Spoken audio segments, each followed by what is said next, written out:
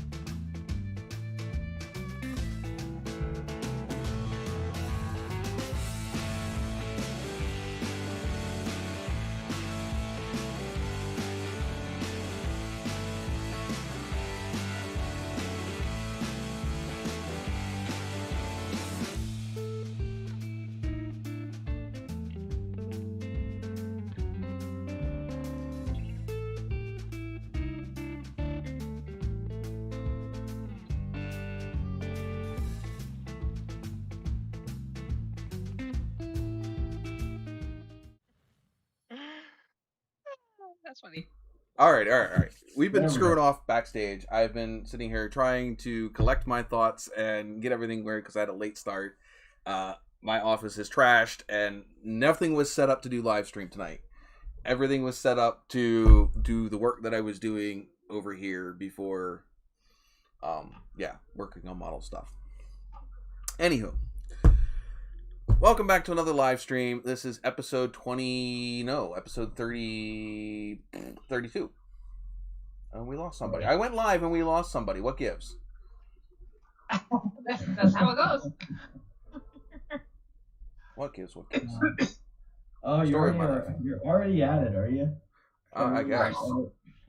You know what else isn't showing up? My viewer count isn't showing up. It should be showing up in the top corner, and it's not. I think I'm not logged into. I don't know how, because obviously it wouldn't go live without it. I don't think that I'm logged into YouTube on Streamlabs. I think that's what happened. I think that's why I can't. It doesn't show the chat anymore, because I'm not logged in. But I don't know. Anywho, special weekend. Number one, Katarina is now a merch. I don't want to use that word. I was going to use the S word, but that doesn't quite fit. But she's now a walking billboard for the channel. Yep. Did you wear it at the car show you went to? It was too damn cold to be showing that off. Oh, see, you should have gotten a hoodie. Well, to be honest, I don't really wear as many. I have like 2 hoodies that I wear. That's about it. And this I can wear in more videos and stuff like that, more of the year. Damn it! As opposed to a hoodie. I can't fit a whole thing of Guinness in one mug. Like, go ahead. Hoodie season is only, I don't know, maybe about a month and a half. Oh. Hoodie season's all year round. I don't know what you're talking about. You know what I mean? This is Canada. We get really cold. You very mean fast. Wetter weather? I don't. We get cold too. We get below. We get pretty damn cold. Guess what? Very rarely will you ever see me outside in an actual winter jacket. You saying? Then you're insane. Yeah, well, I'm just used to it. I'm used to, like, I don't. If I'm going to spend like 45 minutes to an hour plus outside, sure, I'll wear a jacket over my hoodie. Right. But, I don't know, every time I hear one of you Southerners talking about how cold it gets, it gets below 70 degrees Fahrenheit there. I was going to say, he's not that south. I'm not that far south. I'm just kidding. It's already 30. It's already 30 degrees here. Okay, so it's just about what? Our tomatoes have already died. It's like what, -1? I'm doing that calculation. Old school says he's never worn a hoodie. He's not gangster. 32 is 0, so I would assume 30 would be like -1. And you know what? Yeah, Jesse beat me to my own announcement because I got sidetracked because ADHD. 2,500 subs. I have been sitting there watching it ping pong up and down since like 2-3 months ago. Because it was going steady. It was going there, and then it just died, and then I lost a bunch of subs and gained a few and lost some, and it's been an agonizing crawl for the last 10-15 subs to get up to 2,500. I remember when you were at 2.2k, 2.25, I think. Yeah. I remember that. That was not that long ago. Right. I get a pretty decent amount of subs a month. Sometimes. Well, I'm hoping that doing this stuff, which this is current project, but I am hoping that doing this stuff will get a different group of subs. That's so bright you can't see it because it's white, but it's a Chevelle. But I'm hoping that doing that kind of stuff is going to get a different group of subs. I mean, I'm not saying that I'm going to get all my views from every single, for both things, but just a different range of subs. Kind of your demographic level. 19 in the winter. What? Sorry, I missed what you said. No, I just said to try to expand your demographic. Yeah, I'm trying basically. to reel in as many old men as I can. Well, yeah, you being the old man team mechanic, yeah. Well, yeah. See, and actually, something I was thinking that you could do on your channel, because those Panther bodies, in the 80s tend to have rusty frames. So what if you found one with a rusty frame and did a body swap to a modern Crown Vic, with a full drivetrain and everything? Yeah, that might be an idea. There you go. Well, because my LTD's not going anywhere. I'm not pulling that thing apart. But if that's the blue one, right? No. Because there is one for sale right now. I think it's just under $2,000. I think he's wanting 1,800, and it's a good running car. It's a coupe. But so here's a question, a thought. Like, this car that's for sale needs an out of province, and if you swap the frame, is the frame the vehicle? It depends on it depends on where you're from. Up here, because I know the laws here. It's gonna be the VIN that's on your door and on your dash. The VIN doesn't. So the frame, and basically, if it's an out of province, depending on how decent a shape it is, they can be a nightmare. Because my car had to go through an out of province, and it took about $2,000 to get it to pass. Yeah, a salvage inspection is relatively close to another province, and those those things are, well, I don't know. I had my first car was a salvage car, and I explored the whole getting a salvage inspection, and it wasn't worth it. I made $100 profit on the car, so I was thrilled with that. I don't know, you guys have way too many rules up there. I think our rules suck, but you guys, we can do whatever the hell we want. Yeah. Nobody cares. You can be rolling coal down Deerfoot. Nobody needs to give a crap. But yet you can't get a car. You can't get a car legal. That's not from your. Yeah, it's really stupid when it comes to that. It's just a cash grab thing. But what's funny is that I've seen the most redneck, horrible stuff that should not be on the road. Mm-hmm. Just living here in Sundering for the 4 years I have. The best one I ever saw. It was a Subaru Legacy wagon, about a 2002-ish. Okay. And all but the windshield and the side windows that are on the doors were still there. The rest of them were blown out, or it was missing the rear hatch as well, missing the rear bumper. And this thing's driving down the road, and I used to see it all the time around town. It was glorious. That sounds like... Sorry, go ahead. Sorry. Oh, and also... when I first saw it, I laughed my ass off even harder, because I was walking down the bridge to go downtown. This is when my car wasn't on the road yet. And it was about -30 outside. And I see this guy traveling down with no windows, no hatch on his freaking car. And when you see it when it's that cold, you just bust out laughing. It's great. I don't know. I think the most hated car that I just can't stop myself from laughing at every time I see it is there's this guy Keith at my school. He thinks he's this genius, and he's got no front bumper on his Corolla. He's got a compensation can about this big, and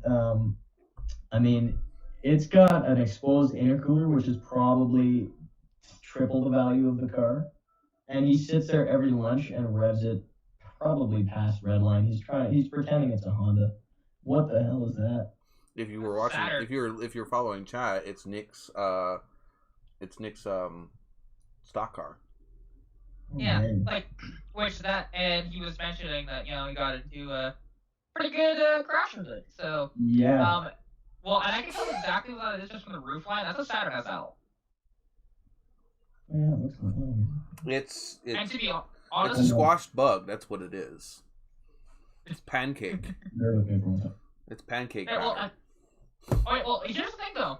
I bet because it's a first-gen Saturn, it probably doesn't run. They're early Saturns are oh, it might run. It might run. I guarantee you, because it's a front-wheel drive.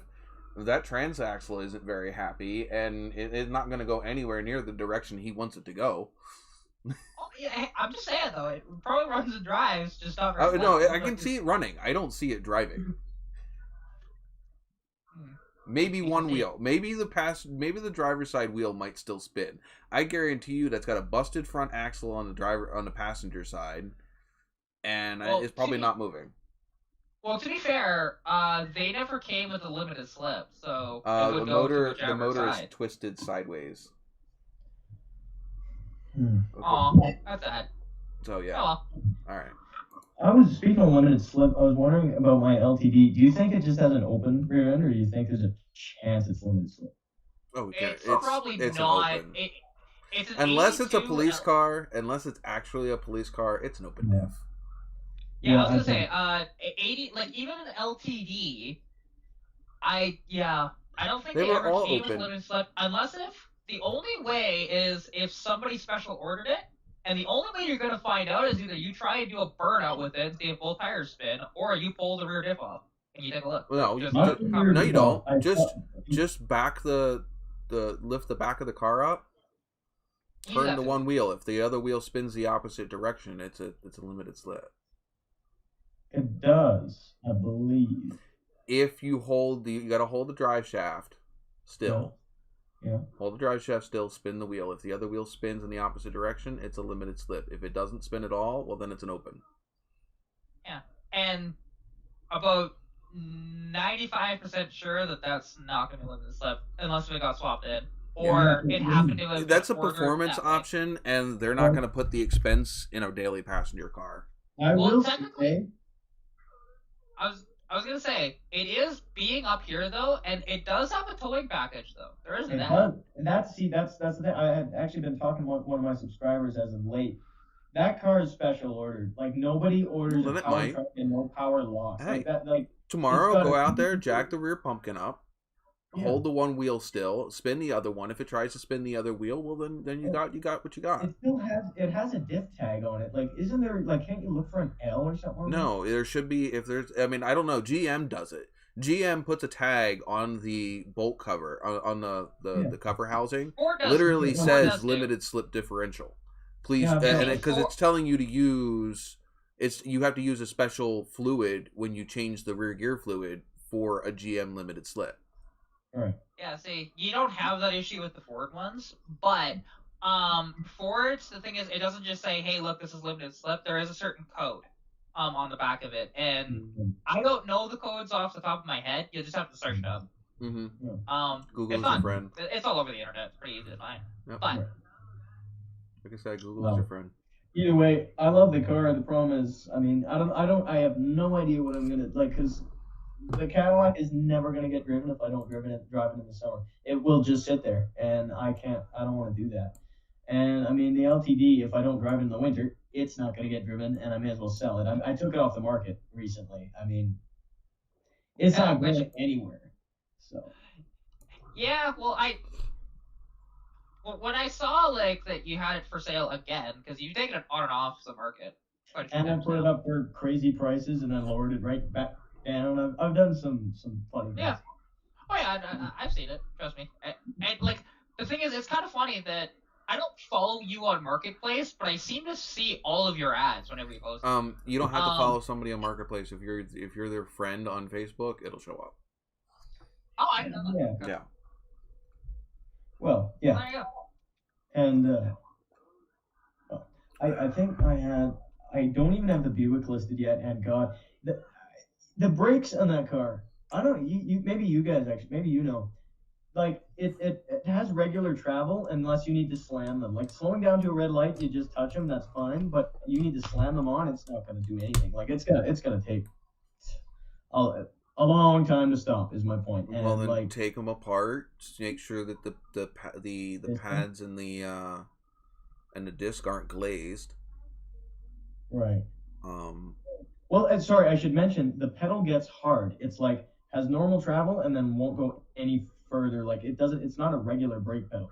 It's it almost I wonder if it's almost like a booster problem or not a booster. I don't know. I'm just wondering. I'm thinking that it's not packaged. Check your master cylinder.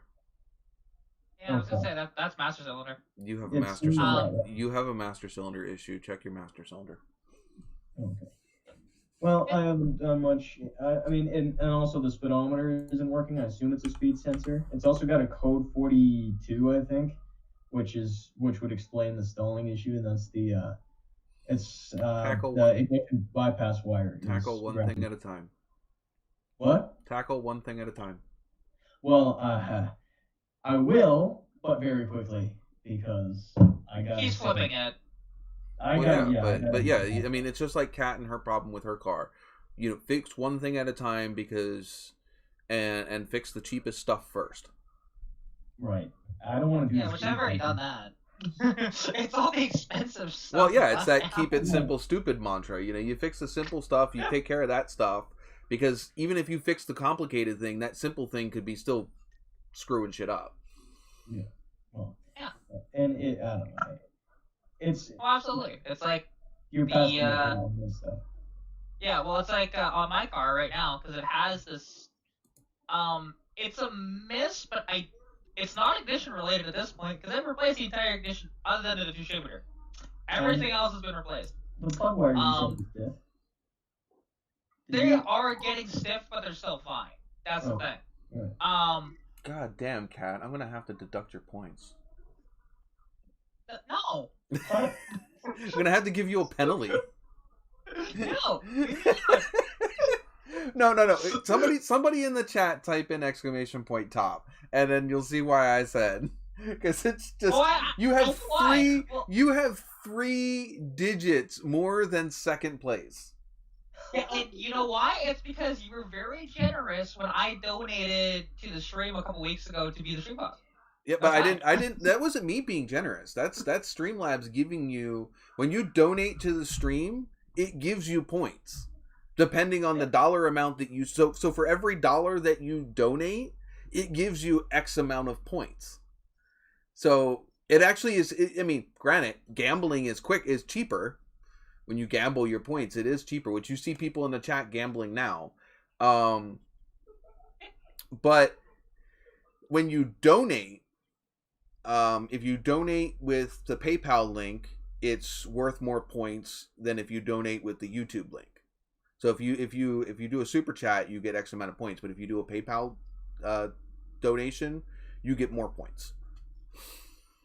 Yeah, and I mean, and the thing is though, and I'm so far and away ahead of everybody else too at this point, but because the people that were ahead of me initially are now no longer on your thing. Yeah, I'm not sure. I'm not sure if you, and I also think if you buy merch during the live stream, I think it also gives you points. I'll say I didn't buy it during live. No, I know you didn't. So, you want to get up and show people what the back looks like? Can you? Sure, give me a second. Yeah, I can. I just got a cat on my lap. Is it actually gambling now at this point? Now that you're putting your actual money into it? You're not actually putting your. I wanted to be stream boss. There's no actual money involved. Because of points. And there's no actual money involved. I don't. Yeah. So okay. So like the front of the shirt, has the NOVAtazz on there, but then on the back and all the cat hair. Yeah. You need to come down a little bit. Kneel down a little bit. Or raise. There you go. I love that shirt. It's freaking awesome. I love it. But like I put it out there thinking it was gonna do freaking awesome, and then it was just stagnant for a while. Then again, I also have a bunch of other cool ones up there that, again, same thing. It's just I don't know if people don't see them or what. I used to have. I don't know if it's still up there, but I had one with a 10mm socket, and it says like error 404. So if you're a computer nerd and a car nerd at the same time, you get that one. And I'm a computer guy and a car guy, and I do other hobbies as well. I'm a little bit of everything. I do woodworking, I do scale models, I do a lot of things. Yeah, see, and actually, because in the chat, Nat, she's a friend of mine. We did our order together. So no, you guys were like a little bit apart, yeah. If you're in my Discord, it pops up every time somebody orders a shirt. It pops up in the Discord chat. That's how I knew exactly when you bought it, because I was like, I had a Discord message. What is it? Oh, Anonymous bought a t-shirt. Okay. And, you know, because we were kind of talking about it a little bit after you said your thing, which, you know, and now, because I wore the shirt not only in a video, but also live now. Hey. That, we have our deal. Don't spoil the deal. It may possibly be here before next live stream. I don't know. But I uphold. I showed you that I upholded. It's on the way. Oh, yeah. Well, I know. We won't spoil it. And send it to Nat too, just because, you know, that's the whole reason we kind of bundled together our order. Just because of that. But that is going old school. That is a almost cursed word in this chat. No, not really. I'm nothing against any necessarily make or model, but the shirts that are on my account are all based around cars that are belong to the channel. It's my channel merch. So it's got the truck, which I'm not wearing that one. It's got the truck, it's got the Nova, and it's got the Trans Am. Yeah, there's some silly ones in there that are mixed in that aren't necessarily channel, but they're things that, you know, that are still relevant to me. And also, I was working. Go ahead. Still just me on the thing. Yeah, I know. Oh, whoopsie.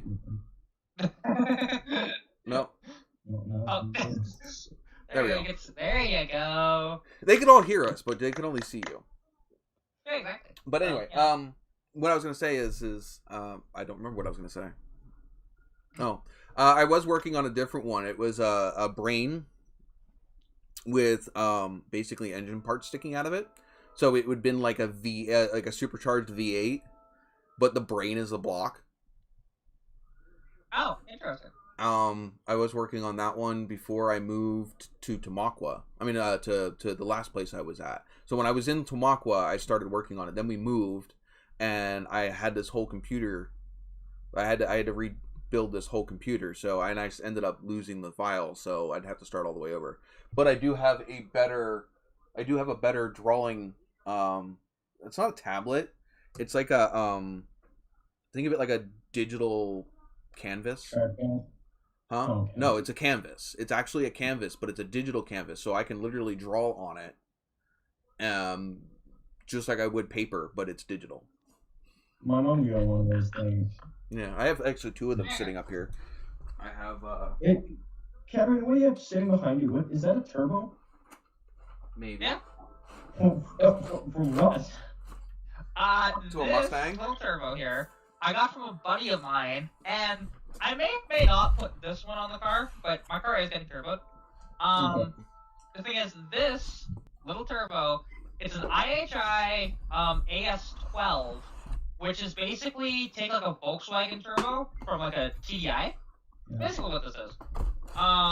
Internal wastegate. It's a 46 millimeter, you know, which would be actually perfect size for my little motor. But yeah, I was gonna say. It's, however, it's the screen lights up too. We're showing off all kinds of goodies here. You got your turbo, and I got a drawing pad. Well, turbo's cooler though. I don't know, man. This thing's probably worth more than your turbo. Oh, this is like $20, so it's not worth it. Yeah, this is a couple $100 sitting here.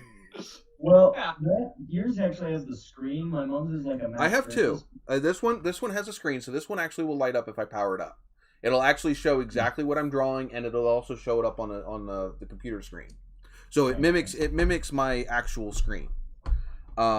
Which I should put this one, the pen away. Hey, my turbo apparently cut me. Well, damn. That's a salty turbo. Well, this one for God knows how long. This one I have here, which was the first one. This one is just the. I don't know if I can get it out of here. This one doesn't light up. So this one doesn't light up. This one's just the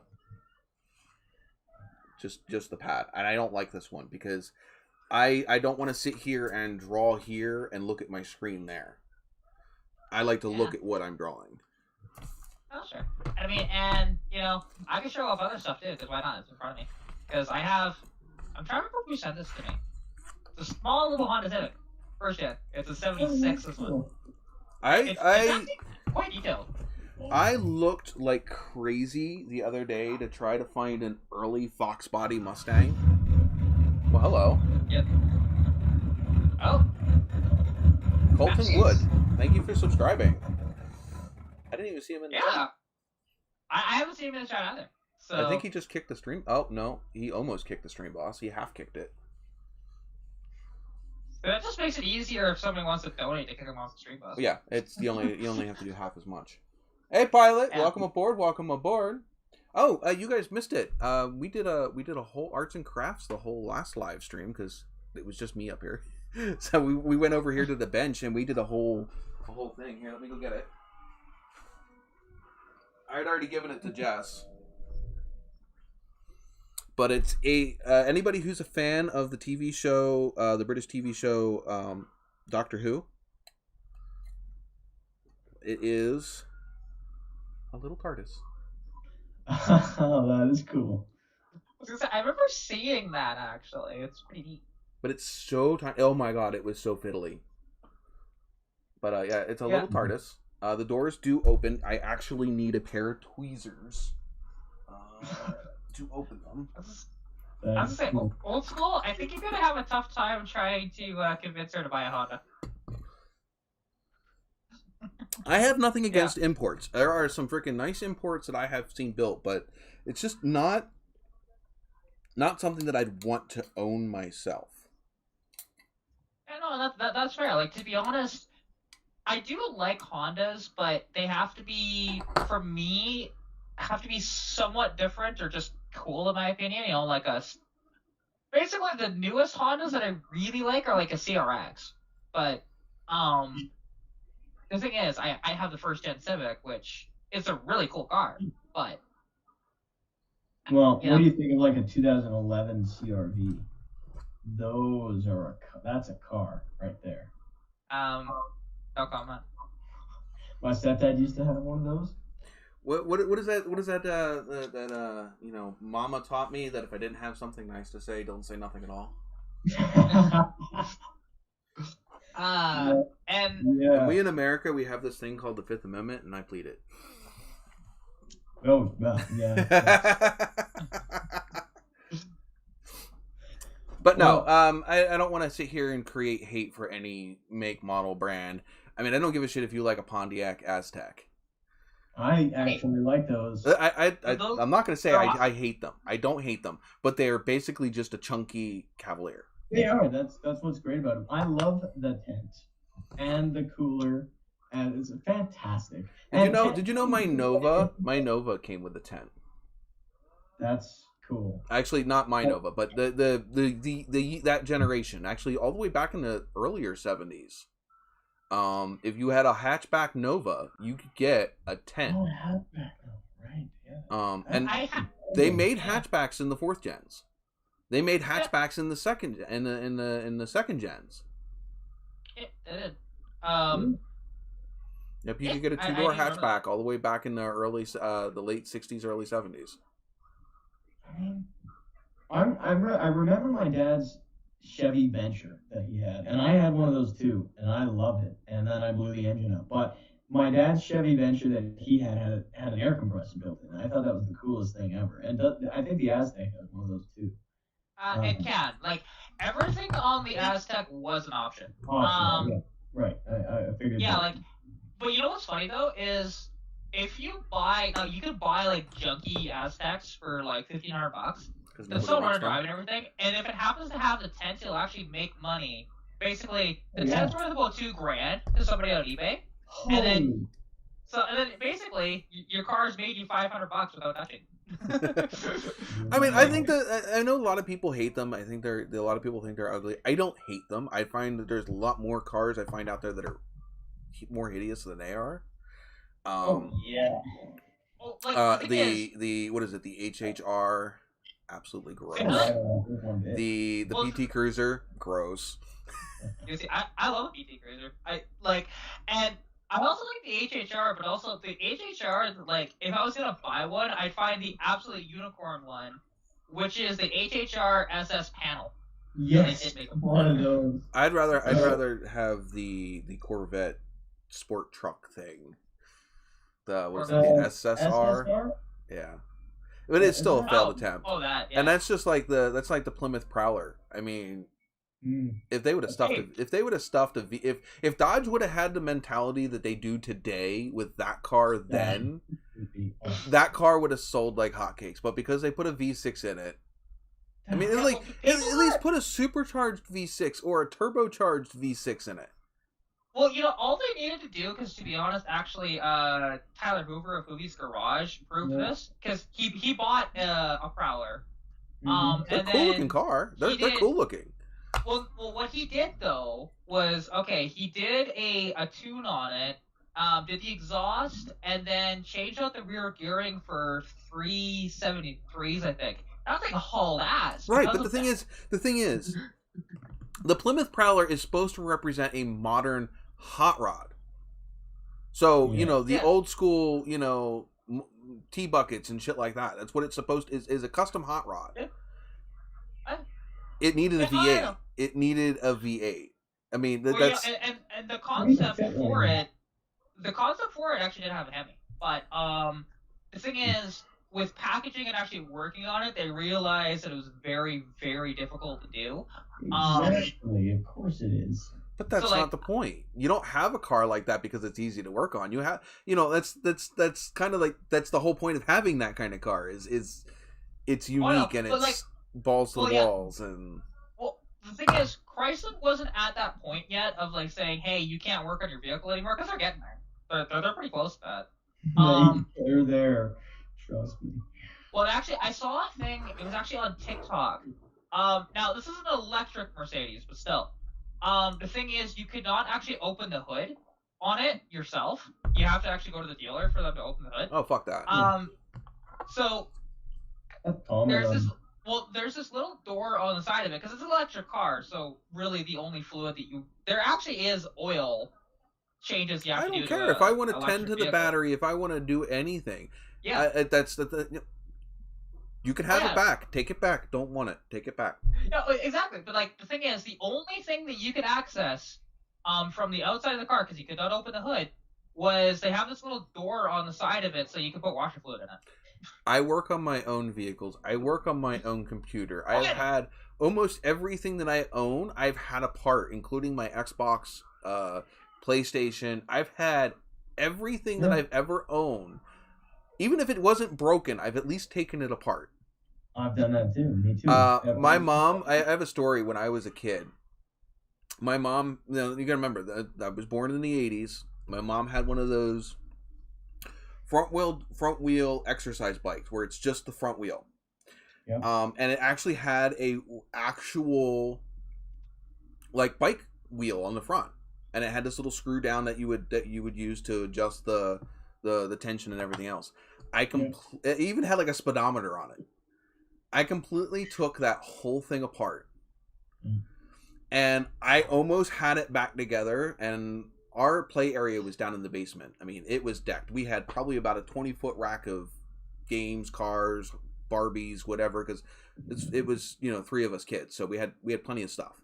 And I had this thing almost back together, and I'm like 8, 9. I'm not like a big. I'm a younger kid. Mm-hmm. She comes down the stairs. I panic. I hide shit everywhere because I hear her coming, and it's like, and we were still finding pieces when we moved out of that house because I couldn't find everything to put it back together. And she was so pissed because that was like a slightly like pretty new, like $400 back then. Yeah. Exercise bike. And I tore it apart. That was awesome. But I've torn apart everything. I tore apart, like, you know, Hess vehicles, any remote control cars. I've had them apart. You know, pretty much anything. I've had it apart. That's what I do to learn about something. Yeah, exactly. Take it apart, figure out how it works, put it back together. I've had this phone apart. I've had, I think, everything around me. I took that. I have a video on. Yeah, I have a video on my channel of completely disassembling this phone all the way down to the frame. Exactly. I replaced the frame on this one and then closed it in the Suburban truck bed, but whatever. Yeah, I fixed this one, right? I fixed this one, put on the custom back plate, you know, right, and everything. And like a month and a half later, after buying a case for it, because I never had a case for it before that. There's the case. I bought a case, put the case on. I had it in the case for like 2 months. I went to go clean the phone, and when I pulled it out of the phone, I looked at the back, and the back was already cracked. I was so pissed because I just spent all that time fixing the phone, and I put it in a case, and I don't even remember dropping it, and it was cracked. Yeah, that's just yeah. Yeah, because they're not cheap to put to get the seals and everything to put these together. You got to buy all new adhesive and shit. I mean, like, I've never been somebody to just take stuff apart because I can. It's always been because it needs to be fixed.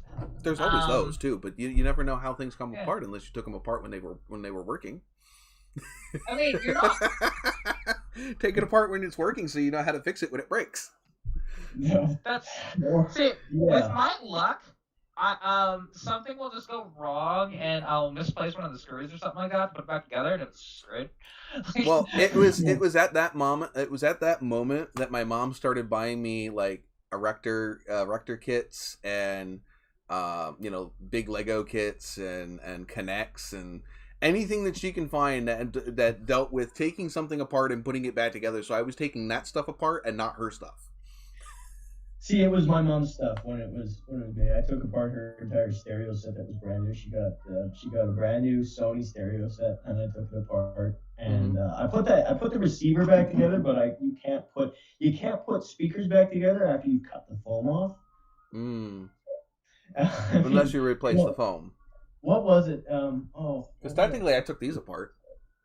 I have one over here that's completely wrapped in black, so it's not this light wood anymore. There's a speaker behind right there. I think that's the exact same speaker, dude. Well, pretty close, yeah. I don't know, because these are Philips. I don't know what those ones are. Oh, mine are Sony's. Yeah, probably the same thing. Yeah, probably. I mean, I refoamed those about 3 years ago. And I found those in a dumpster, not in a dumpster. Well, the receiver for them is actually right behind this monitor. It's tucked so the front of the receiver is on the same edge of this monitor, but it's hid back here because I had nowhere to put it. It's a big chunky like 5-disc CD changer. Yeah, these pretty much not much different than that. Oh wow, yeah. Yeah. I mean, what I prefer to let's see if I can get this over there without making everybody sick. Well, hold on. We're underneath of a light over here. I have it so that way. I was gonna say, if you want to talk speakers, I've got some of the coolest speakers. Right there. They need to be reconditioned, but in my front entry, because there's no light. I see that. Yeah. I like talking speakers. I like speakers. I always have my whole life, and fans. Speakers. Well, the thing is, the speakers I have out there now, they need to be reconditioned. They're not in great shape, but all the wiring and stuff is fine. It's just the cosmetics and the foam and stuff, right? Yeah. They are vintage Blaupunks. Awesome. So yeah, actually, I pulled them out of oddly enough, because that car gave back to me just the other day. My '83 Mustang parts car that I had, I pulled those out of it. Along with I took the seats out and the rear defrost switch and the carpet out of that car. And now, as it was in the junkyard, I ripped the back window out of that car. So, that's surprisingly, I mean, it's not hard to do. It's just time consuming. But sorry, I keep cutting people off. Sorry. I wish that I was going live with StreamYard because that way I could do what I see some of the other channels do, where they can pop up comments. The comments. Yeah. I don't think I can. I can try. I'm thinking about taking the windshield out of a Buick Century at the junkyard. Just that's in relation to what you're saying. But where is? Why? Because you were taking the back window out of what was it, a Mustang, right? Yeah, I got my. But why would? Unless you need it. I do need it. Oh, okay. There you go. Yeah. I don't know what happened to it. I did have the I had to have the chat over here in this window. I don't know where it went. I mean, the other day, I think I'm speaking. I'm gonna use this word again for the second time this week. Braggadocio. I mean, wow. I'm speaking with braggadocio here when I say, at school, I said to my shop teacher, and I'll say it to you guys. I mean, I think I'm one of the only 15-year-olds. I mean, 15-year-olds, if they're lucky, are using ratchets to take their things apart. I'm taking apart my damn ratchets because I rebuilt my ratchets the other day. I was in the LTD trying to get the seatbelt bolts out. My ratchets just locked up and had an inch of travel each way. So I took it apart and I fixed it. And then I lost a spring and I found it. I had no idea where the hell it went. So I took my other one apart, figured out where it went, and then put it back together. So my ratchet's got a rebuild for no reason. There you go. Nice. Old school here. He says, "What do you peeps? Do you peeps collect anything? We're car guys. Yeah, we're actually car guys gonna and grab gals. something. We collect everything. Yeah. I mean, the thing is you see this behind me. This was only like 2 months worth of collecting. I've got already 1, 2, 3, 4, 5, 6, 7, 8, 9, 10 scale models already. Oh wait, no, I lie. 11, 12 if you count the Transformers ones I have sitting down here. I collect die casts. I had a whole crap ton. I lost them. I lost a lot of things when I divorced my ex. I lost a lot of things in the 3 times we were together, because every time we broke apart, I lost everything that I owned and had to completely start over. But I still have I have a whole box full of crap right below me. Oh, I'll just... I was gonna say, Oh, here's one one. of the coolest things that I own, very small, is this. Now, it is an old Mopar polishing Oh, that's cool. cloth. Wow. This is awesome. now what's really cool though. It's still in there. That is No, the it's coolest. now it's dirty, and stuff like that. Like this was used a lot back in the day, but Oh, it's still in one piece. There's no holes in it. Oh, actually, there's Till it holes tries to now. get up off of your lap and tries to kill you. That's cooler to me than having a brand new sealed one, because a brand new sealed one sits on your shelf. Whereas that one, you can take it out and say, look, this was used back in the day, and you can actually hold it. This might have actually polished a charger at some point. Yeah, well, I don't know if you can see. You might be able to see it. You probably can't because of lighting. But it actually does on the fabric itself. You can still see some of the logo, which is pretty neat. And the thing is, well, what this is, because it's not just for automobiles, because it does say actually it's for dusting and polishing automobiles, fine furniture, and highly polished surfaces. Jesse, and it's circa about 54 according to the logo. Yeah. Jesse says it's fun to buy stuff from an ex-wife. Yeah, until it's your freaking shit that somebody's buying. That's not good. That's where my cat. Remember, I said I had a Cadillac engine back. That went. I had probably close to $7,000 or $8,000 in Jeff Gordon die casts, like rare stuff, like less than 2,000 made stuff. Some of them were as less than 900 of them were made, and I lost them all. I got a black hat now. Actually, I'm gonna go grab something really good. Look what I just grabbed. This is my favorite die cast that I own. Oh, there you go. Oh, of course. Yeah. Nice. I have a whole box of them sitting at my feet. I just have nowhere to put them right now, so there's no point in taking them out. Well, I've got a die-cast collection. I don't know how. I probably have 30, give or take. I had way more than that at one point. Yeah, I know. I've had probably, I want to say 2,000, but I went through a smashing phase. I smashed everything. I am so regretful of it. This is kind of a secret of mine that I'm revealing right now on a live stream. That's it. We're blasting it on social media. I'll take this little tiny clip and put it out in a short. Yeah, okay. Awesome, man. Thanks. I'm just kidding. Well, I don't know. I mean, everything like this receiver, like things like that, anything technology related, I just take an axe to it. And keep in mind, I was young, not like a 15-year-old smashing things. Every single diecast. My dad, Costco here sells diecast cars around Christmas. My dad, back when he was actually, he was making enough money to spend it all on freaking cars. On diecast cars, he would buy me a ton for Christmas, and then within a month, all in pieces and not taken apart. At that point, you wouldn't be getting Christmas next year. No, I know. I was the worst freaking idiot in the whole world. But most of it most of it was junk, like old laptops that didn't work anymore. And I didn't want to fix them, so you had keys all over the backyard. Jesse said you were the Clash for Clunkers for diecast. But there's no cash involved. It was just cash going out the window. Yeah, but except they were 911s and Murcielagos and a bunch of, so yeah, I mean, cash for clunkers. I was gonna say, I've had this one since I was probably about 5. Now, the thing is, because when I played with this thing back in the day, it got really hurt. Like, there's supposed to be a spoiler back here. That's long gone now. The center spot for the bumper is gone, but I think we did that on purpose because we kind of liked the split bumper look back in the day. But then also, like, the hood doesn't exactly stay on either. Well, this one here, it's plastic, but this is actually from 1979. It is a pull. So you would pull this, and now the gears are all screwed up because it's old. But you would pull it, and it would make it launch, and then you could turn these here, this, and make it do like figure 8s or loops or all kinds of different things. That's so cool. But this is actually from 1979.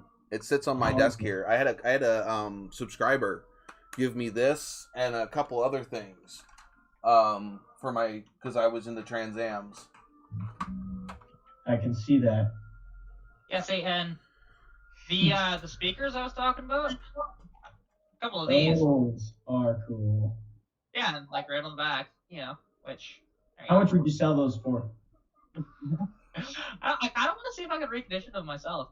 To be honest, I would love to put these in my car. But $700. I don't know if Old School can see. He said he was born in 1979. Hiding behind all of my diecasts up there is actually my 79 TA. So that is an actual picture of my car in a full poster. You can actually get that exact poster off of my Teespring account. You should start a Trans Am wall or something. I kind of did. No, not just like. Wait, hold on. Where's the? Saying how disorderly it is, you may as well make it orderly. Put a hold on. Well, we just moved here, so I haven't had a chance to do anything. You can still see it even has the 8.2 liter under the hood. Yes, is there even? I got this too. Is there a way I could send you a picture of something and you could put it up? Because I've got a picture of one of the first. Through Instagram. Well, yeah, either Instagram or Facebook. You can share your own screen if you're on a computer. I am on a computer. I gotta make sure I have the picture first. Pull the picture up, and then you can share the individual window that you have there. I have a collection of 4th gen. So last year was the first year that they. Oh, I still have this. That's an oldie but goodie. Let's see. Oh wow, there you go. And if you want to go even older, I have a Bill Elliott Racing Champions. That's from the 90s. That's cool. That's so cool. I have a lot of these. Actually, that's what that one is. But I may or may not have an issue.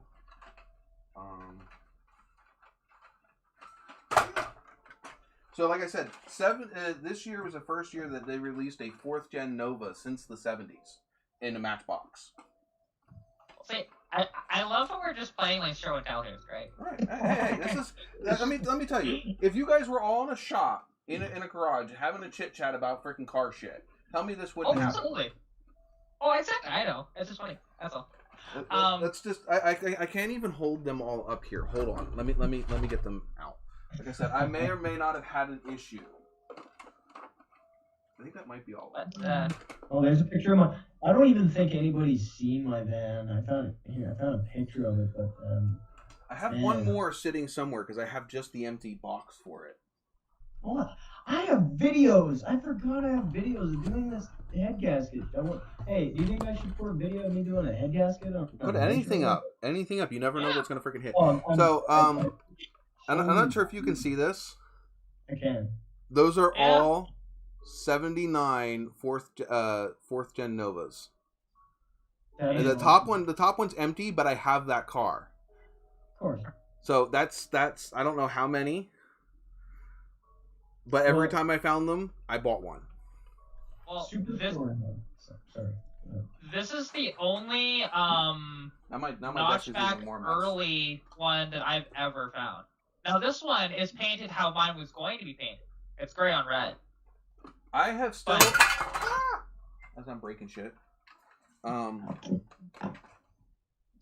think I've shown all of these online before. I love this little diecast. I have a really little one. Tiny. That's like a 164 scale is a normal. 164 scale is a normal Matchbox, and this is smaller than that. Wait, you had a BMW? I sure did, and I hated it at the time, but I wish I didn't because I would have fixed it. What was it? Are we still paying attention to chat? It was adult preschool. That's funny. It was. I can show a picture of it if I share my screen here in this minute. But it was an 05. It was an E46 325i. So it was an inline 6 2.5 liter, and I love that engine. But it had a sport package and an appearance package, and it had had a very nice body. Like, it was beautiful, but my God. It had a blown head gasket. It had, and of course, every single cooling issue. But I mean, those things, of course. I mean, every hose, and every fitting. That's just how it goes. Spitting rhymes. But I took the whole front end off of it. Yeah. See, the thing is, I do want an E46 two-door someday because I do want to build the Need for Speed Most Wanted M3 someday. Yeah. It'd be really cool, but I'd do it totally like the same scheme on the outside, but different inside and engine bay, obviously. So not touching that Beamer motor. Yeah. I have a topic here. What is your oldest car moment? It's got to be a personal one. So it can't be like somebody else's story that you've overheard. It's got to be your oldest car moment. What do you mean by oldest moment? Like furthest back in your past. Okay. It was actually my dad. He owned I'm not sure what year it was, because bear in mind I was about 4 or 5 when he owned this car. It was a early 70s Volvo 240. And he bought the tanks. Yeah, and it was a wagon too. So the major tanks. And it was a stick as well. So it was a stick wagon 240. It was great. But it had electrical issues, right? So it was breaking down like all the time because of these electrical issues. See you, Roy. And the thing is, with this car though, I remember when it finally bit the dust, and it was just dead. Because it was beyond our capabilities of rewiring the car at the time. And so we were at McDonald's, and I remember my mom, who was in Calgary at the time, had to come down to Lethbridge to come save us to get us back. And so we were sitting in this McDonald's parking lot for about 3 hours or so, because my mom was finishing back when stuff McDonald's up in Calgary. were good. Yeah. Oh, yeah. And, it was just freaking hilarious. And then that car, for the longest time, we got it towed back to our house, and it sat there for probably about a year until finally it went off for scrap. But it was really sad when it did, because the body had 0 rust, and we scrapped it. Oh. So sad. So Pilot's first oldest car memory, I can't repeat. You can read it if you want to. But I won't repeat it out loud. Jesse says he was born in an older Greyhound bus that was converted into an RV. Now apparently that message is no longer valid anymore because it's just been deleted. Wow. But anyway, so that's pretty cool. An old Greyhound bus converted to an RV. That's freaking awesome. Old School says his oldest car moment 1987, him and his dad and mom were at a BMW dealer, and his dad had decided between a Park Avenue and a new 325e. He told him to buy the BMW. I told him to buy the BMW. There you go. Yes, memory. Oldest memory. Though, yeah, I guess you weren't really... were you actually born in that car, or I mean, in the RV, or were you conceived in the RV? Or both? Good question. Oh, both. Oh, well, I guess... Alright, we can just... Goodbye. Well, actually, you know what? More of that nonsense? No. Hide this user on this channel. Goodbye. Goodbye. We don't need any of that crap. Yeah. Alright, so we're just going to be vigilant with the chat. Guys, if you see anything like that, put them in timeout first, and I will either hide them from the channel or whatever. But yeah, just tackle that shit immediately. Yeah, oh, there. So he was actually born in the RV. That's cool. That is actually pretty cool. So, did you have one? Team, old man? Do I mean, I've been kind of in and out of thinking of just the oldest car memory that you know of. Like, because I have one. I mean, my dad, the first vehicle he had when I was born was a 2005 F-150 Lariat, and I remember being in that at 1, 2, 3 years old, probably 2 or 3 years old. I have like very, very faint memories of it, but like that's, hey, yeah, great, I'm driving in the backseat of a truck. But I'm thinking more hey, you know what? Some of us car people, that's what got us hooked on cars, was driving around with our parents in a particular vehicle. Yeah, I would say that one of the oldest and more interesting memories was when I was probably, so in 2013, so I was, say, 4, 5, 6, 7-ish I was. So it would have been 7. And no, I mean, God, no. That wouldn't make any sense. Yeah, 7. Get your brain together there, buddy. 4. I'd say have a beer, but that's not possible. 7 years old. Okay.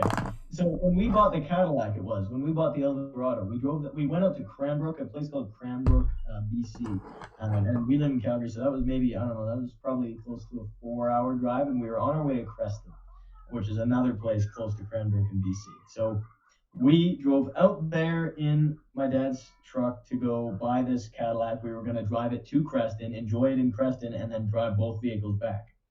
So we went out there, we bought the Cadillac. It had that chrome hood shroud and the pitch that they pitched my dad, sat in a garage its whole life. You can still see your reflection in the paint, yada, yada, yada. Yeah. Anyway. Somebody really sold that car, huh? But my dad was so, struck by its beauty, obviously, and it had a TV and a fridge in the back and everything. It was really cool back then. But anyway. Just get blown away, huh? But anyway. He didn't check the tires, and they were dry rotten as can be. So we were driving back through Fernie, another place called Fernie, BC, and I was kind of in and out. I don't know what I was doing. We had stopped at the no, actually, no, that was a separate time. But anyway, I was just, I don't know what I was doing. Maybe I was sleeping or something. But then there was this gigantic bang, and it was a blowout, and of course. And everybody's, had a blowout, but my dad looks out the driver's side window, and there's the hubcap rolling down the road, going 110, and it's following the car. And he looks out and he's watching the hubcap as he's trying to steer this car. He watches it veer off into the ditch, and it was really funny. It went flying, and then. Oh, what was it? We had 2 blowouts actually. One time, the other time I think we drove it about 20 kilometers an hour on the shoulder of the highway for about an hour and a half. Man, I got to ride in a cop car and a tow truck that day. Highlight of your life, huh? So this is a memory of mine. I obviously don't remember it myself because I was just born. But this also leads up to the reason why there is a 79 Trans Am in my possession. So my mom, when I was born, she owned a 1979 gold SE 400 4-speed T-top car. Yeah. That's what she drove to the hospital in when she was pregnant with me. That was my first ever car ride, was coming home from the hospital after I was born in the passenger seat of a 1979 Trans Am back in 1983. That's awesome. So my first car ride ever was in one of the baddest muscle cars you could get in 1979. Because everything else was basically. You tell me there was a more badass car in 1979 than a Trans Am with a 400 4-speed. Corvette can't even top that. No. I'm not actually. The only other thing that I could think of that might come close, even though actually probably both the same speed too, come to think of it, because they were both really slow. In 1983, because by then that was you might have I was thinking. For cars in 79, actually, well, not quite 79, this would have been 78. So that's different, because 78, they still had, there was quite a few more cars, but in 79? Not quite in 79, but in 78, they had the King Cobra Mustangs. You know, that's the only thing I could compare that to, because it was just as out there as the Trans Am was, right? They emulated the Trans Am with that car. Yes, they did. They basically, they if there was any way of,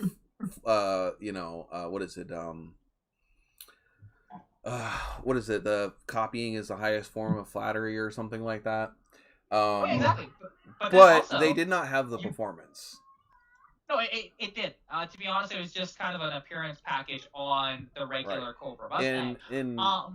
Go ahead. But then, coincidentally, there was the if you go to the 3rd gen AMC AMX, literally same thing. Had a giant thing that kind of is like a bird almost on the hood, except for instead of it being a Phoenix, it just had AMX in the middle of it, and it had like these wider fenders and little ducktail spoiler on the back and everything. They're pretty cool.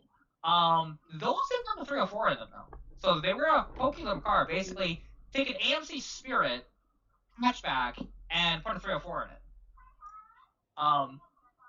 And those are cool. You don't see hardly any of them, but yeah, like I said, it totally copied the Trans Am as well. Yeah. But yeah, like the Hot Rod magazine and the other do that their shootout for every year for performance and all of that stuff, or at least they used to. In 1979, the Pontiac Firebird or Pontiac Trans Am was the top dog for that year. Well, it doesn't shock me because it was the only one that still had a big block in it. That's not a big block. You will never hear it. Nope, it's not a big block. I thought the Pontiac 400s were big blocks. Pontiac did not have a big block. Pontiac did not have a big or a small block. They were all the same engine. Different bores and strokes. All the way down from the 301 all the way up to the 455 was all the same block. Just different bores and strokes. Yeah, which is, and AMC did the same thing. But that's not a big block and a small block is literally a different block. Yeah, that's true. If you go to a Chevy, a big block and a small block, and you sit both the blocks next to each other, the Chevy big block is like 3 or 4 inches wider in pretty much any direction than the small block. Yes, yeah, and I thought the 400 and 455 were a different block than in fact, other ones. No. So, it's same with Cadillac. Cadillac was the same block all the way from like the 325 all the way up to the 500. See, I didn't know that. Yeah, same thing. Every single AMC V8 is the same block too. Yeah. Literally from the 290 right up to the 401. Yeah. It's pretty cool. And even things like Ford and Chrysler, most of them weren't necessarily a bigger or smaller block. They were just taller or shorter deck heights. I mean, unless you're going like completely different, like the 420, the heavy and shit like that. That was completely different block. But it really wasn't considered a big or a small block. It was just a different style of block. Yeah, because technically, with the Chryslers, when they quote unquote big block, even though if you look at a 440 and you look at a 360, 440 isn't that much bigger. They're not really a big or small block. It's a lot of it is deck height. Yeah. Oh yeah, exactly. And those were the RB blocks, the 440 and the 400s, as well as the 383. Yeah, and Ford was the same way too. Ford didn't really the Ford basic engine was the same. It was deck height that was different. So yeah. Yeah, the only exception was the 429, but everything else, yes. Yeah. Because and I'm talking about the Hemi 429, not the or the 427 Camera as well. What was that? The Cobra Jet was the Hemi? I forget which one was the Hemi. I'm not a big Ford guy. Yeah, it would have been the Cobra Jet at the time. And like when you got the Mach 1s that had the 429 in 1969 and 1970, they had these motors, and the thing is, they had to redesign so much of the car to be able to fit this damn motor in there, because a first-gen Mustang, there's no room under the hood at all. Like, they fixed that with the Mustang 2. It was much bigger under there, and it's even bigger than that in the Fox bodies. But yeah, they contracted Carcraft to do that for them, and to actually work on the cars, like on the side of the motor, people would just cut out the inner fender to work on the side of the motor because there was no room. Yeah, that's great, because that's actually a structural part of the Mustang. that inner skirt is actually structure. Unlike a Chevy, where it's the frame is the structure, and that whole, like, the fenders and all of that, you can take the fenders and everything off of a Chevy, right? You can take the whole front end off. Yeah, everything but everything above the frame, and it would still it'll still sit there just fine. You can't do that with a Ford or a Chrysler, because they don't really have, their frames are not actually that strong on their own. Well, the thing is, with like inner fenders and stuff like that, can. But yeah, definitely. Like, and pretty much all they did was just make access holes for it, which, if done correctly, will actually make it stronger, which is weird. But if you bevel the opening. Yeah, which I don't know how many people did or didn't. I guarantee you, if it's anything like what they do with the freaking F bodies and the fuel door, nobody's freaking doing anything more than cutting a freaking hole in it, bending it out of the way, and maybe bending it back. That reminds me of the damn. I can't remember what are they called? Like every single full size GM from that era where, like, what was it? The Nova was it the Nova that you were selling? Can't remember they all have holes in the frame underneath the trunk. That was pretty typical on just about every GM that was a unibody from about 1970, 71, right up until about 79, 80. Actually, even further than that, because even the G bodies as well, they do the same thing. And remind me of all the people that say, wait, no holes in the right spot, it's even stronger, which is true. But God, who's going to do that? Who's going to measure it all out? The thing is what do you mean? They would drill a hole in the trunk of, like, what, with my Nova? Like I'm not sure. Yeah. I don't know which For why? What was the point? Just to get to the fuel door?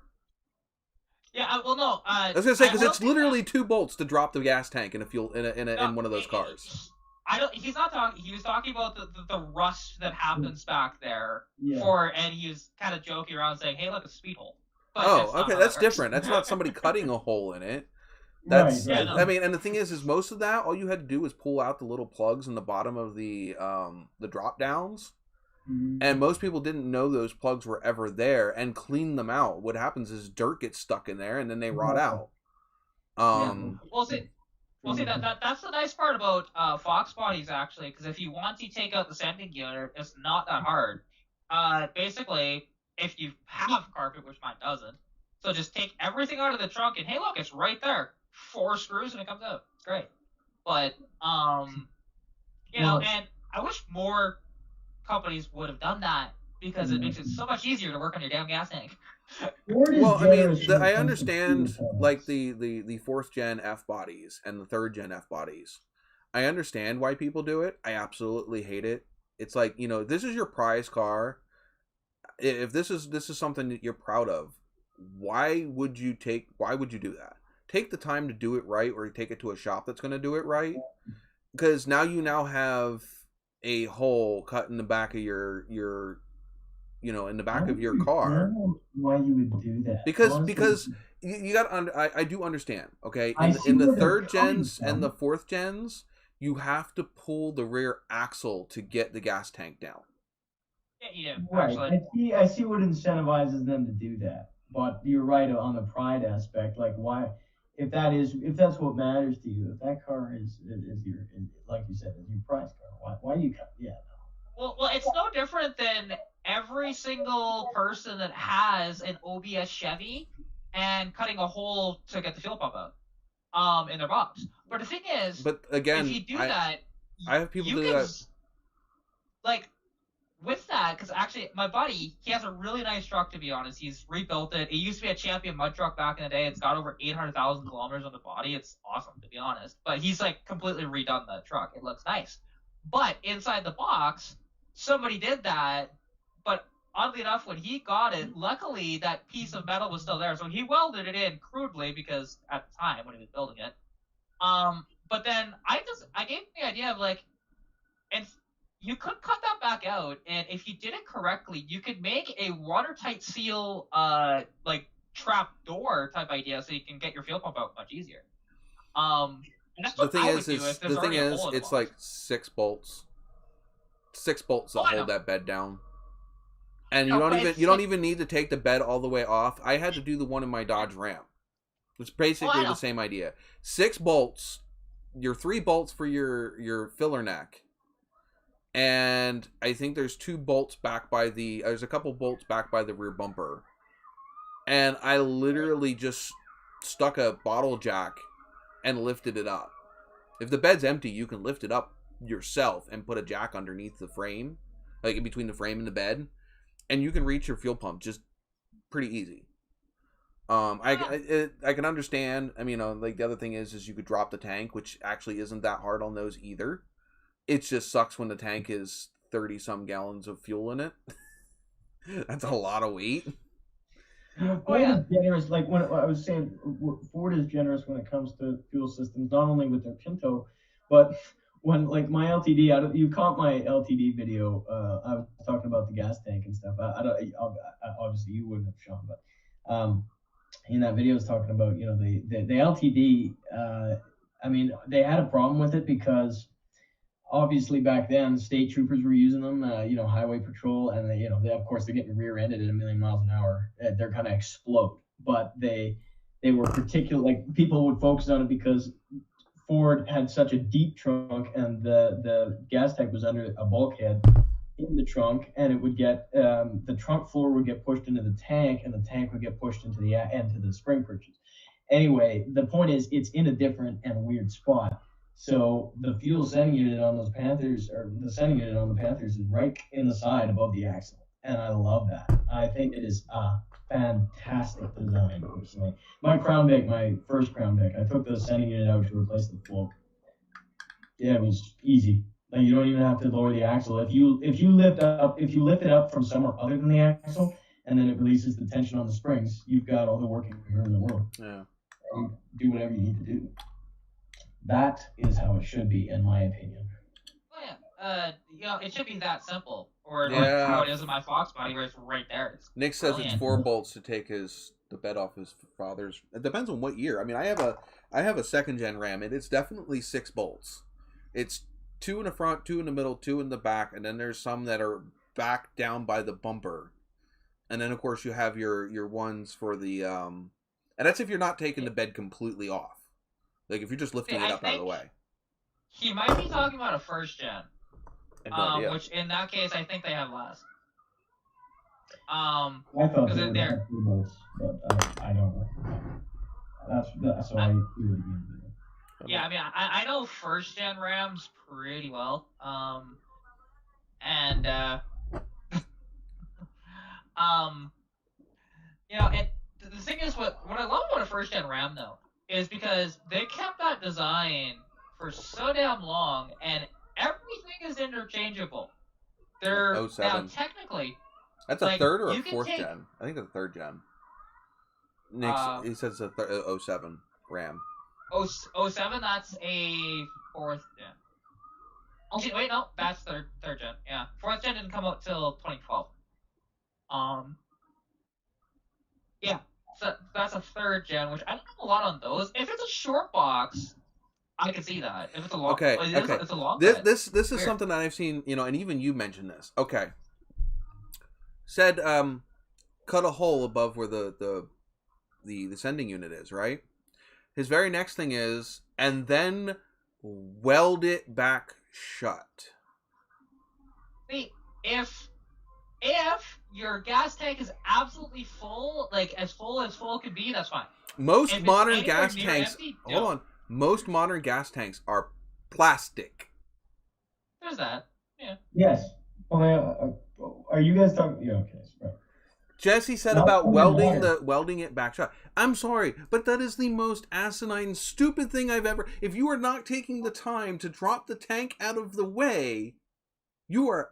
I'm sorry. You are absolutely asking. You are playing Russian roulette with your own life and that car. What you need to do is weld a piece of copper to the gas tank, or melt a piece of copper. You can't weld copper. You can't weld copper. Then it won't go through. In fact, actually, that's a neat little trick. If you ever want to create a plug weld, and you don't have a back, you can take a crushed piece of copper tubing, and clamp it to the backside of the hole, and the weld won't stick to the copper. So you literally can make a flush plug weld. Right. With that's what I was referring to, but don't melt it into your gas tank. Yeah, but still, if you can reach up and put something in between the floor and the gas tank, again, it's the. What was the point of cutting the hole in the floor? I'm kidding. Obviously, I'm joking. But like, oh yeah, he says he's joking, but that's still. I've seen people do it. It's only freaking not to mention just cutting the hole above the gas tank.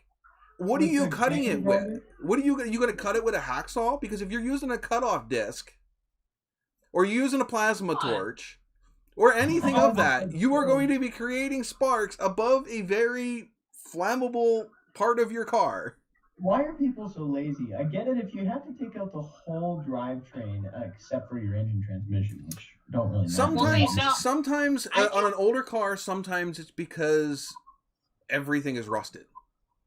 Yeah, and to be honest, there's that, but then also, think about it this way too. We live in Canada. If it's -30 outside, it's quicker to do that than it is to, just cut a hole in your bed. It'll take you about 5 minutes versus jacking it up and anything will probably take you about. I don't know. I find it that if it were a pinch, and if it were like my only piece of crap that my only means of transportation, I had to get somewhere, and it was a piece of crap. Fine, a clunker. I can see it if it's something you don't give a shit about, but I don't get it. It just doesn't. It's like just take pride in your own shit and do it right. But you know what?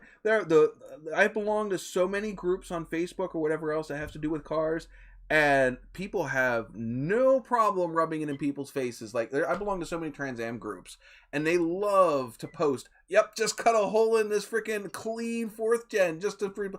Oh, I hate it. It irks me so bad. It just kills me. And that's one of the things is if I'm buying a car, if I'm buying a 4th gen, that might decide whether or not I walk away from that car. Of course.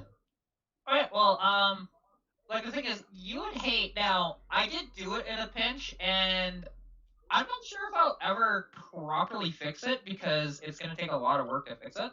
Because when I bought my car,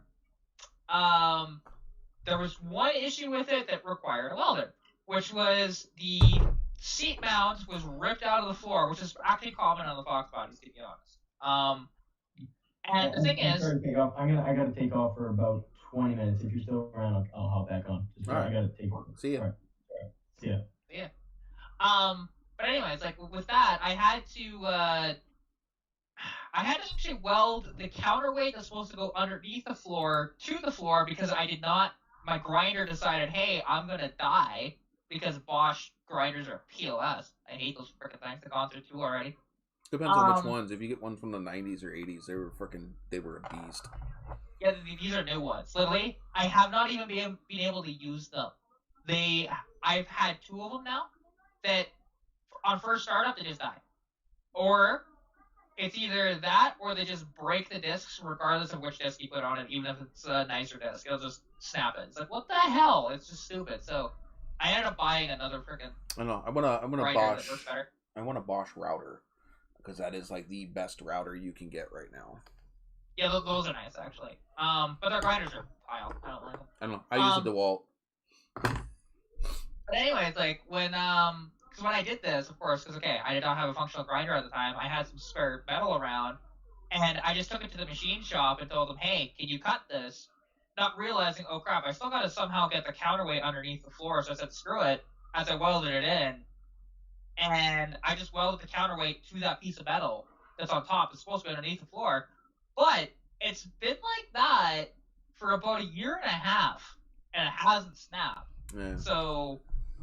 I gotta redo my process that I did. So when both the Novas that I own, okay, at least actually I don't know. I'm pretty sure both of them were front bench cars. Now, my Nova has front buckets in it now. And actually they're front buckets out of a 92 4-door Blazer. The small Blazers, not the big Blazers. Yeah. And there's no mounting holes on the tunnel to mount the inner seat bracket. So I'm using the inner seat bracket off of the Blazer and the outer seat bracket off of the bench seat. Nice. Yeah, hey, it works. And number one, it makes it so you easily align the inside brackets because the outside brackets are going to line right up because they're the original brackets. So it made it easy to line them up. But I've seen so many people literally just drill a hole and throw a bolt in. Number one, you get an accident, it's literally just going to rip that right through. Now, I might say that with what you did, with that counterweight not being on the underside. The only thing holding that counterweight in is the weld. Whereas if it was on the underside, you have the strength of all of that sheet metal and that surface area of the counterweight to keep it from pulling through. Oh, I know that. To be honest, so if you get an accident, that could be the weak point. That could be the part that makes your seat fail. And you know what? And it's possible. Like, to be honest, it's very common for them to rip through the floor anyways from the factory. Like, it was an issue, and for some reason, it was never recalled. I don't know why. So Jesse said that I put modern seats in an older car. That's sad. Well, the thing is I had a front bench, okay, and I absolutely freaking hated it because it slid all over the place. I wanted buckets in the car.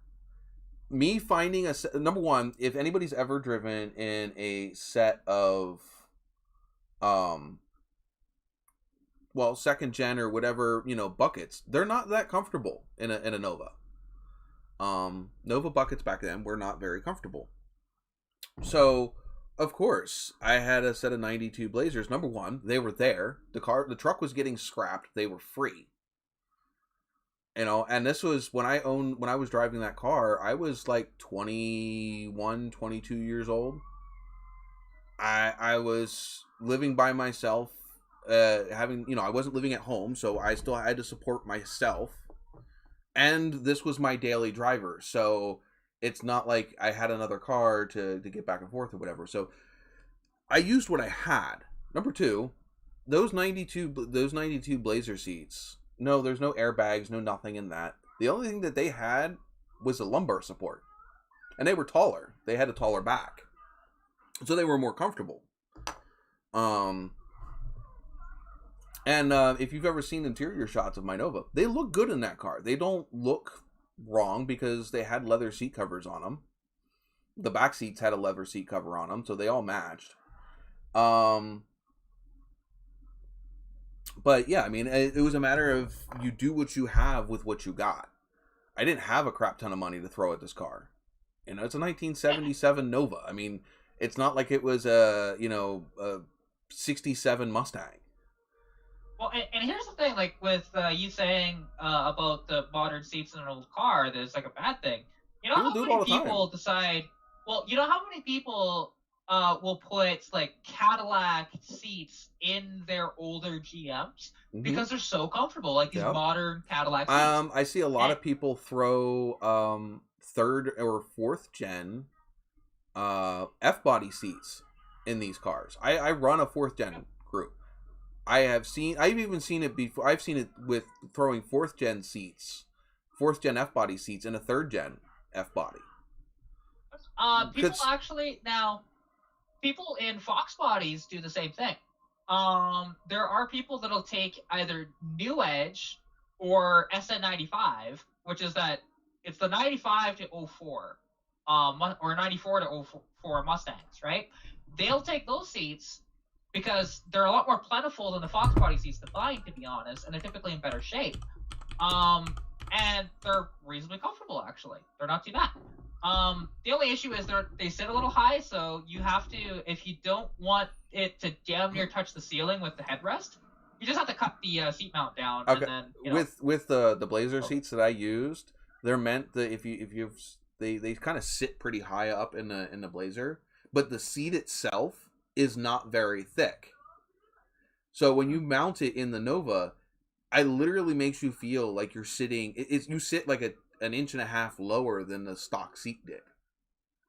Now, granted, with me being as tall as I am, that's not a problem for me. It was nice because now I can sit. Yeah, I can sit in the car with my freaking cowboy hat on and everything, and I don't have to worry about hitting my head on the freaking ceiling. Now the Trans Am's even worse. Even with the stock seats, if you're sitting in a Trans Am, you literally feel like your ass is dragging on the ground. Those cars are so low. But actually what I'm going to be doing is I'm taking the stock seats that were out of my 79 Trans Am and I'm throwing them in my Nova when I go back and do it. So they are 79 deluxe seats that were in my Trans Am because I have a set of 74 horse collars, which if you know Trans Ams, the 74 horse collars are, you don't even need a seatbelt with those seats. You sit your butt in that thing, and it's like you just sat in a suction cup. You don't move. Yeah. They literally, because not only is the back bolstered that you sit in, the back is bolstered, but so is the bottom part of the seat. You literally are sitting in a cup. You see, like the seats I'm going to put in my Mustang actually, because I know where they're sitting, and I'll just end up buying a whole car just for these seats. Worth it. Is they are out of a blue, which matches the theme that I'm doing for my car. And the thing is, people will say, "Oh, you know, it's such a desecration to put that because Shelby never worked on a car." I don't give a crap. Like, they're nice and comfortable, and this is when sporty seats were nice and cushy. The thing is, it's just like anything else, and it's why I don't freaking bitch about people like driving Hondas or whatever. It's your car. It is a representation of what you want it to be. If you wanted to stick freaking Ford seats in a fucking Camaro, it's your car. You know, it's your car. It's how you want to make it. Like, you keep hearing people on your channel complain about why are you pumping money into your inline six. It's your car. If it's what you want to do and it's how you want to be different, it's your car to do it. Jesse has that freaking I mean, granted, his is more of a need than anything else. He's got hand controls. He can do what he wants with his vehicle. You know, you want to throw an EV setup in your classic car? Well, that's great. You can do that. Granted, you're not going to get anywhere, but go ahead. I was talking somewhere else. They said I think it was an EV engine. Well, not an engine, because at that point it's a motor, isn't it? They have motors. They don't have engines. If you want to be that guy, yes, but don't be that guy. I am that guy. Shut up. Don't be that guy. That guy's annoying. Stop it. I don't like electric vehicles, so no, I'm gonna be that guy. Yeah, my car's got 4 motors. Well, mine's got 1, and not only will it go further, it's also more fun. But he was talking to the guy, and he was like, you know, yeah, it gets what is it? He said like 3 hours or whatever on a charge, which is roughly around just about 200 and some miles. Yeah, Okay, and that's strictly highway. That's highway cruising. So you have a muscle car that you just put an EV engine in. What do you do with a muscle car? Do you cruise on the highway like a freaking, like a Ford Taurus from the freaking 90s? No. You have a muscle car because you want to freaking go fast. You're not going very far if you want to go fast because those cars suck up a lot of juice when you play with them. Oh yeah, although I will say if you're going to do one and strictly as a drag car, that's perfect because those things just. Oh yeah, they go. I'm not saying performance wise those things are not awesome. They do not get. I mean, the thing is. Oh yeah. If you're trying to get, let's say you're trying to go a distance, okay? You're trying to go 600 miles. Okay, yes, I might have to stop for gas once, maybe twice.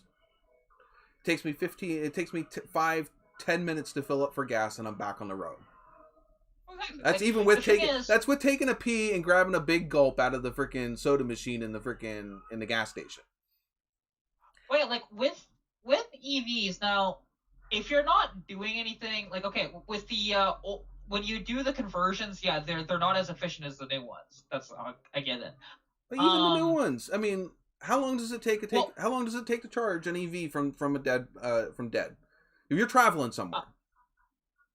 You can actually on the new Teslas with their quick charging, you can get 80% charge in about 20 minutes, which is pretty good. Okay.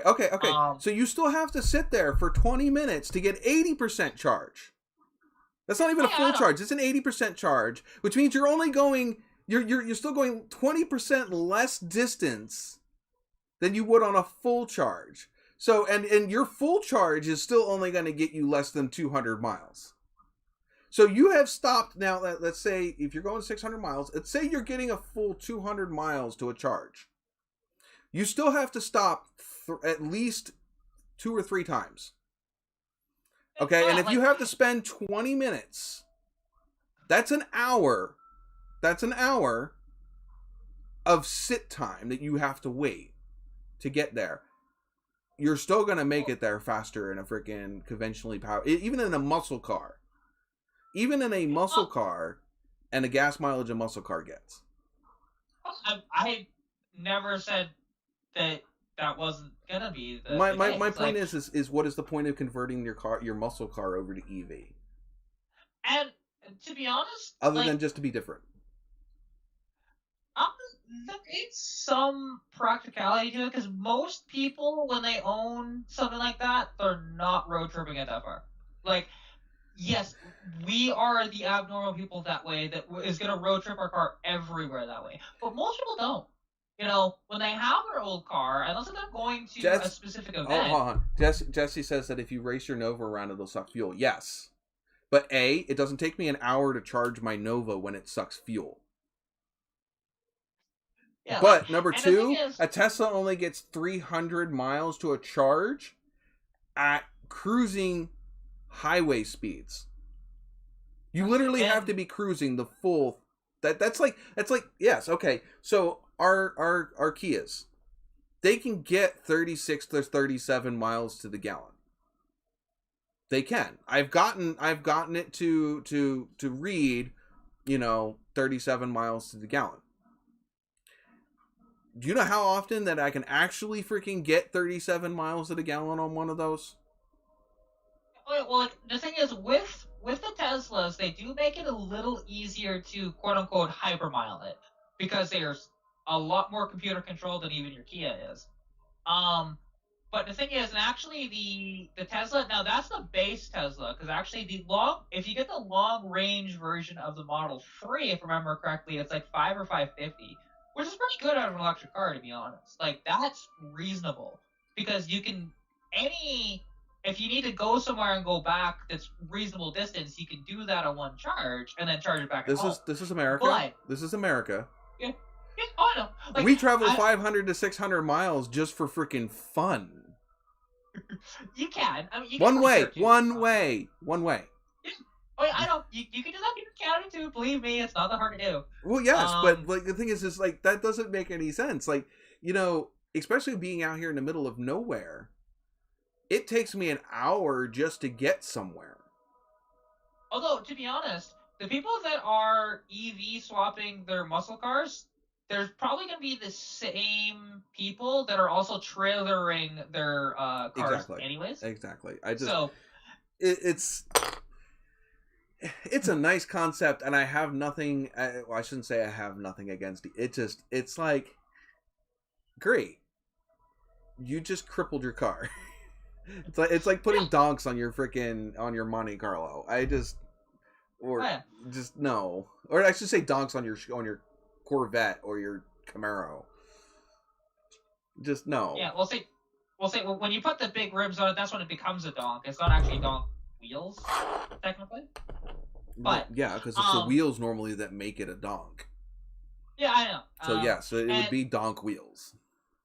Although I will say, Roadkill did it right with the donk that they had, because Roadkill bought a donk that had a drift brake in it, and they jumped it. So it's just like that's how you do it. That makes no sense. Right? But okay, it's just gonna collapse those suspensions. I mean, they beat the hell out of that thing. Good, it's what it deserved. Keep on going without it. It was awesome. Like, it was fantastic watching that thing. It was a Caprice that was donked out. And it was purple on the outside. It was glorious, to be honest. Like pink and purple. Fantastic. But, you know, in doing that, it's, hey, if that's what you're going to do with your donk, and yes, you're probably going to break it, cool. I love it. But Jess, as a styling thing, no. Jesse goes, what's a 45-minute stop to charge? If I'm trying to get from point A to point B, I don't want to sit somewhere for 45 minutes. We regularly go up to Connecticut and Jersey and, different Baltimore and different places. And no, I don't want to be forced to sit somewhere for 45 minutes while my car charges. To be honest, I wouldn't mind that as much depending on how far I'm going. Like, for example, stopping somewhere. Well, but I mean, like, because it's no different than when we used to, like, as a family, we'd go drive out to Kelowna from where we were in Lethbridge, which was about an 8-hour drive. So we would stop about halfway in between or so and get lunch, and we'd be there for probably close to an hour, right? But you would have had to stop. You would have had to stop twice already. Well, depending on the EV, but yes, in a converted one, yes. And some of the Teslas, no. Some of them, if you have the long range ones. And that's only if you can properly hypermile it, which you can. But the other pilot also brought up a different point. People live in park and apartment complexes too. No garage, no charging stations. It's even worse when you live out in a town like I do. There's nowhere to park. You park directly on the street. There's not parking garages or parking lots to park in. You're literally parking on the street. No, and to be honest, with EVs are more for, hey, you live in a major urban center, and that's what they're best designed for. 2025. 2025. No gas-powered cars being sold in the U.S. Oh, I know. Canada, I believe, is 2030. So yeah. So it's not a matter of, okay, you live in a big city. That's great. I don't live in a big city. I live in a small town where you don't have I don't even have, like, I'm lucky I have the only reason I have the 2-bay garage that I have is because I specifically bought a house with one. 90% of the houses in this town have no parking of their own. I don't know. Like, so where do you charge your car? Yeah, you're not even guaranteed to be able to park in front of your house. You may have to park on the next block. Yeah. Oh yeah. I'm not saying that it's not. The thing is, it's more designed, like I said, for the major urban centers. They don't think about the people like us that don't live in those areas. Because I don't. Like, there's not really that kind of parking here either. Like, granted, I live in a trailer park, so it's not as bad. I do have my own driveway, but it's not very big. Well, the other thing is did you hear what California just did? Which one? They've done a few things. No, this coming June. No 25 horsepower or less gasoline engines being sold in the state of California. That's your weed whackers, your lawn tractors, your walk behinds, everything that landscaping uses. No, all electric. Can you imagine owning a landscaping company? You're going to have to run a generator in your truck and have it running, going from one job to the next, just to charge your freaking lawn tractors so that way you can cut the next person's lawn. I mean, or what's going to happen, and there's going to be a big boom with this. Every 10-year-old lawnmower is going to freaking triple in price. Well, not only that, but then also, like, you're going to see a lot more small engine repair shops popping up. Probably because not. Of that. Probably not. Well, I would not doubt it. Because the thing is, when it comes to that, because there's going to be these people that, hey, they need to get it done, and a lot of these places are going to get swamped because of that. Because there's a lot of landscaping companies, they use the gasoline because it's just much easier just to, it ran out of fuel, okay, quickly fill it up for like a minute and then go again, right? Well, I mean, that's the same thing as what if you're a company that depends on getting from your company that what you do for a living is drive places. Okay, whether it's a pharmaceutical company and you're delivering meds to different places, in your whatever. Again, the same thing is if you have to sit somewhere for 30, 40, 45 minutes to refuel your car, that's money that's going out the window while you're sitting there instead of delivering the deliveries. Oh, to be honest, what's going to happen when it comes to situations like that? They're just not going to go buy new cars. They're just going to, use older ones. And it's no different than a lot of these, because, for example, with you, okay, you have the Kia Soul, but did you buy that thing brand new, though? I didn't buy them. The only reason we have a Kia Soul is, okay, so the one Jess had I think she had a Cavalier, okay? And when she moved out of her mom's house and she moved in with Luca's godparents, they helped her get a newer car. When she bought that, it's a 2012, and I think she bought that in like 2014. So it was only like 2 years old when she bought it. Okay. She ended up spending, I think, close to $14,000 on that car. Now, granted, by the time she got done paying off that $14,000 loan, the car was only worth like $2,000. That's the green one that we have. It's only worth $2,000. She paid $14,000 for that car. Just got done paying that off like a year or two ago. Yeah, the gray one that we have was given to us because I was borrowing that car from Luca's godparents. I was borrowing that car because my truck was down and we needed a car. They had a spare. It was just sitting there. They bought that car new. I was going to say, and Pilot is talking about ambulances and fire trucks. Now, I don't believe they will be required to be EV because that would be stupid. I don't know. That would make any sense. We'll see. But I do believe I think the law for the 2025 is passenger vehicles. I was gonna say, yeah, because I don't, and also like trying to. Now, don't get me wrong, they're experimenting with the whole electric semi truck thing, but I don't know how well that's gonna take off because I'm curious about that one. Yeah, just think about it again. If you're a long haul trucker, are you gonna stop? I mean, and the thing is you only have so many hours in a day to be able to drive. You can ask Chris. To be fair, all the electric semi-trucks out there right now, excluding I think it was the Ravane, are all driverless. So there's that, which is a whole different issue. But I don't want a driverless vehicle. That's the other thing is. Nor do I. Nor do I. I think that if I was driving down the highway and I happened to roll up next to a driverless or one of those Teslas that somebody is just sitting there on autopilot, I think I'm just going to pull over and let them go. I'll just wait.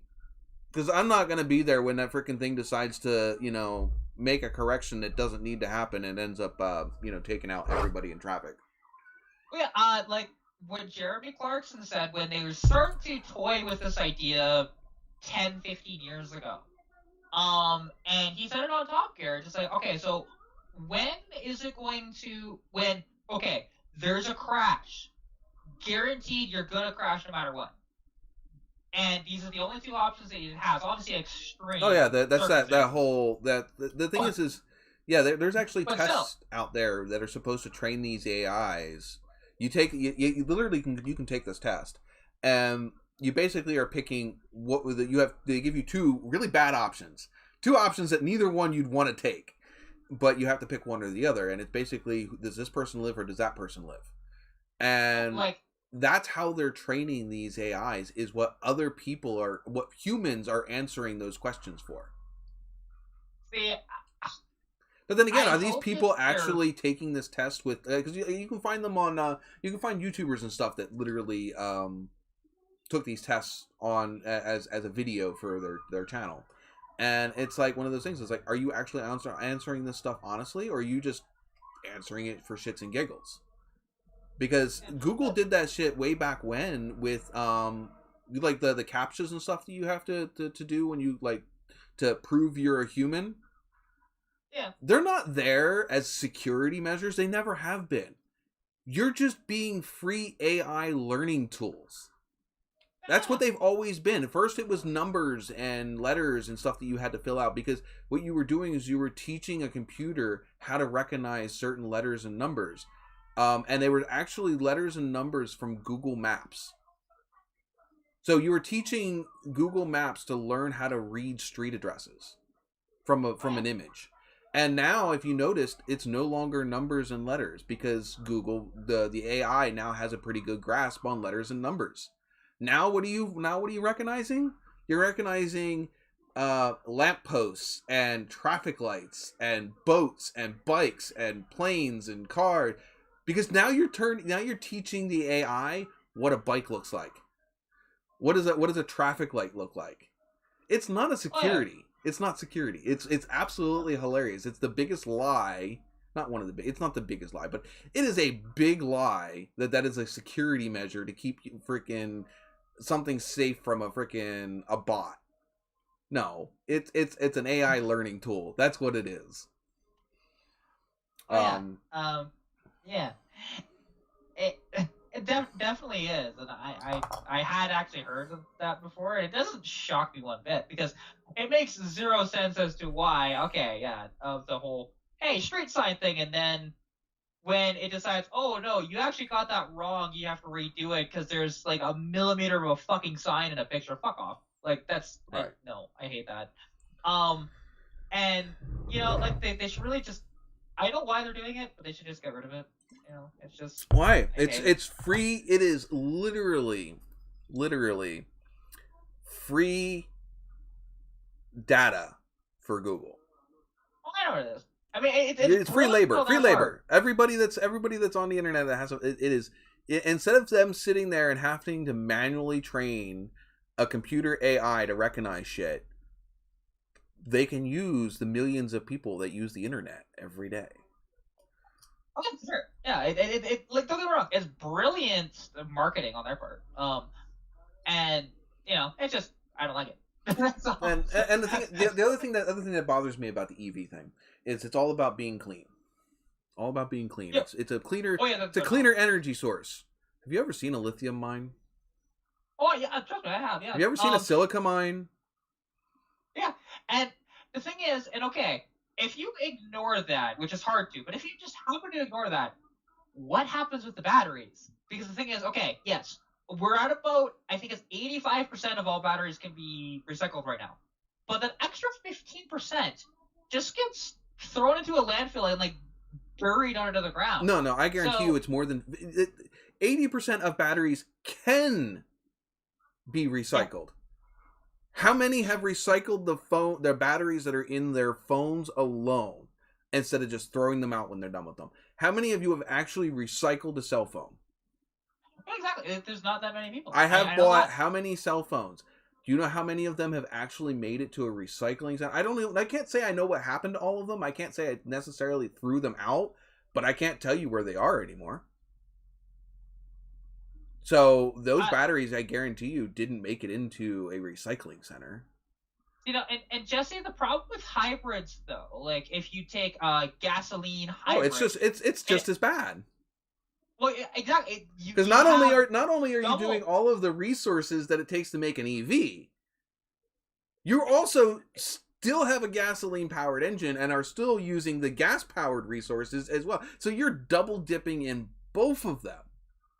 Yeah, see, now, the only one that has any promise in the future, because people are going to realize that, hey, EVs are terrible, and we do need to eventually get away from... EVs are not a renewable source. They aren't. I know, but if you let me finish... Go ahead, I'm sorry. Our ADHDs are battling. Yeah, I was going to say, because the thing is, with the hybrids, yeah, they're battling both, and EVs... People will realize it might take them 20 or 30 years, but they're going to realize it's not the answer. What the answer actually is hydrogen cells. Yep. That is going to be hydroelectric cars. Exactly. And the thing is, it doesn't require... Okay, yes, it's still going to require batteries, but... Problem is they haven't found a way to make a hydrogen... the hydrogen converters efficient enough. They've been toying with this since the 80s and 90s. Yeah, they've never made it to be able to make it efficient and small enough for it to be viable in a consumer vehicle. That's the same thing with natural gas cars. Well, the thing is, actually, right now, the technology for the hydrogen, it's there, and they've damn near perfected it to this point. But the problem is, there's no Elon Musk. There's no Elon Musk. Go ahead. Well, we don't have the infrastructure yet for it. We don't have the infrastructure for the electric vehicles either. Oh no, exactly. But they've been pushing for the electric car thing longer. And because they have a backer like Elon Musk sitting there pushing it and freaking paying the lobbyists, and that's the reason. It's money. Yeah. You have people that have a financial gain for pushing these electric vehicles through. Versus there's no financial benefit for a major company to push the hydrogen cars. It's about money. Exactly. And currently there's only 2 hydrogen cars that are actually on the market right now. One is the Toyota Mirai, I believe it's called, and I think there's a Mazda as well. I can't remember what it's called though. Or maybe it's the Mazda that's the Mirai. I can't remember. But yeah, and those are the only 2 that are on the market currently. Well, the hydrogen cars don't run on hydrogen. I mean, they run on hydrogen, but the fuel is not hydrogen. Hydrogen cars run on water. Yeah, it's cool. Like, the thing you is... fill up with water, and it turns the water into oxygen and hydrogen. Yeah, it is really cool. And then it burns the hydrogen. And people are always worried about, oh, hey... hydrogen and how it goes boom. Unstable it is. But the thing is, okay, if you puncture a hydrogen container, all it does is just immediately evaporate out. It doesn't really explode. No, it's kind of cool that way. Mm-hmm. It's not. Well, I mean, the thing is you think about the Hindenburg. Okay, that's a hydrogen. That was a hydrogen, balloon. Yeah. Do you realize how long it took to frickin' burn? Well, no, and the thing is, it wasn't... Okay, don't get me wrong. The hydrogen didn't help in that, but that wasn't what caused the issue. It was the thermite. Right. And thermite... But even with the thermite, it's still... Because, the hydrogen didn't explode, and it didn't take that long... It took a really long time for that thing to freaking actually go up, and it was basically damn near on the ground by the time that it was to where the people were. Well, yeah, like, the thing is, but everybody thinks about that, and they don't realize it was the thermite that caused the issue. Because the hydrogen, when the tanks went, guess what? That just vented out. Because that's what it does. It's hydrogen is actually very safe. if done correctly. And it was actually in the Hindenburg. It was the thermite because it was caused by somebody lighting a cigarette, and then it just happened to not be put out, and it got into thermite, that's actually what they've said. And it hit the thermite, and then the thing is, thermite is one of the most flammable substances on the planet. Oh yeah. And like 1 square meter of thermite will burn in about 30 seconds. It's pretty. It can punch insane. through It can punch through a freaking 30 to 40 inch freaking steel plate in a matter of not very long at all. Definitely not. And like compared to that same piece, and then you can grab like a piece of paper, and it'll take about triple the time for it to burn all the way through, as opposed to thermite. Like it's very bad, and that's what happened with the Hindenburg that way. And also it has a lower flash point too, which doesn't help. So yeah, and it's just, and that's what everybody thinks about. But like, they've been toying with this idea actually since the 80s. The very first car that was put in, I believe, was an 83 or 84 Caprice. And yeah, it ran great. They didn't really have many issues with it. Like obviously there were some teething issues. But and then you can look at actually, because Mazda had the rotary engine forever. They were the last company to use the Wankel rotary motor. And the thing is, on hydrogen, it fixes every single issue that a rotary has if you run it on hydrogen. It's brilliant. It works fantastically. It equals everything out, and it actually becomes a reliable motor, and it makes more power too, actually, on hydrogen too. It's pretty neat. Yeah. It's one of the few exceptions where hydrogen is actually like the best benefit for a motor. But, and with hydrogen, when it comes around, there's a possibility that rotaries actually will become more of a thing, because they're a much simpler motor than, your typical combustion engine. So, and the thing is, there's still going to be an issue of, in the future, where, okay, we're still going to be using oil-based products to build these vehicles, but at least we're not going to be polluting when we're driving our cars. And that's going to be the end goal. I know that, because they can't get zero emissions even when building cars. There's no freaking way. But it's pretty neat, though. Yeah. And I do like the idea of it. And I would if there becomes a point where in my lifetime that hydrogen is actually a viable source, and there's the infrastructure everywhere for it, I would convert my car to hydrogen. Absolutely. Doesn't take much to convert your car to hydrogen. From what I've run into, it's really not that hard. But it runs basically the same thing as a gasoline engine. It's just a different fuel source. And it's great. And I would do that in a heartbeat. It's fantastic. And yeah, it's and that's gonna be the future, guaranteed. It might take people a long time to realize it, but that is the future. They've been talking about this since the 90s, though. Yeah, I know, but I mean, technically, they've also been flirting with electricity since, actually some of the first cars were electric cars, right? So, there's that. Some of the first cars were steam-powered, actually. Yeah, oh yeah, some of them were, absolutely. But the electric cars, at least in production, lasted longer than the steam-powered cars. When it came to, make how long they built them for. Because, yeah, they've been making... There's been at least one company making an electric car every year since, I think it was 1908. Pilot. Just smaller companies and stuff. But... Pilot says that he found that his Cadillac is governed at 144 miles an hour. Now, is that practical knowledge? Did you find that out firsthand, or is that just something you heard? I love what Jesse says. That's pretty slow. Well, it is. I mean, the funny thing is it kind of is. Okay, I've had my Nova, okay, which was at that time a 305 3-speed automatic. Okay, it makes like what, 100 and what's a stock 305 make? 120 horsepower maybe. And I had that up to 137. Yeah, see, and the governor on that car wasn't a computer. The governor on that car was my right foot and realizing that the car was getting more air than it was touching the ground. That was me realizing that the car was starting to lift up off of its suspension, and realizing that if I went much faster, I was going to end up losing contact with the road. Oh, there was a car driver test. Okay. And I was gonna say, like, the thing is, the actual quote unquote governor in our cars is when the valves start to float. Let's be honest. That's an RPM. That's an RPM limit. That's not necessarily you literally geared out your car. That's what that is.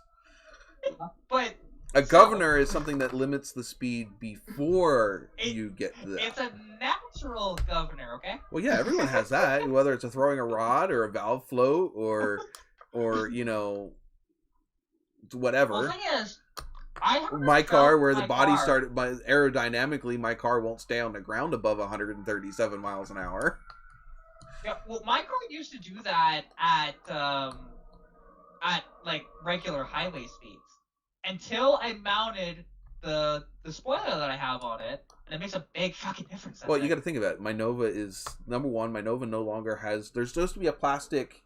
There's a plastic air dam underneath the front bumper. It actually attaches to the bottom of the rad support. Okay, now granted, it's mainly to pull air up into the radiator. So it takes the air from underneath the car and shoves it up into the radiator hole. My car doesn't have that. At some point, it probably met a curb or a speed bump or something and is long gone. There is no downforce on the back of that car. And I'm pretty sure that nobody wanted that car going 137 miles an hour. No, it was never intended to do not that. Not with an inline six as its base engine, no. but even with the V8s, okay, it wasn't. Yes, it could do it, but it wasn't exactly designed to do that. Yeah, I'm also running a lot larger size rear tire on the back of that car too. Yeah, well, like my car, I've only converted to miles, so I just did the conversion. I've only ever had it up to 110. I've had my Cavalier up past that. Yeah, it's no, I lie. No, the Cavalier, the 03 Cavalier is governed at 109 miles an hour. At 109 miles an hour, it cuts the ignition until you drop back down below 90, and then it kicks it back in again. Trust me, I have hit that limit more than once. Now, here you go. Ford Escort, 95 Ford Escort. It is 119 miles an hour. The governor kicks in at 119 on that car. And I have known that one personally. I've hit it. Yeah, see, and I don't know, like, with my car, because, and the thing is, it was still kind of accelerating at 110, so I don't actually know how fast I'll go, and that was before I did the carburetor swap. I think I would much rather go 120 in a Cavalier than a 95 four-door Escort. The Cavalier is a little bit more aerodynamic. Yeah. Well, and it handles better. Well, you know, the thing is, with my car, because when I mounted that whale tail on the back of it, when I was doing 110, it was not doing anything. I just keep it. Do you know I have a third gen Camaro or Firebird spoiler that I was going to stick on the trunk of the Nova. If you could get it to fit properly, it fits. Cool. It fits. Does it? Yes. I mean, could I make it fit even better by putting a little bit of an angle on the ends? So basically, like cutting the spoiler, taking a small wedge out, and moving, you know, just that way the ends are a little more match to body lines. Yes. Yeah. But does it fit width-wise? Yes. Yeah. Well, I'm not shocked width-wise that it fits, just because I mean. There's people that have it. And a Firebird width-wise are pretty similar. No, we're talking about a 75 through 79 Nova, and an 82 to 91 F body. Yeah. Oh, okay. Yeah, I mean, and that's still, even though we don't really talk about it, because yes, the third generation Firebird is a much bigger car. A fourth gen is still a big car. Like, considerably, you know. It is. In fact, actually, the funny thing is my Nova, which is supposed to be the economy freaking, compact car, is still a big fucking car. Oh, yeah, exactly. I sat next to one. I sold it, right? It was just like, it's still a big car. Now, you know what's really, really funny? You wouldn't think my Kia Soul is a big car. Until you realize you have to stick a front bumper and how big that front bumper is. It is absolutely massive. Oh yeah. It's huge. Well, the thing is, it's kind of funny because, and me and my dad kind of realized like how big trucks were actually getting when he had his 81 D150. It was a sail cab, long box. Yeah, these new D150. trucks make my freaking lifted Ram look small. Well, the thing is, when it was really funny because he decided one day he saw a second-gen Dakota, parked on the side of the road. Those things are tiny. I'm gonna park beside that, right? And this was a single cab, short box. I hate the Dakotas. They're so freaking ugly. The third gen Dakotas are absolutely freaking hideous. Yeah, the third gen. This is the second gen. What is it? Oh, is it the second? I don't know. Whatever, the one that came after the second gen Ram. The Dakotas that came after the Dakotas that were out when the second gen Ram was out. I don't know their whatever, but I just know the ones that came the 2004s, 2005 Dakotas. They're absolutely gross looking. Well, see, I mean, basically, the Dakota I'm talking about is basically a miniature Ram. But it's more of a truck version of a Durango. Yeah, so you're not wrong, but it has that Ram styling on right? It, right? And I hate going to the junkyards. I hate going to the junkyards and trying to find Ram parts, and you see that little nose of the Dakota sticking out from a distance, and you're like, Ram, and then you go up to it, and you can see the first thing you notice is that the corner light on the front headlight is solid and it's not two pieces.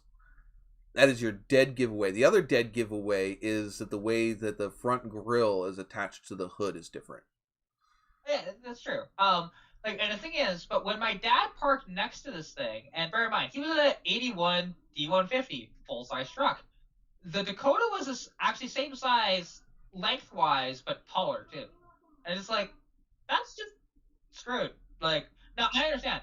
The Dakota was never, it was the biggest of the mid-sized trucks. It's not a mid-size. It's a mini truck. Yeah. The Dakota's not it's like an S10. It's bigger than an S10. It's the same. If there was the S10 from the Colorado and S10 are the same size, is in the same class as the Dakota. They are, yeah, but the Dakota was actually bigger. Not right. I know that. Not significantly. Yeah, I mean, I think they were track width. I think it was about 2 inches, and then length it was a little longer too. And then height they usually get yourself a long body S10. You'd be just fine. Yeah, you have to go with a classic S10 to do that though. The square body S10, not the round body one. Is there any other S10s out there? S10 doesn't exist after that. No, the Colorados weren't bad looking though. I do have to tell you, the back end of my Nova sits as high as a Colorado. Well, I mean, you Nova's doing this. Yeah, exactly what I'm talking about. And the front end of my Nova is lower than my Trans Am, so.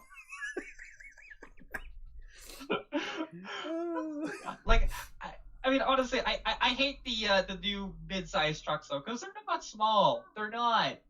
The only one that might actually be considered, mid-sized truck when it actually comes out, is the Maverick. Whenever they actually release that damn truck. Even though I don't like that they use the Maverick name, but whatever, I don't really care that much. Whatever. They don't. There's no sank. Never mind. Brains. Sanctity. There you go. That's the word. Yeah. There's nothing sacred. Period. And I'm really off camera. But I'm if I put it any further this way, we start getting butts in the screen. There we go. Unless I put up the thing is unless I put up the divider, which is actually behind a giant mural of butts. Those of you guys don't know, this whole side of the room is my girlfriend's, and it is butts and tits. Which is awesome. I love it.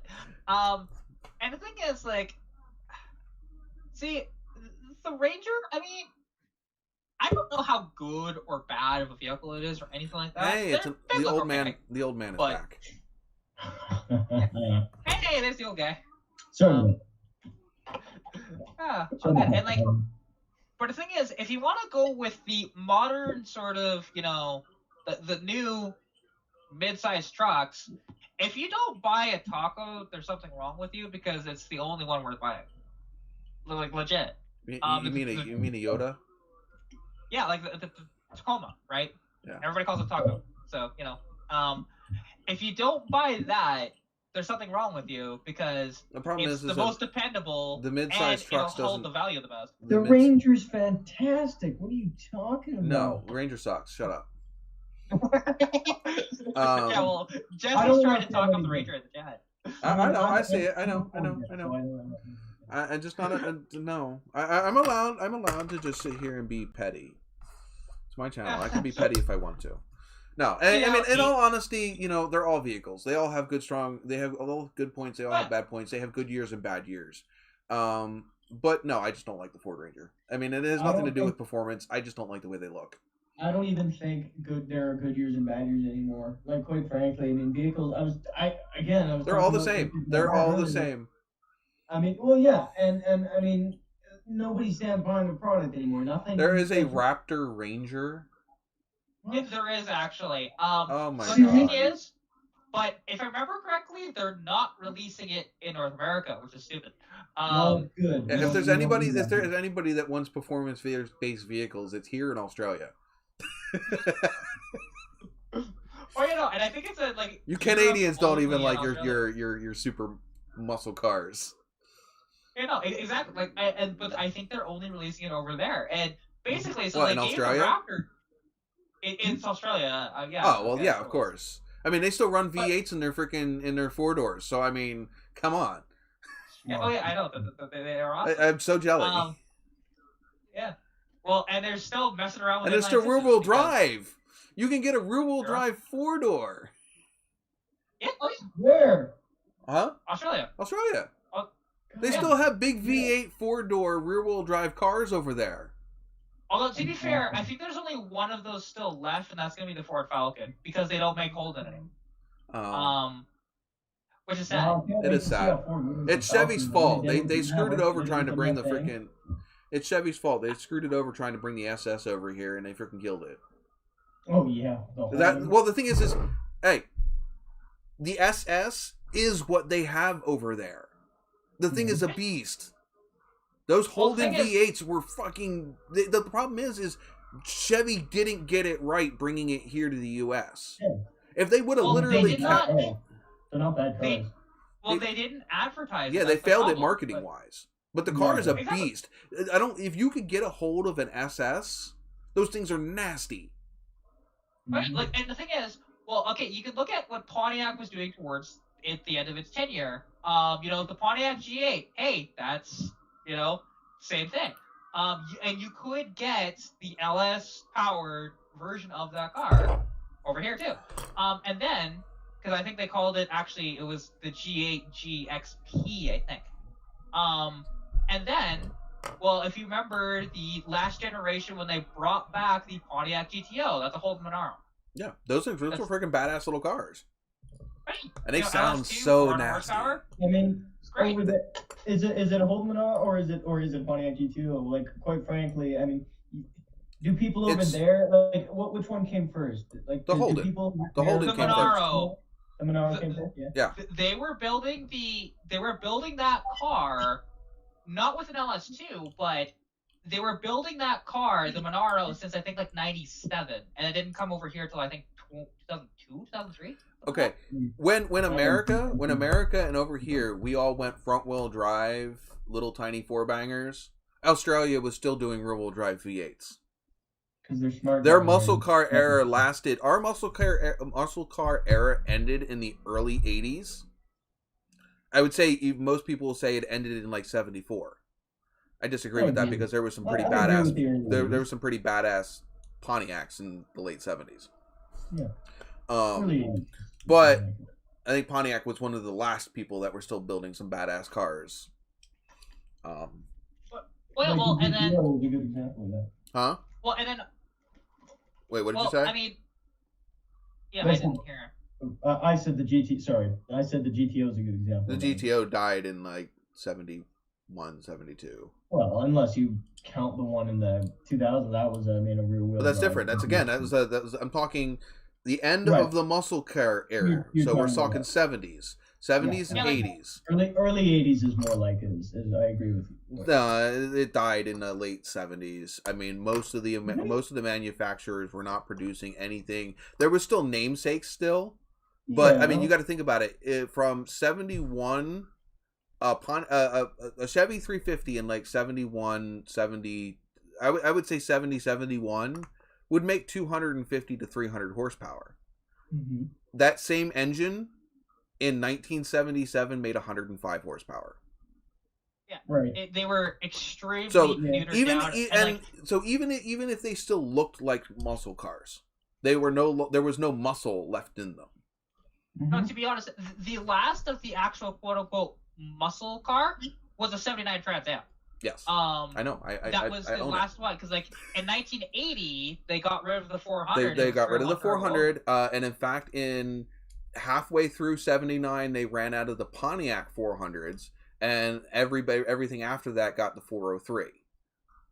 Yeah, and then which as was a Buick engine. As wasn't it 80 or 81 that they got rid of it entirely, and then it was just the 301 turbos? No, it's 79 was the last year for the 403 olds.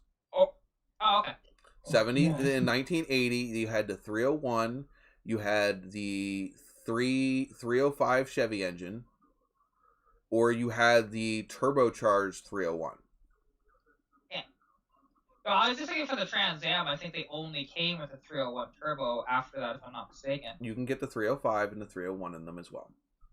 Did you? Okay, I thought that was Firebird. Okay. It reminds me. Well, Firebird is a Trans Am. Just Trans Am was a trim package. Yeah, I know. But like, the Trans Am was the performance one. Right, but by 80 and 81, it was more of an appearance package than it was anything else. It's funny. In the 80s, they really needed to change their commercials. You don't got it, Pontiac. Like that's in the later 80s. Yeah. Okay, when you had the third gen, if you were to take a Pontiac Trans Am and a Chevy Camaro, Pontiac had more performance over the Camaro. Sure, but I'm talking compared to. They were making some pretty good power out of that 305. Right, well, and actually, for that, you could get. Yeah, go ahead. Well, the thing is, if you got the later GTAs, they would go 150 miles per hour. Now, that's in right conditions, but they would do it, which was the only car at the time that could actually reach that, because the Corvette wasn't doing that, not at that point. No, it's because, and it was because of the people in Pontiac. They took what they were given, and they pushed it as far as they can. Jesse said they lacked power in the 70s. Yes and no. They lacked power on paper. At least the Pontiacs. If you look at what they rated the Pontiac engines in like 70, 77, 78, and 79, which would have been the last years for the Pontiac engines. They were rated at like 180 horsepower. Okay. They actually made close to 220 to 240 horsepower and closer to freaking 450 foot-pounds of torque. Yeah, they were making a lot more. And the other thing is what you also need to understand is from the early 70s to the late 70s, they switched over horsepower scales. Yeah, it was in 1972 is when they went from the gross to the net horsepower. Yes. So the numbers are funky too. But there was a significant decrease in power because they didn't understand the smog equipment, and although they could reduce emissions, they didn't realize that they didn't realize how they could reduce emissions but also increase efficiency, which is what they can do today. Yeah, do you guys happen to know what? I'll bring that up in a minute, actually. What? No, I was gonna talk about power stifling in the late 70s, but just. Well, and the thing is, and like when they went from, and for people that don't know, the difference between gross and net horsepower, because before, when they did a dyno test of an engine, they had 0 accessories on it. You know, there wasn't even, most of these motors didn't even have a water pump or a rad on them. They just did one run of them to test how much power they made. Then after that, they had to put all the accessories on them, and that's why horsepower numbers drastically went down by about 30 or 40% because they had to run all these other accessories on the motor. Not to mention they had to run a full drivetrain on them too. Yeah, that's true too.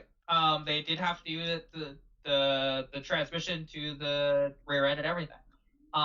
Which again, that's why they dropped significantly. Even though they're still same motor, like in 72, they were still exact same motor, but most engines lost about 40 horsepower, but in reality, it's the same. After like 74 or 75, when the smog stuff hit, the reason why the horsepower dropped is normally heads. You can put a set of early heads on a late 70s 350 and still make decent horsepower, because 90% of the what killed the engines was the heads. Right, well, you can take, one of the best examples of this on the planet is a Lincoln Mark V with the 460 specifically in 1978. That motor was only making 200 horsepower, but the 1970 Lincoln Mark III made about, at least what they advertised at the time, was 365, but they were actually making well over 400 horsepower with that 460. You put those heads on that block, you get it to 11-to-1 compression. Mm-hmm. And it immediately wakes up the motor. I mean, of course, you're going to ping and crap like that with the gas at the time. But, and now, even today, too. Oh, yeah, 11-to-1 is not doable on the street unless you're running, because they don't even sell 94 anymore. Actually, there's a couple here in Alberta. They're starting to pop up with 94 again, which is nice. It's probably 94 that's is it E85? Shell is no. This is actually, there is E85 at stations, but then they're also doing 94 for the engines that are not modified for E85. And the thing is, and Shell is the only one actually out there that actually makes a proper 94 octane. Everybody else, or even 93, everybody else does an octane booster in their gas. Which is fine, but, you know, Shell just takes an extra step. I have to run both the Trans Am and the Nova on at least 92. Doesn't shock me. Well, there's a reason for that. The Nova is a stock bottom end valve relief 350. So it's a flat top 350. So it's got the 4 valve reliefs in the top of it. It's not dished. I have the heads off of my 305 on that engine. Yeah, that'll. It runs 11-to-1 compression. Oh yeah, like if I just wanted to say, hey, screw it, and let's just make an obscene amount of compression, I could put a 144 head on my 200, and it'll make about 13.5-to-1 compression. Well, the thing is yes, there's a smaller CC on the heads for the 305, but the intake size is exactly the same as the intake that was on the 350 head that I pulled off. It's a 202. It's a 202 intake. The what's different is it's a smaller exhaust valve, which means I'm not going to get a whole lot of RPM out of that car, but it's a street 350. I'm not looking to take it to the drag strip. I just wanted to have fun with it. It was I was a cheap, very, very cheap way to make a crap ton of horsepower out of a basically stock 350. And I don't mean crap ton like 400 or 500 horsepower. I'm saying crap ton for a late 70s, early 80s 350.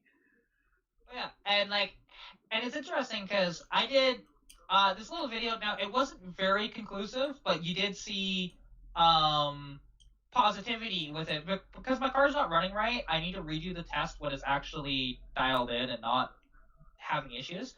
Because I did, does Octane Booster make a difference? And in my car, it actually did. Mm-hmm. It ran a little better, and it made more power. But the thing is, okay, so Octane Booster keeps the engine from pinging. It doesn't, it actually causes the fuel to burn slower. Yeah, High I know octane what it fuel burns does. slower. So for a regular cruiser, for a regular just low compression engine, it does absolutely Oh nothing no. compared to the price. Oh, definitely not. I wouldn't say, hey, You'll actually get if you're worse gas going. mileage. You know, I was just saying for those people that do have a motor that, because the thing is, my inline six is actually sneaky with how much compression it makes. It was Ford's highest compression motor at the time, which weighed 9.2 to Now, 1 compression, which is not super high, but it was higher than everything else. With you can change your distributor setting on your car, right? You can adjust your distributor, or is it one of those ones that's locked? Oh no, you can adjust it. I can't because it's seasoned to the motor. But yes, I can advance the timing when it wasn't seasoned. That is where an octane booster helps, because what an octane booster will do for you is let you retard the time, advance the timing even further. Oh yeah. Like my car now, because I did not adjust. I know exactly what it does, but it was just one of these videos. It's like, hey, can you find a difference when using it, right? And it was a clickbait thing, and it worked. Honestly, a very popular video on my channel. Yeah. On your car to work, because it's non-computer controlled. On a computer controlled car, it won't do very much. Exactly, but I mean, to be honest, people watching my channel are probably in the same boat I am with vehicles, Probably. Except for they might even be lower compression than I am. But yeah, and the thing is, like, when you have an older vehicle that is slightly higher compression, like mine, oh yeah, it'll help. And I know, like, even running 91 in my car makes a difference. Have you tried unseizing that distributor? Not exactly. I know how to do it. It's haven't done. I would, because that might also. I mean, the thing is that might also be a lot of your issue, because your timing might be off. It's not. No. It may not be off for the book. You've got a different carburetor on it. You could be running different gapped plugs. You could be running different fuel than when that freaking that manual was made. All of those things can affect your timing. Well, see, no, I've consulted with people that build these cars now, right? Not the old stuff, because that doesn't make a difference. The thing is, what's absolutely optimal for it right now, and I might even be able to tweak it a little more than that, is 12 degrees initial timing. Now, my car's currently at 10, so it's within that range, although I do have a stretched timing. 2 degrees can make a lot of difference. Oh, it can. Like, don't get me wrong, me and Roy, we're gonna get it unstuck, because when I get my double roller timing chain, which should be in probably this week, I'm going to take a trip up to Edmonton, and we're gonna put it in, because I don't have a pulley puller. That's the only reason why I'm not doing it here. Does all of your advanced stuff work in a distributor? Does that work fine, or is that also stuck? No. Do you have throw weights? Do you have throw weights and all that stuff, and they're all actually working nice and smooth? Yeah, from what I've seen, yeah, they do. It's just. Is that vacuum advanced, or is it just the manual? It's vacuum advanced. Have you tested that? I haven't tested the vacuum advanced. But put a vacuum gauge on it and test that. Yeah, well, the thing is, I don't, because the issue that it's having, is okay. It's only when it's just either idling, or when you are maintaining speed around town. It'll cause something that it feels like a miss. It stutters. But what I'm thinking it might actually be, because I mean, yes, I know timing chain is stretched. I know that you can hear it on startup, you can hear it slap.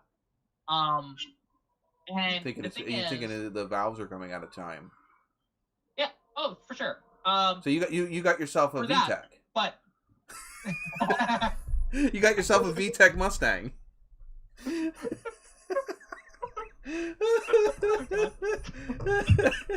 It is. I mean, technically, that's exactly what that is. It's a VTEC Mustang with no computer sense whatsoever. It's just it's just floppy woppy.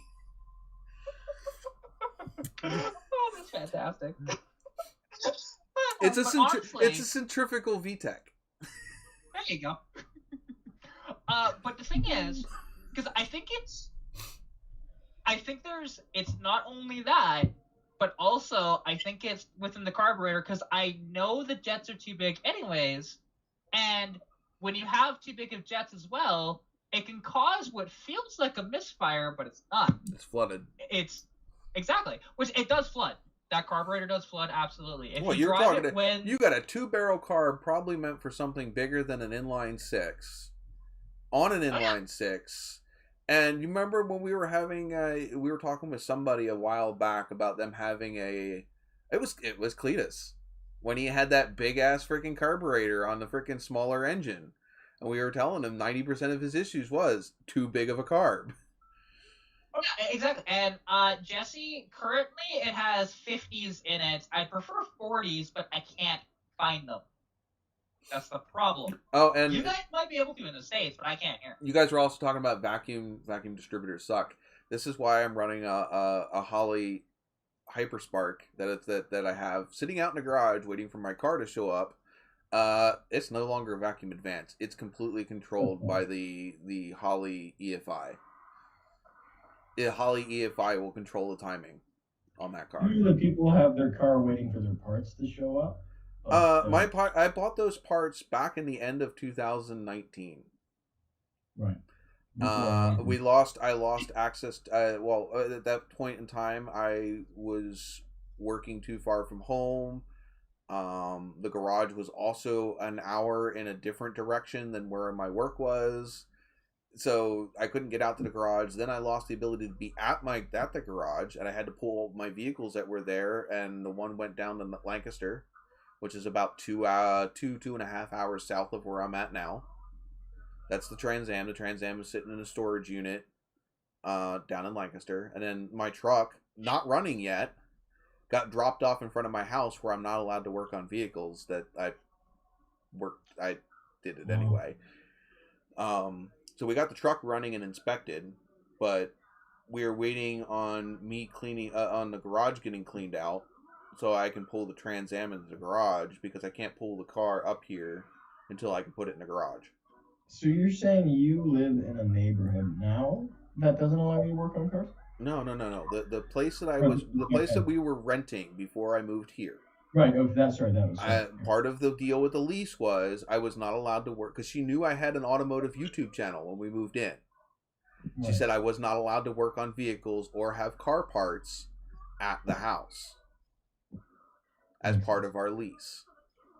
Wow. Where I'm at now, yeah, sure, I can work behind the garage, I can work whatever, but I don't want the car sitting outside of the garage not running, because I don't have friends that live here. A couple of times. Right. I don't have friends that live here that can help me if I need to push the car around. Right. Well, yeah. I mean, so I've been there a couple of times, sometimes twice at once. Yeah. I have two Novas without engines. Complained and then got defeated pretty quickly, so that nobody says anything anymore. Did you see the video where I replaced the engine in the Trans Am right in the middle of Reading? Reading is a city. I lived in town, no driveways, no whatever. I pulled the engine out of the Trans Am and put the new engine in right there in front of my house. On the street. On the street? On the street. Oh, wow. Yeah, he like, the video, because... hold on. Let me pull it up. I can pull it. Yeah, I was going to say, because we were watching it kind of together at one point, because after a live stream, we were just going through stuff. Right. And, yeah, it's basically, he's parked on the curb, right? You know, just like right up to the curb, and, you know, just doing an engine swap. No worries. Wow. I love it. That's awesome. I was gonna ask this earlier. We've kind of moved past the topic, but how much power do you think you get out of a 500? Caddy? Yeah. It depends on how far you want to push it, and it depends on what parts you throw out. Okay. The thing is, if you were to do a full rebuild on that, and you contact that MTS that I told you to. On pump gas, you could run that engine at 800 horsepower naturally aspirated. Nice. Yeah. But you're talking aluminum heads. You're talking aluminum heads. You're talking forged pistons, different crank. You're talking, cam. You're talking a high-rise intake. It's not going to fit underneath the hood of your Caddy anymore. Not without a hole. No, like, basically, for your Caddy, if you wanted to hype it up, you could probably get yours to around 450, 500 wheel, if you really wanted to, without doing a ton to it. Like, because I just wonder, like, I don't know, they seem so torquey, but they just seem so, like, slacking in the horsepower, and what, a Caddy? Well, that's how they are. I mean, like, the thing is... They're not a high peppy, high revving engine. They're not going to rev real quick. They're a torque engine. They're going to rip the tires off of your car. They're not going to you're not going to run 100 and, high speeds. It's a matter of getting up to its top speed pretty quickly, but it doesn't have a really high top speed. It's not a... Exactly. And those things where, okay, my engine or, the engines that Sean has in his cars, we'll probably rev out somewhere in the high 5,000 RPM range, 56, 58, somewhere in that range. Seems like the thing is, in your Caddy, you might get around 45 to 4,800 RPM. Yeah, it's a giant Chevy block. It seems like it belongs in a Caterpillar or something. All right, you can see it here. That's the new engine that was in my Ram truck at the time that I had it. That's the 403 that was in it. That's the engine that Chris Firebird Nation has now. He has that engine. Wait till you see when I'm not showing the engine bay, look at where I'm at. I don't know if I need to fast forward or not. Might have to. Holy moly. Hold on. That's actually the tailgate of my truck. Literally, I am on the curb. This is in town. I haven't pulled it out yet. That's just sitting there. But that's what I'm going to be doing is literally pull this out. And there it comes out.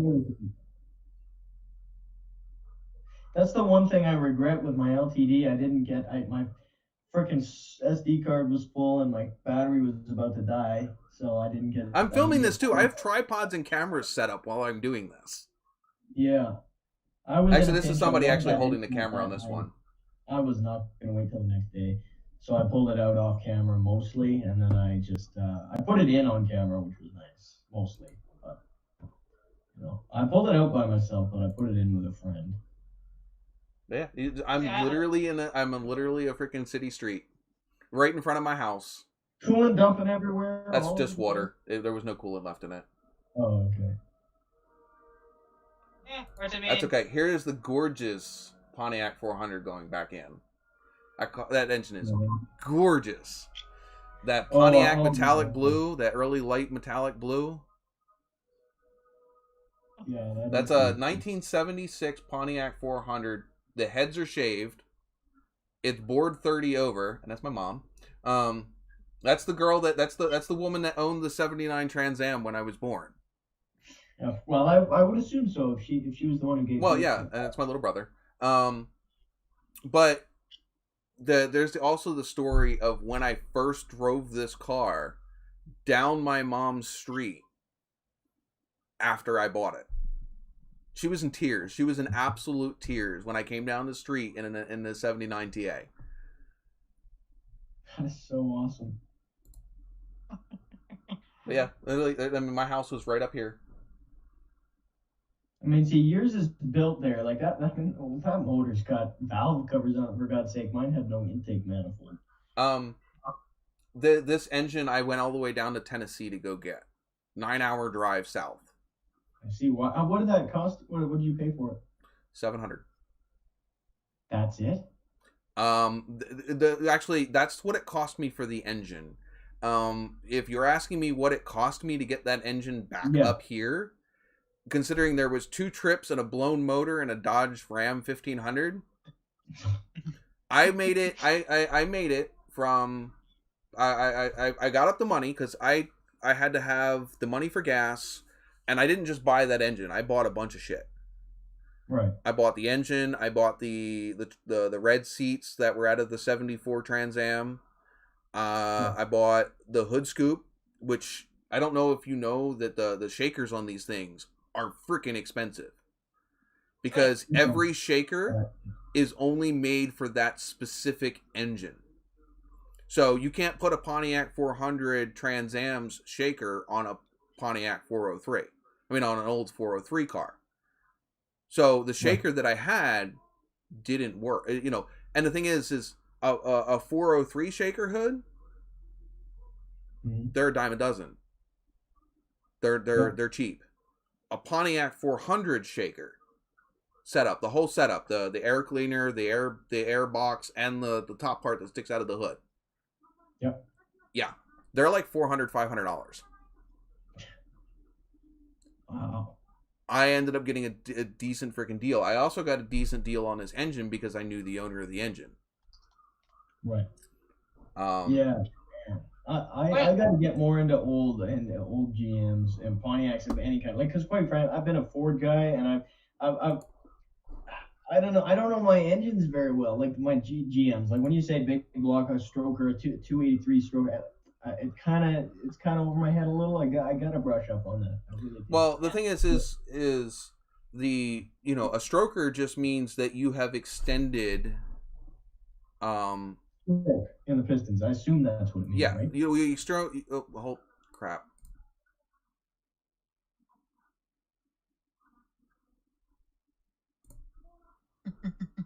I just ejected myself out of my own live stream. But way to go! I know, right? The thing is you're extending the length of the connecting rod. Right. Okay. So it's the length of the center of the crank to the top of the piston. That's what you're extending. Obviously, bored. You're expanding the diameter of the cylinder bores. Yeah. Okay. When I talked about a shaved head, okay, you're milling down the material from the head deck. So but it's on the head. So you can either deck a head. You can either deck a block, or you can deck a head. Basically, what you're doing is you're removing material, which then shrinks the distance. The compression. From it will increases compression. Yeah. But you're also shrinking the distance from the top of the piston to the top of the combustion chamber. Right. So you're going to So that block that you see in the video, which is actually still playing over here. So it's kind of self-explanatory. I mean, the names make sense. Yes. Like that makes sense. So this engine here, okay, it is a 1976 Pontiac 400, which they still made decent horsepower back then. The only problem with this is it is a 76 casting, which does have a weaker. It has a weaker bottom end, so the main caps are weaker. Okay. It's got thinner material there. The older blocks have a much beefier bottom end. These will max out around 500 horsepower before the bottom end lets go. That is a problem. That is a problem with the stock top end with your caddy. Right. Yeah. The stock top end of your caddy can only handle so much RPMs before it just grenades itself. Well, the bottom end of that caddy motor just seems kind of like a chunk of steel. It is. You're not going to blow the bottom end of that car. That's the top end on the caddies. But the problem is with the bottom end being so thick, that's why you're not getting the RPM out of that engine. The rotating mass is just too great. It's like, the thing is, the crank alone in an early Caddy 500, the thing weighs like well over 100 pounds. Brutal. Like, that they are just a tank of a crank. Like, most cranks, like, the crank in your 351 probably only weighs about 50 pounds, like, and the Caddy one is probably closer to 150, maybe even 200 pounds. Just the crank alone. The crank? No. That can't be. I own a Caddy 500. Okay, I've owned what he has sitting in his car. Yeah. Okay, two of us can pick up that block. That crank I can pick up by myself, which means that crank did not weigh more than 70, 80 pounds. I don't think I've ever did that, to be honest. No. I can pick up in fact, a Cadillac 500 doesn't weigh much more than a Chevy 350 fully decked out. Now, I'm talking old cast iron. How is that possible? Because there's not much in the Caddy is the 500 is basically completely maxed out that engine. So you got to think about it. It's not, whereas a 350, there's still a lot of casting on that engine. Because the 350 can get punched out to over 400 cubic inches. Right. The 351 in my Ford, I've thought about maybe one day if I keep it long enough, which I won't. But it's not going anywhere for the time being. So I thought maybe I'm actually looking into rebuilding the actual engine, because that thing, in the Caddy, leaks are gonna spring everywhere. Like there's little gaskets and little things I missed and rusty pieces. Are we talking about the Caddy or just something different? I'm lost. I'm talking about the LTD now. Okay. 351, because the bottom end kind of reminded me, like, well, I'm thinking, if I put a 2-liter blower on the top of that thing, is the bottom end gonna let go on that 351? Well, number one, if you're having problems with seals, you're gonna be pushing. I'm not doing that. You're gonna be pushing shit out those seals, because other one, if you're going to add forced induction into that engine, if those rings are not up to snuff, or your valve guide seals are not up to snuff, you're going to be pushing air into the main body of that engine, and you're going to have positive crank pressure out the wazoo. Yeah, but I've got PCU that. It doesn't quite work as well as when you have forced induction. Right. But to be honest, like, the thing is, with your LTD, if you do want to hot rod it, to be honest, okay, forced induction is a great way to go, but you don't have to. Basically, like, the things to do to yours, very easy, and it won't actually cost you a ton of money in undo the end. The small shit. well, that, but also, the thing is, swap the heads for later 351 heads, because they'll bolt right on. Later ones? Wait, way later. Go get a Explorer heads. They'll bolt right on, and they'll make a lot more power. Do they have a different CC? Body, or is it just the intake runners that are more efficient? I'm trying to remember the exact thing, but like the thing is, normally you go with an older one because, but I can understand. Well, the thing is, it's easier. It's easier to find the later ones in a junkyard that you can pick up for next to nothing for these heads. In an F-150 at the junkyard just recently. Exactly, like, and the thing is, and those later heads, they have actually the deck height is also a lot shorter too. They make a lot more compression, and this is what all the Fox body people do with their 5-liters.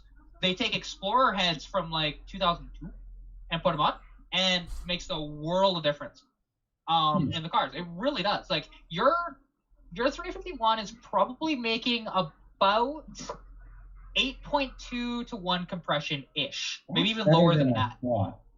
I mean, what year is your car? 82. Oh, definitely. There wasn't a car making more than 8.5 compression in 82. Yeah. You're lucky. You're lucky if it's not in the 7s a lot of the times for those cars. Maybe 6.9 even. What, 6? I thought it might. If it's that low, you're not running. Yeah, no.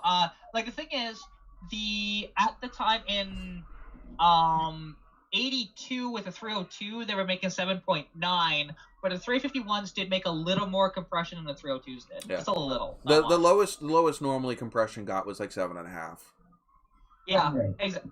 And like my car is really the only exception at the time for making high compression for the time period. Yeah. What did you say? Because 9.2 to 1? Is that what you said? It's 9.2 to 1 from the factory, which is bizarre. But that's probably also because they're a great motor, but they can be a little temperamental, which I've been having temperamental issues in cars. But when you have them dialed in, they're fantastic. So it's just getting it dialed in. It's tough. I'm out of drink. Well, I don't know.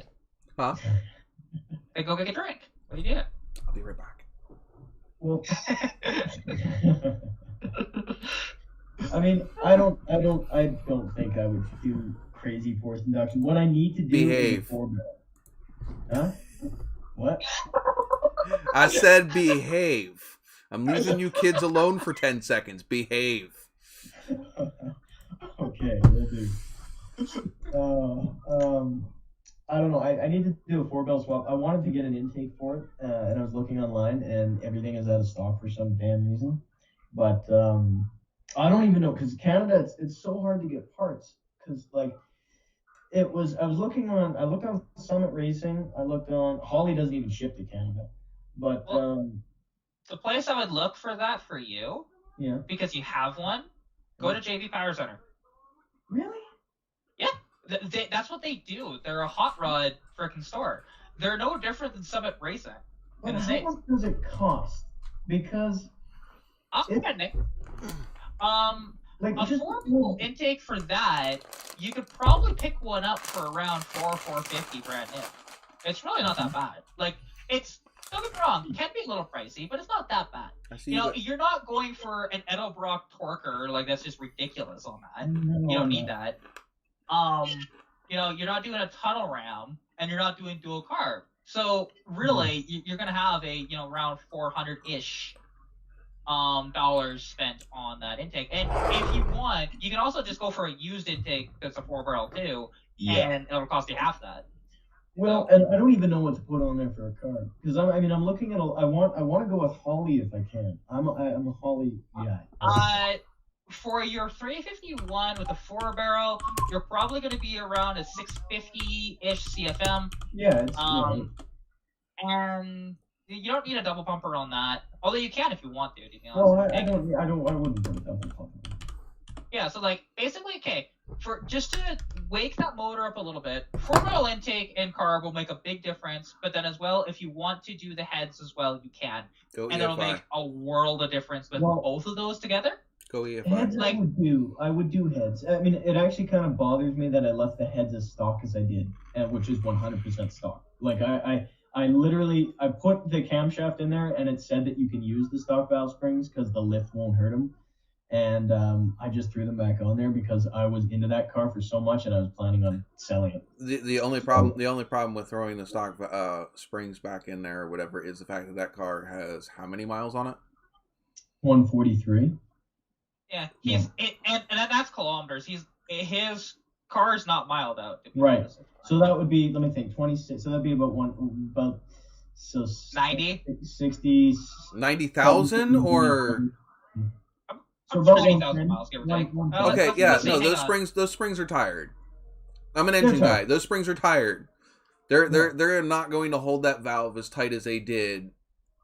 No. Well, you're putting a cam. Though, you're putting a cam, and it depends. What are you going to do with that car?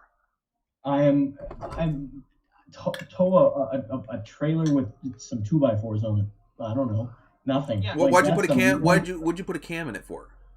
I didn't. Sorry, when I say cam, I don't mean it's cammed. I mean the cam I put in it was actually cheaper than the stock cam, and it was a Melling towing cam, so they call it, which is like it improves torque by just a bit, and I mean it's quite frankly negligible, but it's a better cam technically because of the duration and lift, etc.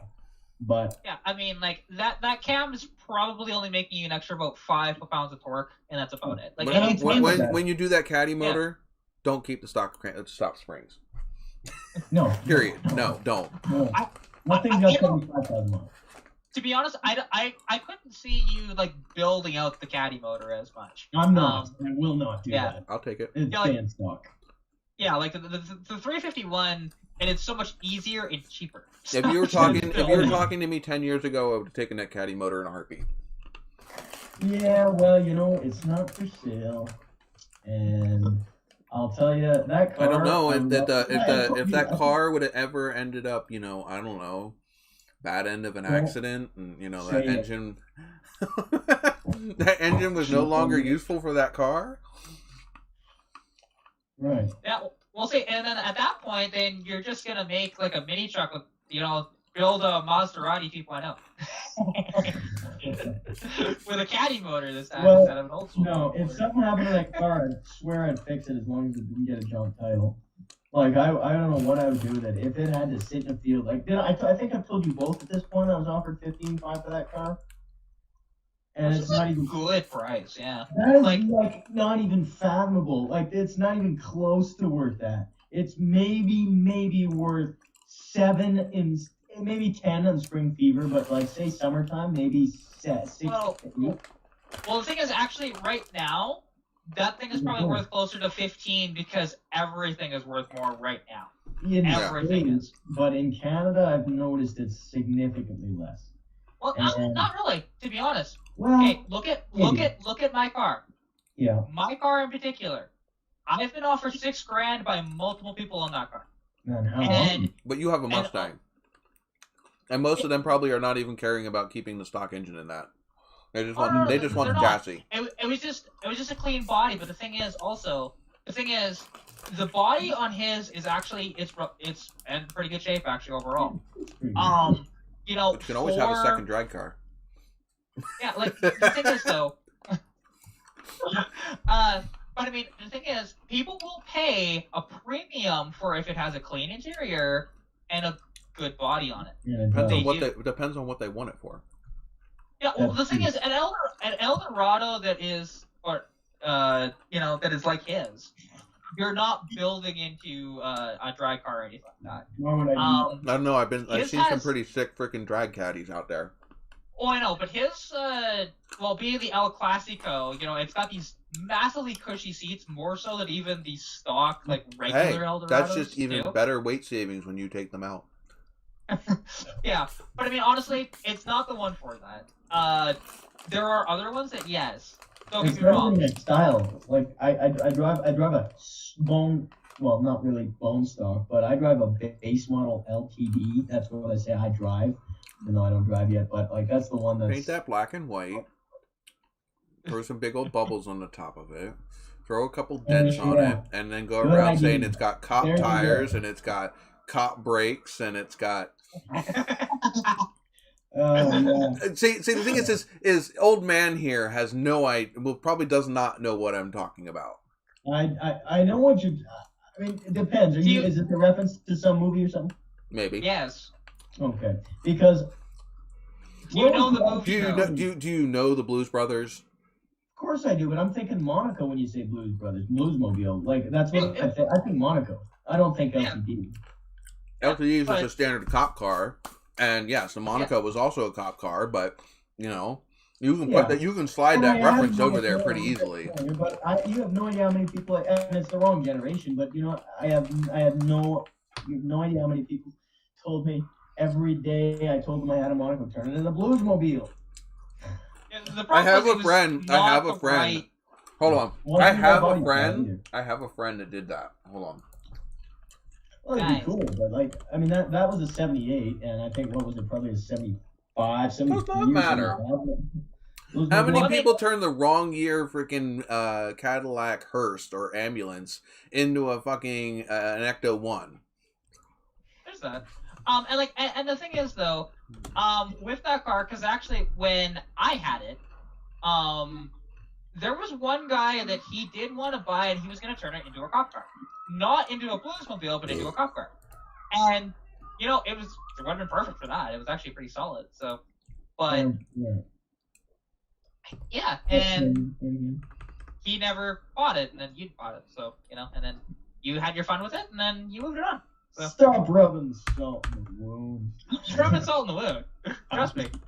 I'm kidding. Hey. I don't know. I will say it every time I talk to you, and I'm not just you. Like I tell everybody, I regret selling that car so much.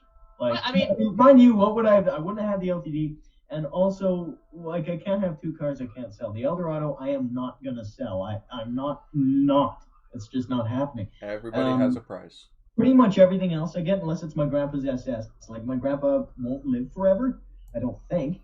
And I mean, we will end up with his SS because my dad's brother is gonna love the car, but he has no room. He's got a Mercedes something or other. I can't even remember what it is in his driveway, and it's like it's a 78 or 79, and he's got no room. So those are the two cars I won't sell. But like the Monaco, it had to go at some point, and it probably would have been gone by now. I mean, and I probably wouldn't have appreciated it by now. Like if I had kept it, it would have been like. Oh no, I think you would have, to be honest. Oh, appreciated it. Sorry, when I say that, I mean like I would have gotten bored of it.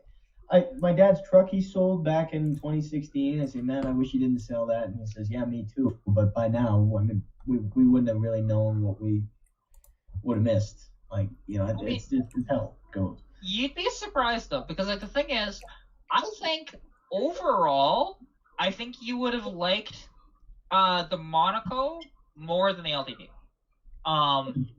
Yeah. Well, knowing your style, because the thing is, okay, yes, you love the Panther bodies and everything like that, but the Monaco was an even cushier version of what that LTD is. I like the I like the Monaco better than the LTD. Like, obviously. Yeah.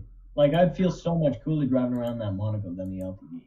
Exactly. And the thing is, and what it gives you... Hold on. Love it. Distract and swerve. Hold on. This was his fun toy. Oh, that is newer than mine, that one, but that is awesome. He just took a beater. I mean, the thing is, it was just a junk car. Yeah. I mean, you can see it got nailed. Yeah. But it's just what you do with, you know, a beater. Yeah. I don't know. You can do that. But yeah, he had lost his other. That doesn't surprise me one bit. He had lost his other car. Oh wow. This is just people being stupid in the snow. It's a Ram. Yeah. But this is why I know him, because of the 4th gen. Right. Nice. Man. But I mean, like, you know, same thing. He's actually the reason why I have Nova shirts for my channel, because he actually bought one of them.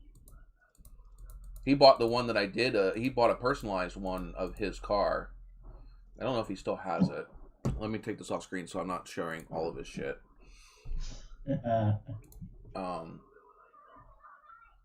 See if I can find, because he bought a custom shirt from me. Well, and also, and I think you would have had a more appreciation of the Monaco too because of the story. Mm-hmm. Too, like more so than the LTD. And like, yes, you're bonded to the LTD now because you've done so much work with it. Because it has latched on to me. Yeah, but like the thing is, if it was in the same state as the Monaco, where you didn't have to do like a ton of work to it, you know, you didn't have to do very much. Like, yeah, there was a lot, but not. It wasn't essentially a rebuild of the motor multiple times, right? Yeah, I would have done stuff to that 5.2 by now. The 318, I would have by now. Exactly, and they're honestly, for motors, I think I prefer dealing with a 318 over a 351. There's nothing wrong with a 351. Of course, it's just a much more fun motor to play around. The 351 seems too compact for some reason. I don't know why I feel that way. It's ingrained in my brain. It's not necessarily true. I'm just saying it feels like, for some reason, it feels like it's just squished. I don't know why. I don't know why it's in my head. But yeah, I think we need to get your head checked. Yeah, I think so. I mean, it's a short block. I don't know. It's just. I mean, like the thing is with the 351s, because the block is different than a 302. At least when it comes to height, they are taller than a 302. By I think Ford like 3 or 4 inches. Ford has tall and short blocks. Yeah. Oh yeah, but like the 302, yeah, it's the shorter block. But like I said, it's only about 3 or 4 inch difference between the two. It's not major, but it does give you issues when you try to put one in a Fox body, because you do have to cut holes in hoods and stuff. I hate that look, cutting holes in hoods. I hate that look so much. Well, see, I would do it on my car, but it's because I got a hood scoop that's kind of there and it's nice. Yeah. Well, and you know, that. Oh yeah, that's true. You do have a hood scoop. That's like what? Do you know? Do you know what they did to the? the? Do you know what they did to the Trans Am to stop from doing that? Besides actually cutting a hole in the hood, What's that? because they did cut a hole in the hood. They also dropped the engine down and back. If you take a standard Firebird and you try to drop a Pontiac Firebird 400 into a Trans Am with the motor mounts and the stuff for the, you take the motor mounts from a Pontiac Firebird 400 and you stick them in a Trans Am and then try to put the 400 in, it won't sit in the frame rails. Yeah, it's because when they different.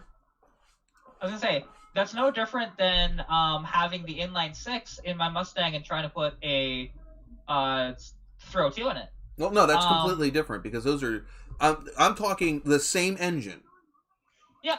Where they put the 400 in a Firebird versus where they put a 400 in a Trans Am, which is still a Firebird, and it's still a Pontiac 400. In the Trans Ams, the motor mounts bring the engine down and further back,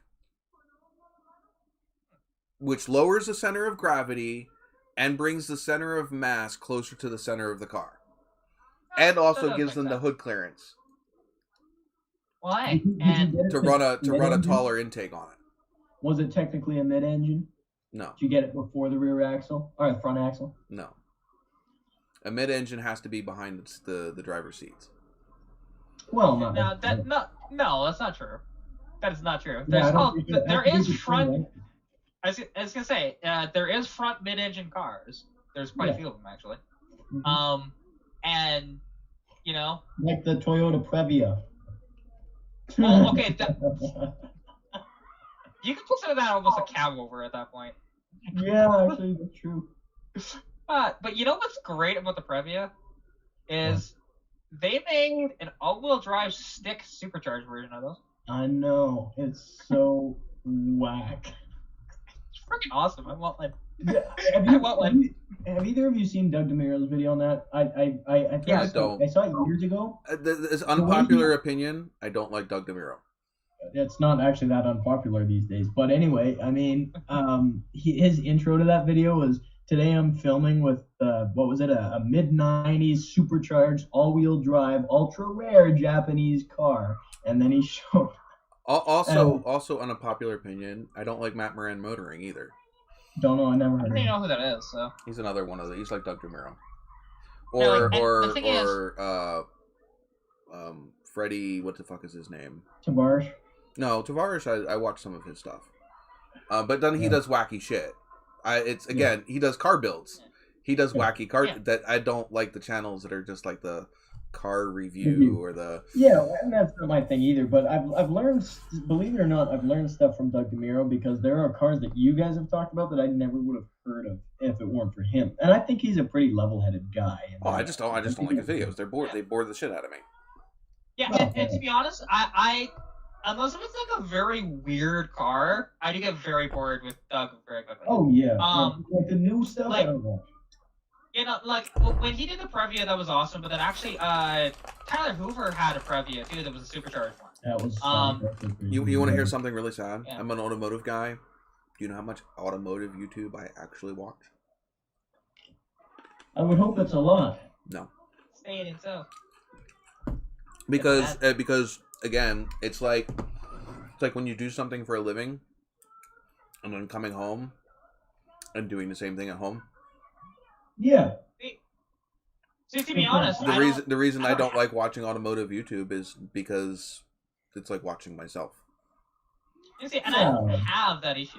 I don't either. And the thing is, and technically, hey, I do get paid by YouTube, although I'm still waiting for the damn payment to piss me off.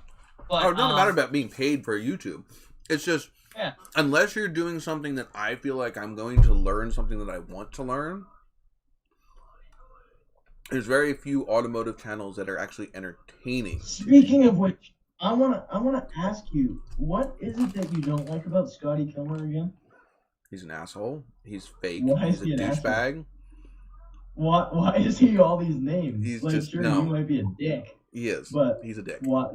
He's a farce on people that actually do automotive YouTube. Oh well. But is he spreading misinformation? Like, is he some of it? Like I don't know. I was. He talked out of his asshole. Well, I don't know. I think he's complaining about the people that talk out of their asshole. I don't think Chris Fix talks out of his asshole. What? Did you say he does, or you said? No, I was being sarcastic. You said that he complains about. He had a fucking giant ass feud about Chris Fix. And you know what? I would much rather watch Chris Fix than him. Chris Fix actually knows what the fuck he's doing. This other dude's just a freaking. He's okay. You know you watch the Simpsons? Have you watched the Simpsons? Have you watched the Simpsons? No. Okay, I'm trying to find something to relate here. He's the Scotty Kilmore. He's the shoddy. Trying to think of how he's like when shows put that fucking person that has no idea what they're fucking doing as the person that's telling you what to do. I don't know why you think that, because he proves everything in his video. Like yes, but it's not his knowledge. It's not his knowledge. Okay, that's fair. He's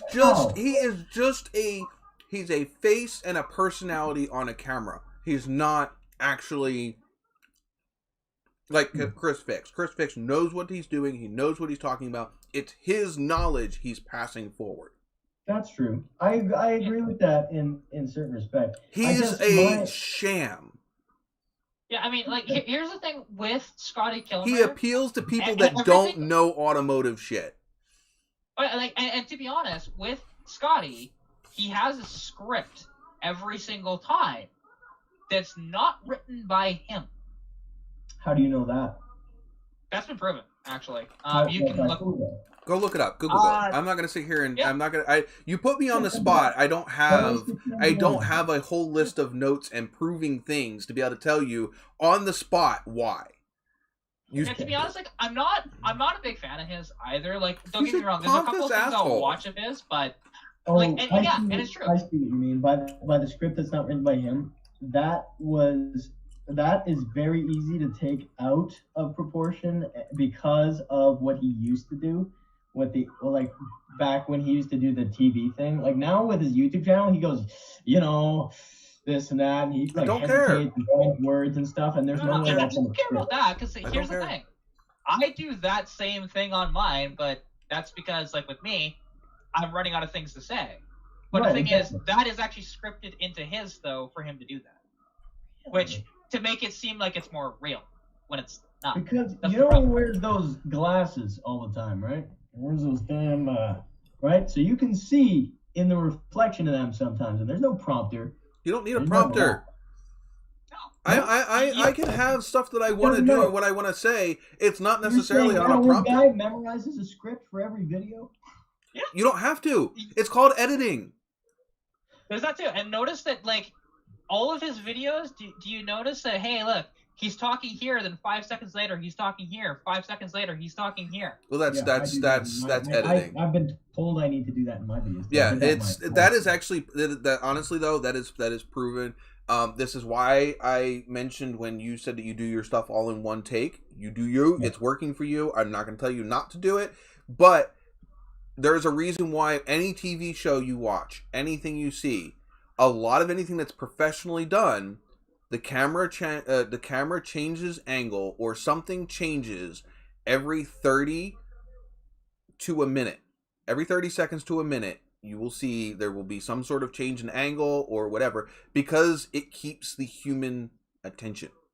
Yeah, that's why I show. When you have a single solid shot, people lose attention. Yeah, wrong. I know that. But the thing is, it does bother me when he does that, though. Because, like, and the thing is one thing is that, okay, if you did it to where how TV does it, it's not so bad. But you know, that's also he was talking about one of the reasons why I don't like him, because his content is strictly driven to appeal to those people that are, let's say, easily entertained. Okay. Well, They're not. He's not making content because he's passionate about the automotive. He's making that content because it's a niche that he can make money at. Well, yes, and I think here's my closing thought on this, because, like, quite frankly, I don't care enough about it. But I think that he's making way more money than he needs, and he doesn't care. He doesn't have to answer to anybody. And guess what? I don't have to care about him. You don't. What? No. Exactly. You don't. And I don't have to like him, and I don't like him because I can't stand him. You're allowed.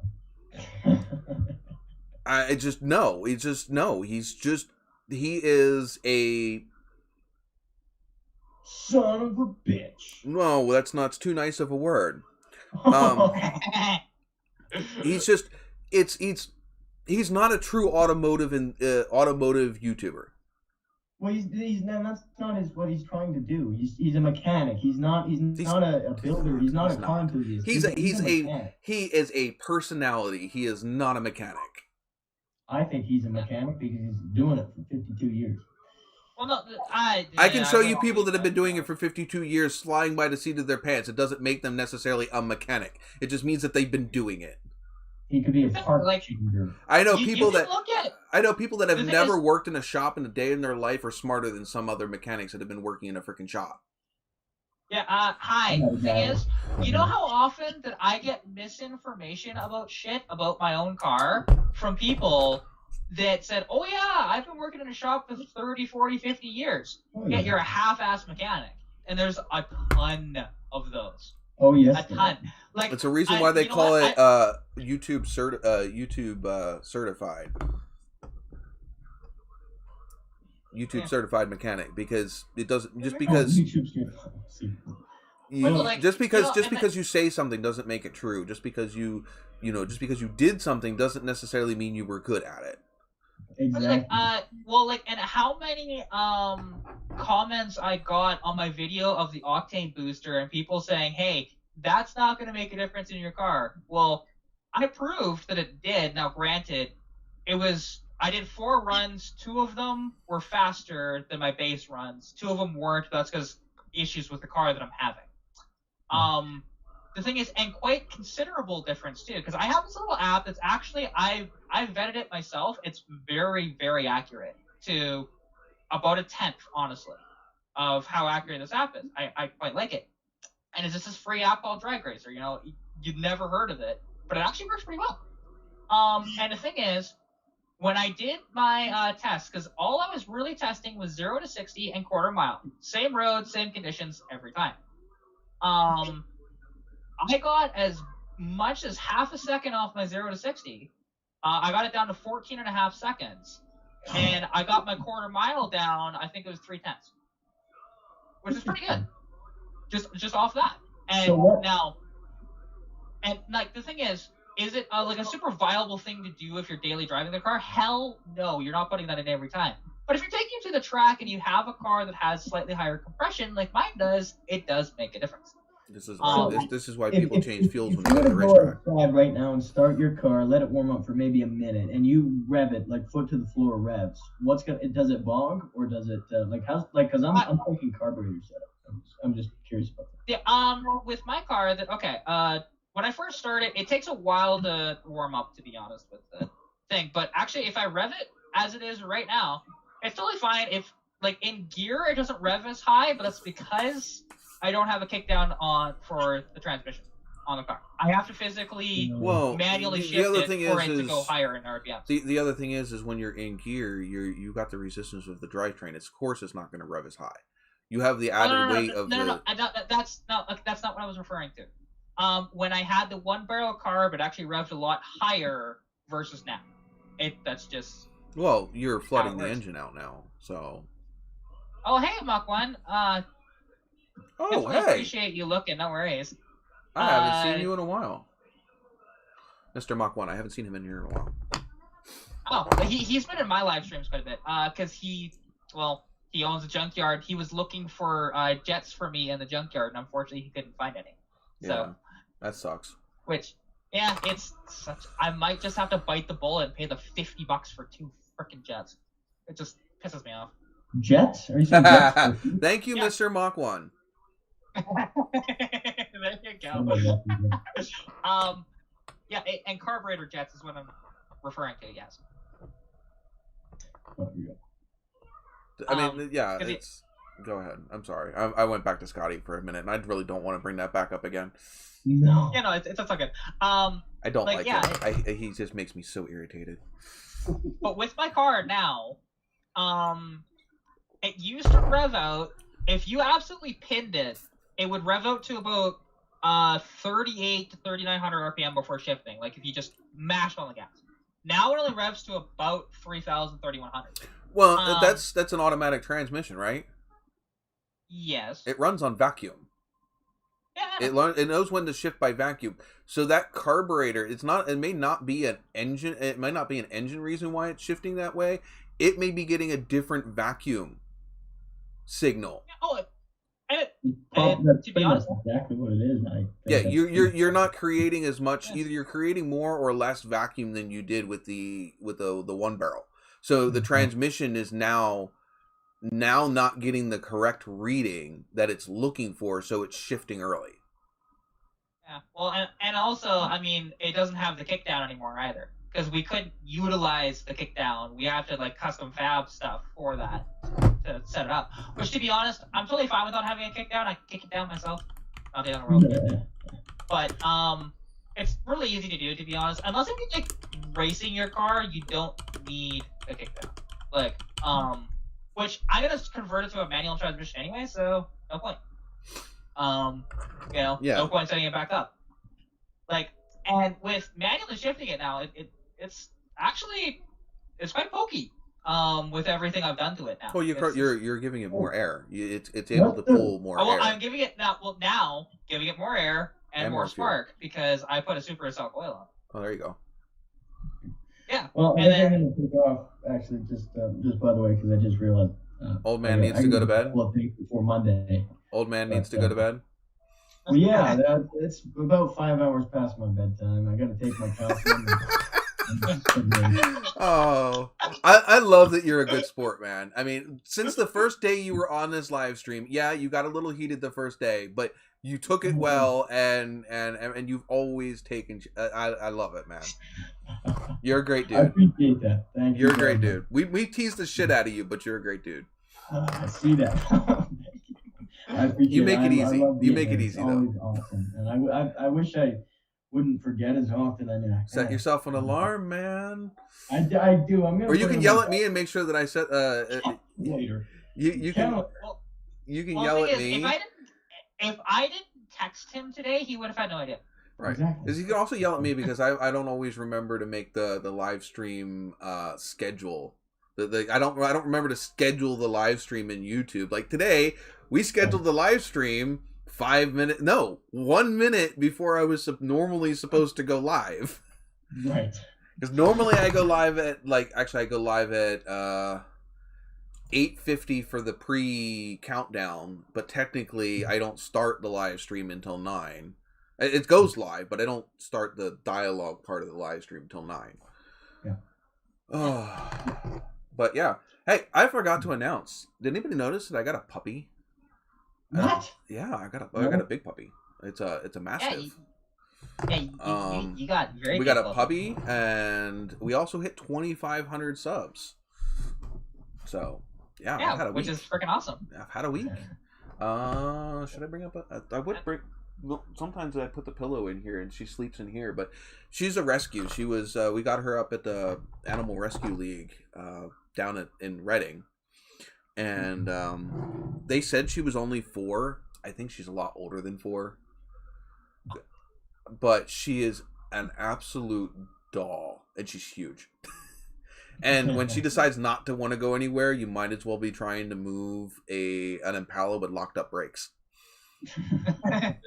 And I'm not talking like a new Impala. I'm talking like the old school Impalas. Right. Yeah, I don't know. Late 60s. To be honest, even a new Impala is probably weighs more than the old ones do. They don't make Impalas anymore. There's no such thing as a new Impala. Oh yeah, that's right. I forgot they stopped production. They stopped only a couple of years ago. I think it was 2019. Yeah. And that was a shame. I can't even. I don't understand the point of all of these makes deciding to not make passenger cars anymore. Scotty says it's because. Shut up! I'm gonna. Wait. There we go. You've been muted. You've gotten the ban hammer. Well, this is where I'm currently at for subscribers. Because I just put it in the chat. Just like, Mark. I need one more. Why did I call him Mark? Maybe his name is Mark. I don't know. But Mr. Mock. I saw Mr. Mock and I read Mark. I couldn't tell you. Wait, that's your current subscribers? You passed me? Well, yeah, you passed me a while ago. No, you didn't. What? I have 25. No. Brain, function, do words and numbers and things. At this point, like in a few months, I might pass you, but not yet. Yeah, you. How many subs? How many subs do you normally gain in a month? Depends. This month, I've gained 97. Yeah, you're gonna go flying by me. I get like 30 or 40. Huh? Like, what was that, sorry? Sorry, is it just posting your stuff? Is that how you get so many? No. Like, yeah. Well, yes and no. It's a lot of things. The thing is, okay, when I get, because the thing is, most of the people that actually watch my videos are not subscribers. That's the way it is with every channel. But the thing is, I'm at about like 10% of actual subscribers watching my stuff. Where am I at? But that's because I'm getting new subscribers and new viewers all the time because I share the crap out of my content. Yeah. Like, the thing is, mine is just basically, I have organic subscribers because I don't normally, I might share some things here and there, but most of it is people searching searching things and coming across my channel because I have a lot of how-to stuff on my channel. That's probably how a lot of people here found me, is searching for something else and coming across my channel. Yeah, so but that's probably also why I don't grow as much. I'm trying to remember. I know how to do this on mobile. Oh, here we go. So, okay, my last proper video was just an update video on the car, which has over 1,900 views currently. Of those 1,900 views, 76.9% of those are external, which means from me sharing it. Right. Which is over 1,500 of that. The rest of the 400-ish views are from YouTube itself. So 90. Where do you share it then? Because everywhere, anything that's on Facebook, I'm checking out. Like there are groups that I'm a part of that I just feel like, no, I don't want to flood this group with my stuff. Well, okay. If you're gonna be space, you have to. For me, because I do this, you have to space it out. Yeah. If you're doing one a day, you're gonna piss people off. And I piss people off even doing mine every couple of days, but I don't care. Right. But the other thing is if you're gonna want to grow, you have to sell yourself. So you're gonna have to put it's one of the things. If you're making a video about LTDs, your LTD, post it to LTD groups that allow you to post. That's what I'm saying. Yeah, that's what use it. Post it. The other thing is a lot of us. We have a Facebook page or group dedicated to our channel. I have my own personal stuff. Okay, I have personal stuff that is not attached to my YouTube channel on different platforms. Okay, but on the same time, I have on every single platform that I know of that it's something that I would frequent. I have a username and a space, even if I don't post on it. Right. I have a username and a space with my channel name. Yeah, so and to be honest, nobody anywhere on any platform that I know of has my name on that platform. Why? Because as soon as I decided this was my name and this was my brand, I went through and I snagged it everywhere. Even if I don't use it, I snagged it. Yeah. I have a Twitter that's Katarina's Garage. I've never posted anything, and I never ever will. The only time that I might ever post something on Twitter is if I get picked up by Motor Trend or some shit like that, because I don't care, I will take that paycheck. And okay, if they force me to, I will then. That's about it. I have one. I have posted to Twitter. My problem with Twitter is I have no traction on Twitter. I can post something on Twitter, and maybe Jason from Old Car Auto Guy or Grant, because they really use Twitter a lot, might be the only two people that like it. I have never figured out how to get Twitter to work for me. Well, it takes a lot. Like, the thing is, it's almost like TikTok that way too, because I've actually got a decent following on TikTok now. And I couldn't find you on TikTok the other day. I went looking for you. When you posted that short on YouTube, I went trying to find you. Because it would have been easier to share the TikTok than it would have been share the YouTube short, because the YouTube short wouldn't let me share it to my to that bar at the top of Facebook, the one that goes away. Oh yeah. I tried to share it to there, and you wouldn't let me share the YouTube short there. It would only let me share it to the actual page feed. Well, I'm just now realizing this is gonna evolve into another conversation. It always does. You know how many times we talk about freaking growth and expansion and different things about how stuff works in YouTube and social media. I would say we've done that more often than not on these live streams. It ends up going into computers or how to do this in YouTube or. Exactly. Yeah, I mean, like, I've probably been a part of these live streams probably around 30 or 40 now. Like, I swear to God, it's been that many. That's a lot.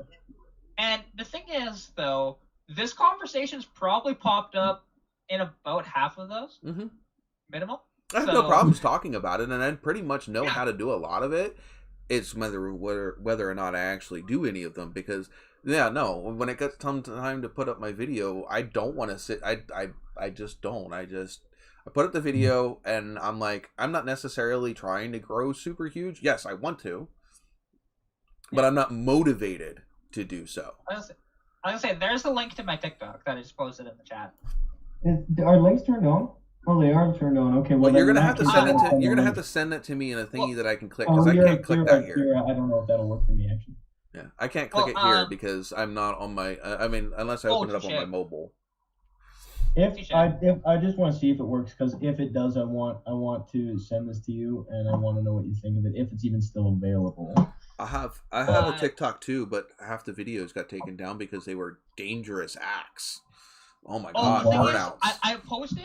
I posted because it happened at our car meets now. To be honest, there's not a lot of people that show up to them because it's getting colder and stuff like that. Who wants to show up at car meet when it's cold? There's a guy that brought out 2 cutlasses actually. Yeah, those things the first are sweet. One. Yeah, and the thing is, there's a burnout video. I wanted to see them when it wasn't dark. Well, yeah, it's a little harder to see. I know. I could only do so much with a cell phone. Goddamn. Okay. Should bring a whole film crew. I mean, come on, you're TikTok famous. I have 400 followers on TikTok. I love that though. When you see people that's like big on YouTube or whatever, and people think that, oh my God, they got this.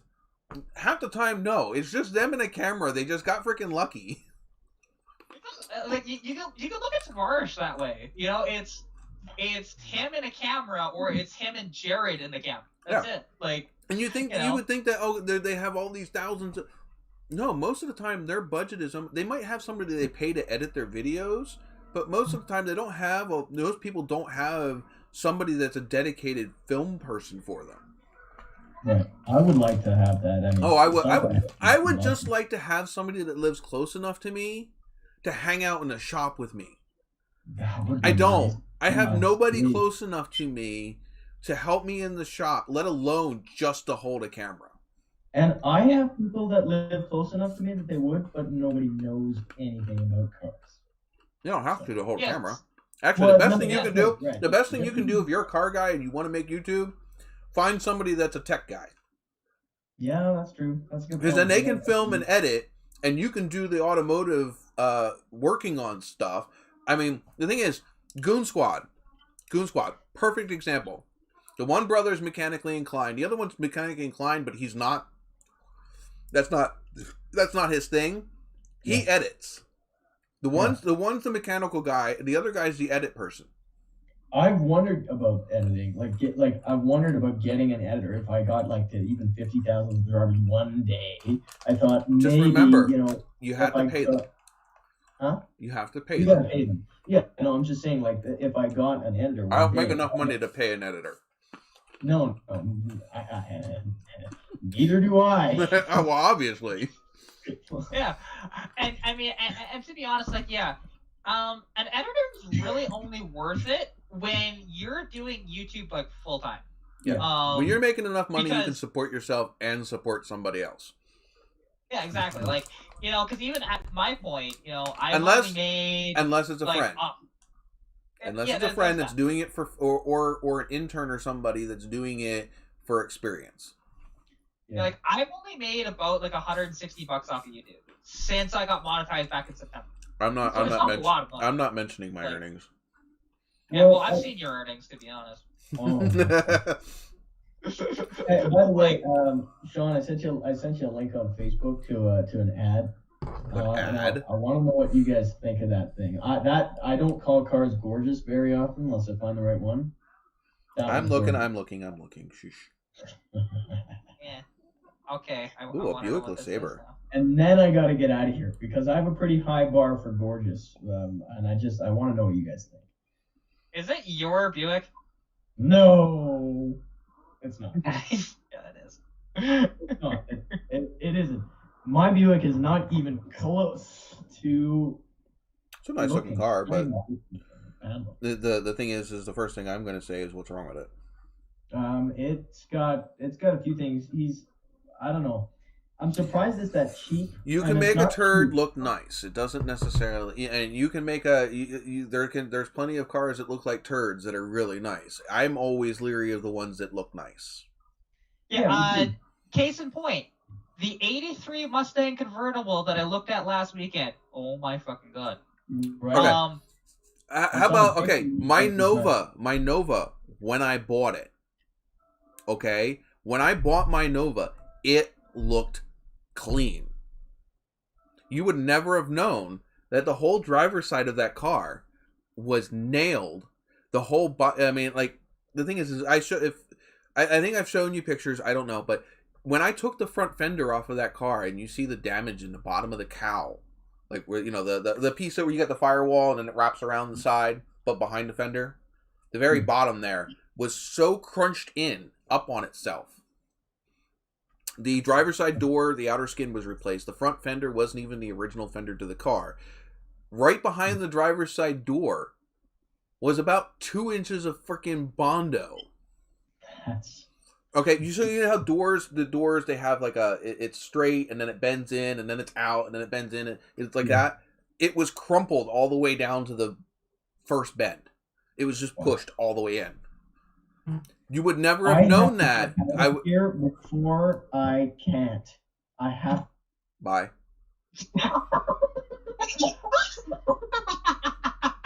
I didn't do it, I swear. Should I really let him back in? He'll never leave if I let him back in. You're not wrong. All right, now you can't leave. Nope, you can't leave. You are stuck here. You are not allowed to leave. You came back. You are now here. Okay, well, then you're the one responsible. You got to talk to my science teacher. I did it that time. I'm not talking to your science teacher. Okay. All right. No, I'll see you later. Thanks for having me on. You need to be a responsible adult and be able to take care of your own problems. Right. Okay. Well, I'm saying I'm willing to take. I'm not talking to your wife in 6 years when you stay out at the bar too late because you're hanging out with us all. That's your problem. That's how it works. All right. Your friends are not responsible for you hanging out at the bar too long. Fair enough. I'm willing to deal with my own problems. I've never been scared of teachers. Just ask every single one. You haven't had You haven't had my teachers. No, why are they good or bad? When I was younger, they still used to paddle in school. Oh, wow. You don't fuck with those teachers. No, Yeah, no. Yeah, I was gonna say. Now, granted, by the time I generation was a when little older, they weren't allowed to do that anymore. But still, I think kids today need it. But that's my own personal Well, opinion. people like that aren't even worth talking to. What? Well, People to that be get honest, paddled it or was people my that are paddling? generation. It was my generation where that finally stopped. Yeah. Like, Yeah. And the thing is, though, You get that shit like what happened with dealt with- Nikolai's, the school by Nikolai this freaking last week. My God, they all need to freaking have some of their own freaking medicine they dished out. Well, the thing is, I still remember, though, dealing with some of those teachers that still had that mentality of, and there was a couple of times where I had to fight back. One in particular, she happened to be like a substitute teacher at one time, so this was pretty fun. With her, I was having major issues. Like, at this point, my body was pretty much trying to make me stay home through any means necessary. So I decided, hey, let's have a migraine for 2 weeks, right? So Ooh, I hate migraines. Yeah, and it was not. I actually had to go to the hospital to get that finally gone. Right. It was that bad. Jess gets that bad. I don't get that bad. But... I'm gonna tune into the stream and listen to this, but I'm gonna get out of here and do other stuff. Oh, you're such a chicken. I'll use peer pressure to keep you here. I have had a lot of ridiculous school experiences, probably more than you guys realize. Oh, I doubt that. So, I'm not saying I doubt that you have not had ridiculous experience. I'm saying you have probably not had ridiculous experiences like I did. I did not get the strap, did not get the paddle, didn't get a ruler on my wrist. So yeah, maybe kids actually bullied. Yes, there's bullying today, but this was unchecked bullying when I was a kid. Nobody gives a crap anymore in high school. Nobody bullies anybody these days. I mean, maybe they do. Actually, they still do. But did you not pay attention? Did you not pay attention to the live stream chat this last week and what Nikolai said about what his classmate? Well, I don't think it's his classmates, but what his school, what their football team did to that poor kid. No, they beat some freaking poor kid up, and then shoved a banana up the wrong way of the digestive tract. Like wonderful. What the like half the football team did this to this one kid. What the hell is wrong? Exactly. They all yeah, I just can't even. I have no words. Like, how do you do that to somebody? I don't understand. No, I don't give a shit how bad somebody is. They don't deserve that. Well, no, these guys do. No. Now. Some people may deserve it. Not. But there are other ways to handle shit. Exactly. I'm the least fun person to bully in the world. Like, in the world. Okay? Just bad enough. I can rival that because I have one thing that was handed down to me from my mother is if you're being now mind you it's not in school, this is more in the bar because I've done this. I've had a guy that was trying. I can't remember all the words he said to me, but he was just being this sexist little frickin' pig. And he had just bought a beer. I made him put his beer down on the counter and walk out the bar. Because I am that good with words with people that I can pick them apart pretty quick. It's scary. You don't want to piss me off because of that. It's fun. That's good. And at least he had enough reason to do that because a lot of people don't.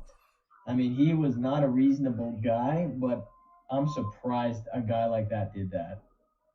That is surprising to me. Well, and the thing is, this dude, big, badass biker, he was about 300 pounds, covered in tattoos, wearing a leather vest and everything. Oh, yeah, it's great. That's the one time I've done that, but it was a perfect moment.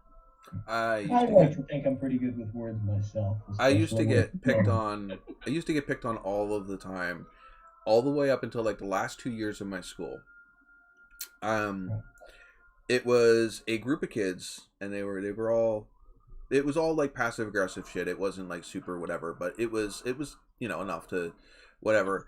And they eventually convinced this other kid that wasn't super popular to pick on me. And it was just one of those things where you've just had enough, and you're just like whatever. And I was in shop class, and I had like an 1 3/4 whatever wrench sitting next to me because I was working on, I don't forget what I was working on something. And I freaking had it. I got up and I freaking chucked this wrench across the shop at this kid. Literally went right by his head and took a chunk out of the concrete wall behind him. That was another 10 to 15 feet behind him. If that wrench would have hit that kid, it probably would have been a very different story. But needless to say, nobody fucked with me after that. And sometimes, I'm not saying to commit violence, but sometimes you just need to learn to stand up for yourself and do something crazy that people aren't thinking about, don't think you will do. It makes sense, because people like that aren't going to reason. You're not going to go up to them and say a bunch of words, because that just goes right in one ear. Because they're getting their reaction out of you still. But if you do something crazy that they're going to say, I don't want to fuck with that guy anymore, you don't have to hurt them. You just the only way I'd ever throw hands is if someone had thrown a punch first. Oh yeah, I was always taught that somebody throws a punch first, you can go at it. But even then, like even someone throwing a punch isn't enough to make me fight them. No, I tend to do what I need to do to control the situation. If I was in danger, so if I need to pin them, and the thing is I have enough training now, being the fact that I was in mental health, not that I was in a mental hospital. I worked for a mental hospital. Right. So between working for mental health and other forms of direct care, I have enough training now to be able to restrain somebody without aggression or force. No matter how, I wouldn't say no matter how violent, but I can restrain somebody that's at least twice my size. That's a situation where I don't say I can do it forever, but I can do it for a little while. Hopefully help gets there before then. Yeah. Well, I'm going to listen to the rest of this on the stream. Did you see my last comment in the chat? No. That's Now you get extra points if you know what that's from. I don't. Okay, no extra points for you. Is it okay? Can I ask this one question? Is it from a movie? I cannot answer that. Oh wow, you're just like my science teacher. If you want the extra points, I cannot answer that. Now, if there is somebody still in chats that know exactly what that's from, and can tell me what it is, I will give 100,000 points. And as long as it's not cat.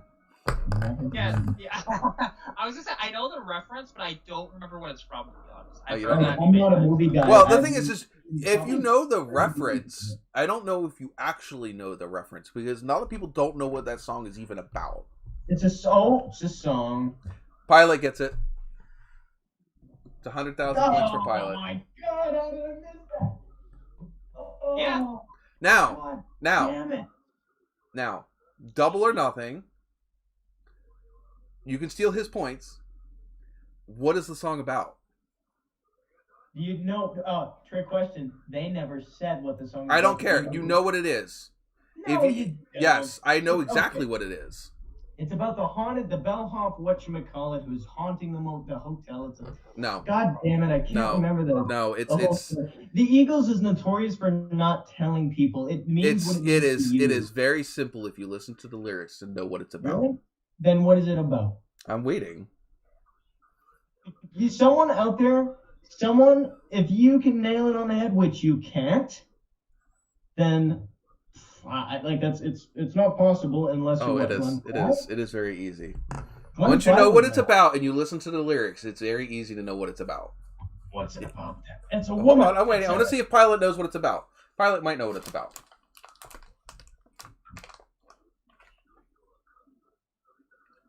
No.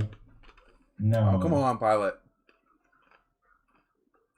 Nope. Nope. That's not it. Called it. So then, okay, if someone doesn't get it in the next 10 seconds, you gotta tell me, because I need to know what this answer of yours is. Oh, it's so simple. It is. If you just listen to the lyrics, I'll pull up the lyrics after I tell you what it is. What? I'll pull up the lyrics after I tell you what. Unless you're seeing something I'm not seeing. Not living it up. No. Not living it up, but I need you to tell me what it's about, because if it's so simple, if you just listen to the lyrics. Do you have a guess? What? I don't. Honestly, I'm reading the lyrics. I'm trying to find it, but then also like my head's pounding at the same time, so it's not helping. That's the problem. What's not helping? Oh, my head's pounding, so it doesn't help.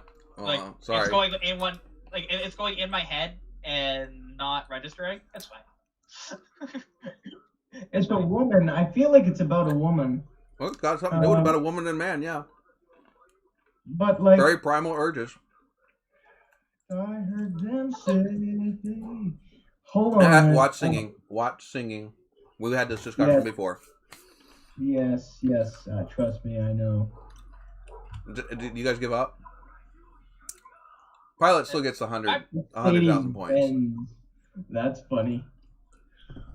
Just the way they spelled that. Hang on a minute. Don't play the sound. Oh, where'd he go? Did he disappear?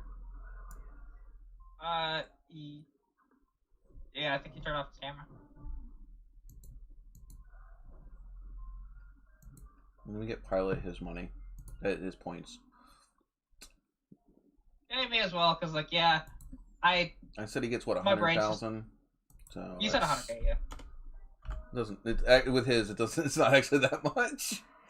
No, you may as well give it $1 million at this point, right? Just make him catch up a little. All right, come on. You got it? You're reading the lyrics. 1960. Now, don't be cheating and sitting here looking up history. You got to go off of the lyrics.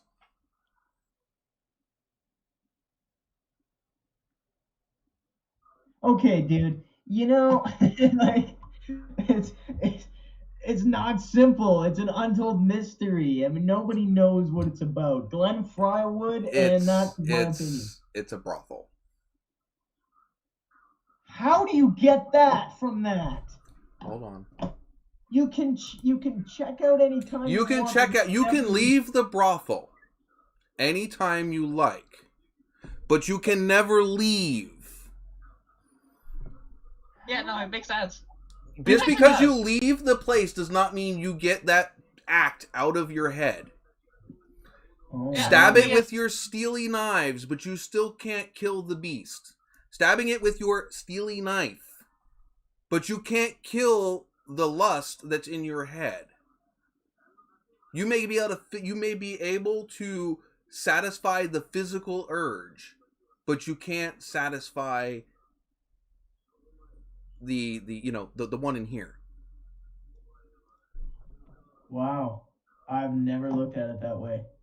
It's what it's about. Oh. It's about a man visiting a brothel. It's about a man addicted to seeing a call girl. I really wish I didn't know that, because now the song has changed forever for me, and that is exactly you can why see it. Never said. Now you can see it, can't you? God, every line now makes sense. Well, okay, here's a question. Okay, because I know Sean is probably gonna know this. I'm wondering if he does though. Do you know the song "Turning Japanese" by the Vapors? No. I know the song. I don't know it that well. Okay, well, do you know what it's actually about? No, actually, I do not. I'll be the first to admit I don't know. Well, basically, turning Japanese, it's when you're masturbating, your face goes like this. I think I've heard that somewhere, but I did not remember that. That's actually what that song is about. It's great. Really? That doesn't really surprise me. It's a fantastic. If you listen to the song, it's like this upbeat, fantastic, fun song. But well, a lot of them are. What's that one about? What's that one about white shoes or whatever? It's a pop song from not too long ago, maybe 10 years ago. It's a real upbeat, poppy melody, but it's about freaking suicide. Yeah, there's a lot of that. Yes. Well, it's not suicide, but yeah, that's actually mom's side there, but wish I did, man. This makes it hard. Wife is listening to In the Mood in the other room. All right, I gotta get out of here. I'll see you next Sunday. I'll put it in my calendar. It's okay. We'll be in your head all week. You betcha. All right. Especially every time you hear that song from now on. Thanks. Appreciate it. Much You're welcome. appreciate it. All right. See you later. Thanks for having me on. Bye-bye. I told you it was simple. Yeah. Oh yeah. No, it does actually make sense. Like I knew it was gonna be something along those lines. It's just if I wasn't having like a headache right now, I can pull up the lyrics and you can literally. I mean, it starts off with the guy driving down to the freaking brothel. It makes sense. It makes sense. Like I know the lyrics, so and I know most of them. Really quick, but... I know most of them off the top of my head, but I don't know all of them. Okay, yeah, Dart. Yeah, it's and it is. It's about an addiction to a brothel. And yeah, it's addiction to sex. It's exactly what it is, a brothel. But yeah, and that dread of when he knows he gets there, he knows that he knows what he's there for. He knows it's not a upstanding reason he's there. It's funny. Yeah, it is. It's a whatchamacallit for a brothel. I mean, there's not a nice way to put that. Well, it's just like with the turning Japanese. It's until somebody tells you that, you have no idea. Yeah. Like legit, because you listen to the lyrics and it doesn't really pop out at you. Yeah. Such a lovely place, such a lovely face, plenty of room. Any time of year you can always find it there. She's got a lot of pretty boys that she calls friends. Yeah, they're her clients. Dancing in the courtyard is not necessarily a courtyard, it's the bed. Yeah, some dance to remember, some dance to forget. Sometimes you're trying to bring back a memory, other times you're trying to escape from one. What? Go look at Jesse's comment. It's a good song if it's about sex addiction.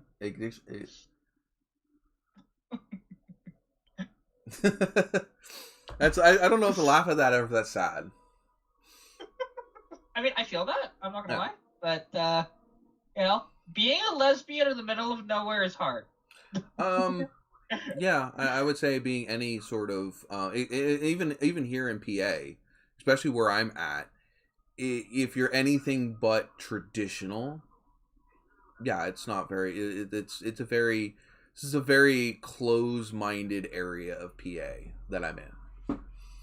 I think it's interesting when if you're a girl and you're gay, most men don't care about that. But if you're a guy and you're gay, there's a lot of men that are just like, oh, that's not right. Or if you're trans, it's even worse if you're trans. Yeah. Or a cross-dresser of either sex. Yeah. Oh yeah. I think the only one that's necessarily accepted, and it's only accepted as long as they're fetishizing it, is being a gay female. Yeah. And that's not everybody. That's the people that are more close-minded. Oh yeah, for sure. I know that. I mean, and the thing is up here where I'm at, there wasn't even minorities up here until very recently. It's predominantly a white-based communities up here. Oh yeah, it's the same here. With very different from where I grew up. From where I grew up, there was a very healthy mix of a lot of different races. Well, it was a culture shock. Because when I went to school, growing up, went to school in Lethbridge. It had a lot of different ethnicities. Mostly for the different ethnicities, it was natives, which that's totally fine. I don't have any issues with them at all. But then I move out and it's literally Coaldale, which was only about a 10 or 15 minute drive outside of Lethbridge. go to a school there. There was one person there that wasn't Caucasian. All right. Which is just like, I'm gonna interrupt you because I want to interact with what Jesse just said. He said girls are not really attracted to a guy in a wheelchair. Maybe not. You just have not found the right one. The person that owned my Nova, okay, before I bought it, he got in an accident not long after he sold it to me. Ended up becoming paralyzed from the waist down. He is in a wheelchair. Can no longer walk, whatever. He has a very, very dedicated and awesome partner. Just need to get yourself out there, do the things that you like to do, be around people. Somebody will notice you and like you for who you are. Does not matter if you're in a wheelchair. It does. Yes, it probably makes it harder. I wouldn't say that it doesn't, but you will probably actually find a more compassionate and better partner when you do find one. Oh, for sure. Because that person has already, and I don't want to take this the wrong way. That person has already accepted you a lot further than they would have accepted somebody else. You know, there's a bigger hurdle to get over, and which means there's probably going to be more dedication. You know, you're not a dime a dozen, Jesse, and somebody will see that. And you will probably have a better relationship than most of the people around you do. Because there was more to fight for. And it's just, and honestly, I say that with anybody that has something to overcome. Not just a wheelchair, mental illness, whatever. When you find somebody that accepts you for who you are, and that the hurdles you already have to overcome, if you have hurdles to overcome, that relationship tends to be a hell of a lot stronger because there's more to tie you together. Me and Jess are the same way. I'm not going to sit here and say that I am perfectly normal and whatever, and I'm definitely not going to say that Jess is either. We have our own hurdles to overcome, and the fact that we help each other with those hurdles is what makes us so strong. I just hate to see somebody give up because something doesn't come easy because they're not quote unquote normal. I don't know if anybody has, I don't know if you have seen Jesse, but there is a creator that I follow called Wheelchair Rapunzel. She has, what is it that she has? Thing that makes her spine all screwed up. Scoliosis? No, not that one. Another one. I'd have to go look. But yeah, she is sitting here pushing for, what do they call it? Not disabled, but basically to remove the stigmatism for being disabled. In other words, normalizing disability instead of putting in its own category. So in other words, being more inclusive. Some of it's kind of sexual, because again, she's fighting that stigmatism of just because I'm in a wheelchair doesn't mean I'm not attractive. To be honest, I've seen actually people on TikTok that are the same way too, because they come up on my For You page all the time. It might be one of them, might be her. She actually had her TikTok taken down a little bit ago, because they were trying to. It's something to do with like being child safe, and because they thought that she was like a minor or something. Oh, well, she didn't look like minor this one, but you know, and I mean, I've come across that too. Back, it's only been recently that I finally matured and people think I look closer to my age now. Yeah. But it wasn't that long ago, so like a couple of years ago, really, that you can look at some of my stuff and you could swear I was about 13, 14 years old, and it was very upsetting. Yeah, her name is Alex Dacey. That sounds familiar, actually, but trying to figure out what is her disability actually. And the thing is just difference of what she has grown up from the time that I started watching her to where she is now. This is her. She's attractive. I mean, she's definitely attractive. The thing is she comes from a stigmatism of when, you know, it's like I wish I could go back far enough before she started doing all of, because she actually started getting attention from people that do like bikinis and things like that. And when I first started watching her, she had trouble even keeping help around to help her because she can't do things by herself. And when I first started watching her, it was before she started this treatment to help with her illness or her disability. There's a medicine out there that helps unlock her joints.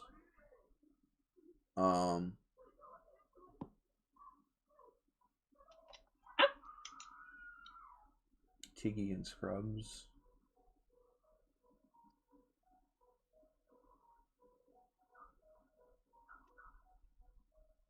I mean, well, yes, I'm not saying sit here and date somebody else with a disability. That wasn't my point. No. My point was like a bad idea. Yeah. Well, no, because a lot of the times they do end up, but they just both have help. Because she has a dedicated staff.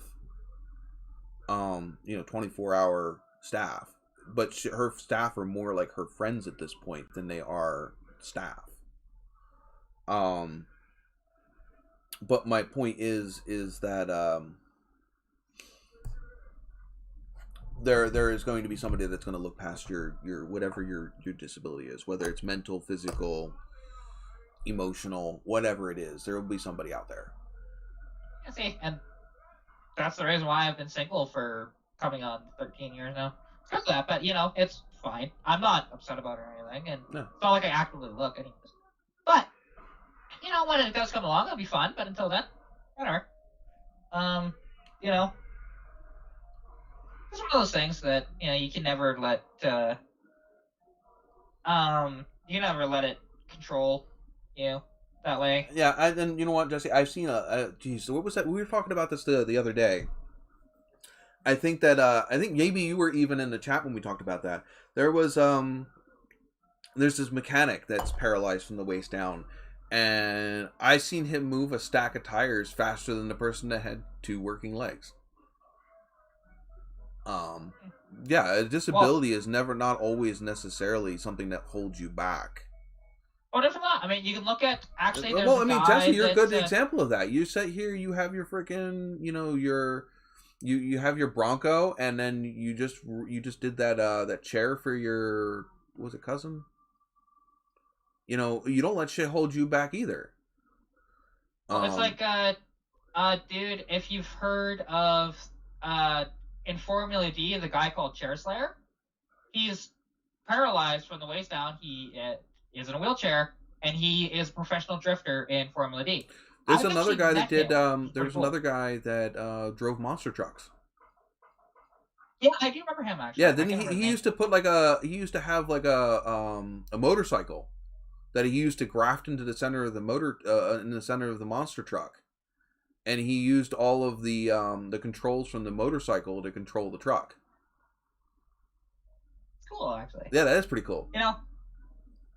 I've always been fascinated actually with what people do in those situations and what they can adapt to work. It amazes me because you have I mean, like, again, I know I don't know if I would consider myself normal. I'm not as quote unquote dysfunctional as some people. I mean, I get migraines, I have the ADHD, depression, some other things, maybe some PTSD from other situations that I've been through. But granted, with my ADHD, it makes it hard for me to motivate sometimes, especially when you add depression on top of that. But when you have perfectly capable people that aren't running into issues like that, and they give up at the slightest little thing, and then you have somebody else that has this giant ass hurdle to get over, and they end up being more successful than the person that should be able to walk through life like that. That literally this should become easy cakes for somebody. Well, and actually, so Jesse knows who Chair Slayer is. Because the thing is, actually, when I lived on the west side in Lethbridge, he lived on the same street as me for about a year, and I would see him working on the 240 SX that he has. That it was LS swapped and it was his drift car, and he would test and tune it on the street. It was pretty neat. It would have been fun to freaking hang out with him. Well, yeah, I only ever talked to him once. I was very nervous about it, to be honest. So that's what tends to be a lot of what holds me back is just my own self. Telling myself that I can't do something, or talking myself out of doing something, or I wish I could have had more of a connection with the guy, because he was honestly a very genuine, cool person. But the problem was just at the time I was not in a good headspace. Bear in mind, this was, how long ago was this? Probably around 8-9 years ago. So quite a number of years ago now. And I was a totally different person back then too. And I was dealing with a lot of stuff back then. More so than now. I still deal with a lot of crap, but it's much more contained, shall we say. I can definitely say, since COVID and moving, and I would say generally since going through what I did when I left my ex, and having to let go of a lot of friends because of the connections they had with my ex still, headspace is definitely a thing that I have had to be concerned about, because being the way that my brain works and everything, not having friends and not having that social interaction really puts my head in a very bad spot more often than I would like to admit. That's part of why I love this live stream and the group chat that we have when the live stream isn't on, because it lets me have that close-knit group of people. You guys in the chat, guys up here that come up here in the live stream, whatever.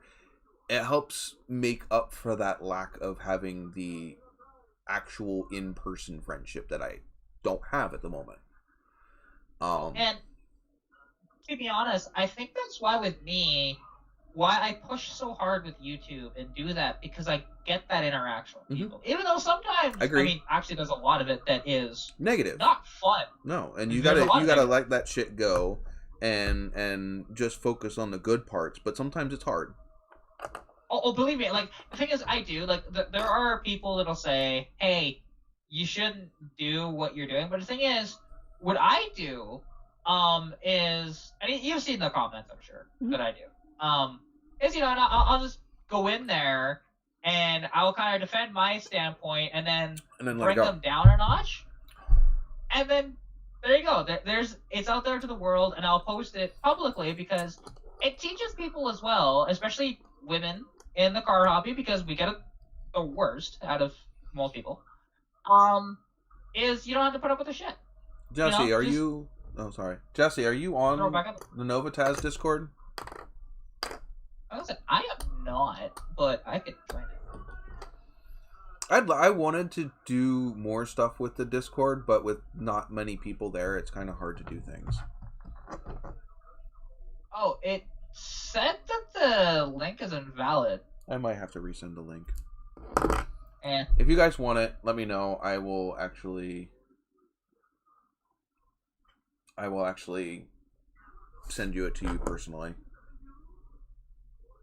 Again, and anybody else. I mean, I think the link that I have on my Hello Blue account, I think that one's current.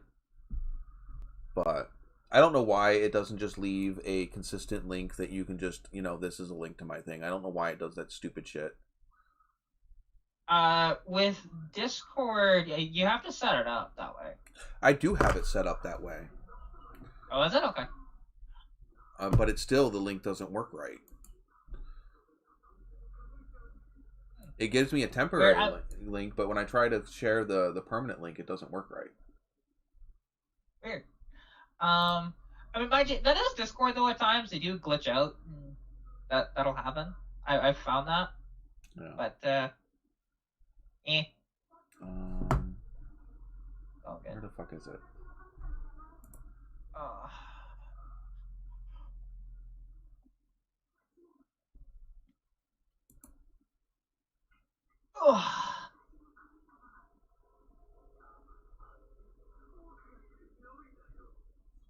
It's not what I want.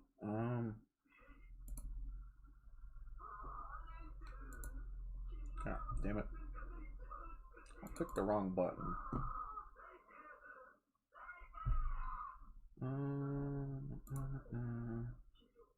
I have no idea who Squirmy and Grubs are, but your invite link. Yeah, see, they got an invite link that expires in 7 days, and then I know that there's a place where I can. Where the fuck is it?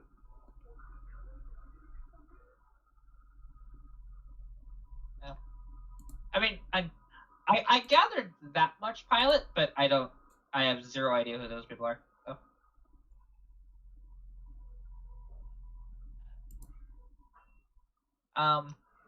But like, and that's like with a lot of the big sort of names, like some of them, anyways. I don't really know a lot of them.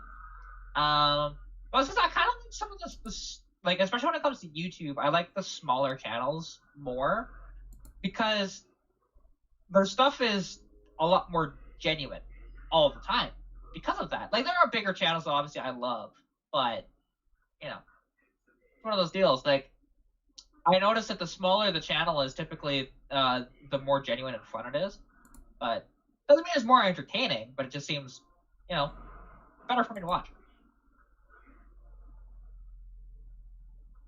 Like, and that's why I like helping people out, like especially because I mean, I talk about Team Mechanic as best as I can, especially here on YouTube. And yeah, I gotta get them to have that confidence to just post in those groups, I'm not trying to ignore people. I'm just trying to find where that. Well, I know what you're doing. It's totally fine. I don't know where the link is. I don't know where to find it anymore. I know I have it. I have the one that doesn't expire. And then there's a link that does expire. And they've changed freaking shit so many times.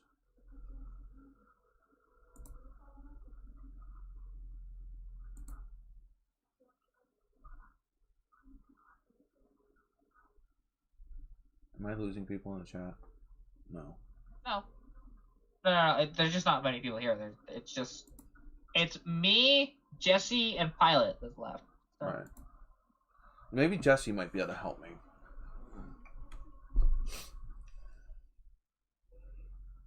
You just got it. Is that the one that I'm looking for? Yeah, it is. No. Yeah, it is. That one worked. Yeah.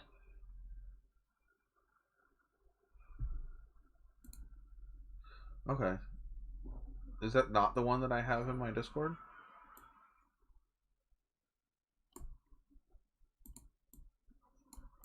Or is that a temporary one?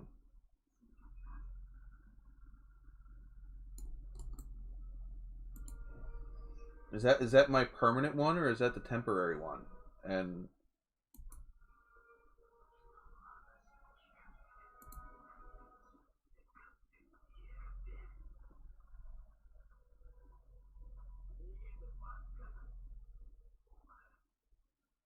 no, that's not a that's an expiring one. This is the one that shouldn't expire. So it should be this, along with. Oh shit! Okay.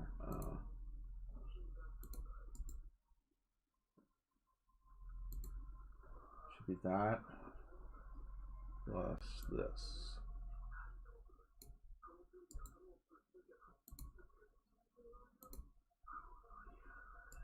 Unless they're saying that this one already expired. I'll try that. I used to know more about this, but it's been a while since I've touched Discord. And I've changed it so much since the last time I ran a server properly. That Oh, there's a different link. There you go. Let's see if that link. Well, I don't know if that. You might need somebody else to click on it to see if that one works. That one should be my permanent one. Is that one different than the one I have? It is different. Yeah, that's okay. Let me change that, and I can change that in whatever, because that one is my permanent one. This other one I think was a temporary one. Yeah, see, and that did work. So so I need to go into here and change. Well, you just sent a message, didn't you?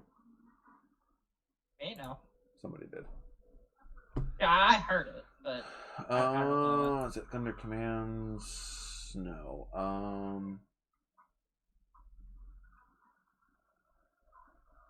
that was just somebody. It was RC Trail Ride saying "Welcome, Cat." So that's gonna be RC. That's Jesse.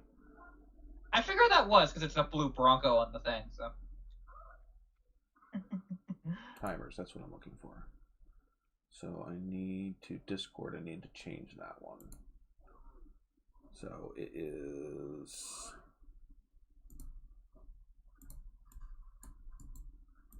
this.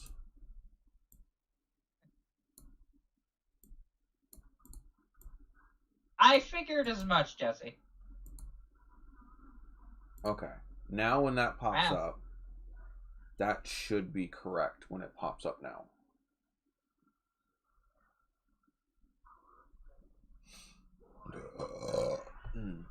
Even though I could just post one that says a connection to all of my links and get rid of all of these individual ones, but I don't know if I want to. I might still keep the Teespring, the subscribe, and the donate, and then leave everything else to the blue. But I'm still not. I'm only dropping one then at that point. Anyway. Well, Pilot, if I actually did go and try and watch that stuff, I wouldn't have any sound or anything like that and try to look. Like, yeah. I'll have to Pilot's on my Discord too. I saw that. At one point, I wanted to have a channel on Discord that was dedicated to just the YouTube live stuff, where I would post a link there. But I just feel that more people use Facebook than anything else. Yeah, that's true. Although I do like Discord better for notifications, because it'll actually freaking do that, and you can do like at everyone in there, and it's perfect, right? Okay. Like the thing is, I can do a hashtag that's a private hashtag that is just live stream. Well, the thing is, what you can do is on the Discord channel, you can make, like, for example, the YouTube live people that you trust to be on the screen here. You can have certain roles set to them, and where they're the only ones, and then plus you as well, they can see certain channels that are made. Well, yeah, I already have that. There you go. Because mine is a community, so more younger people on Discord. Yeah, but the problem is I thought I'd have more people on Discord, but then again, maybe just because I have a bunch of older people that watch my content. Pilot, you're full of shit. Pilot, you'd have to have hair to have a bad hair day. Maybe you might be right. You're having a bad hair day. One hair. Or bad hair day having no hair. Could be. But then he's having a bad hair day every day. Which wouldn't be inaccurate. No. But yeah, if you look Kat, I don't know if it lets you scroll up, but you can see when people have bought merch. I saw that, yeah. That's pretty cool. There's Jesse's other truck too, if you scroll up. And that's going to be the interesting thing, though, is when I start to have merch for my channel. Okay. Is that the right link? Is that the right link that Streamlabs posted? Let me check really quick. Yeah, it's the right one. Okay, we apologize, Pilot. He is not hair. He does not have a hair deficiency. Oh, okay. But it depends on which head are we talking about. Oh.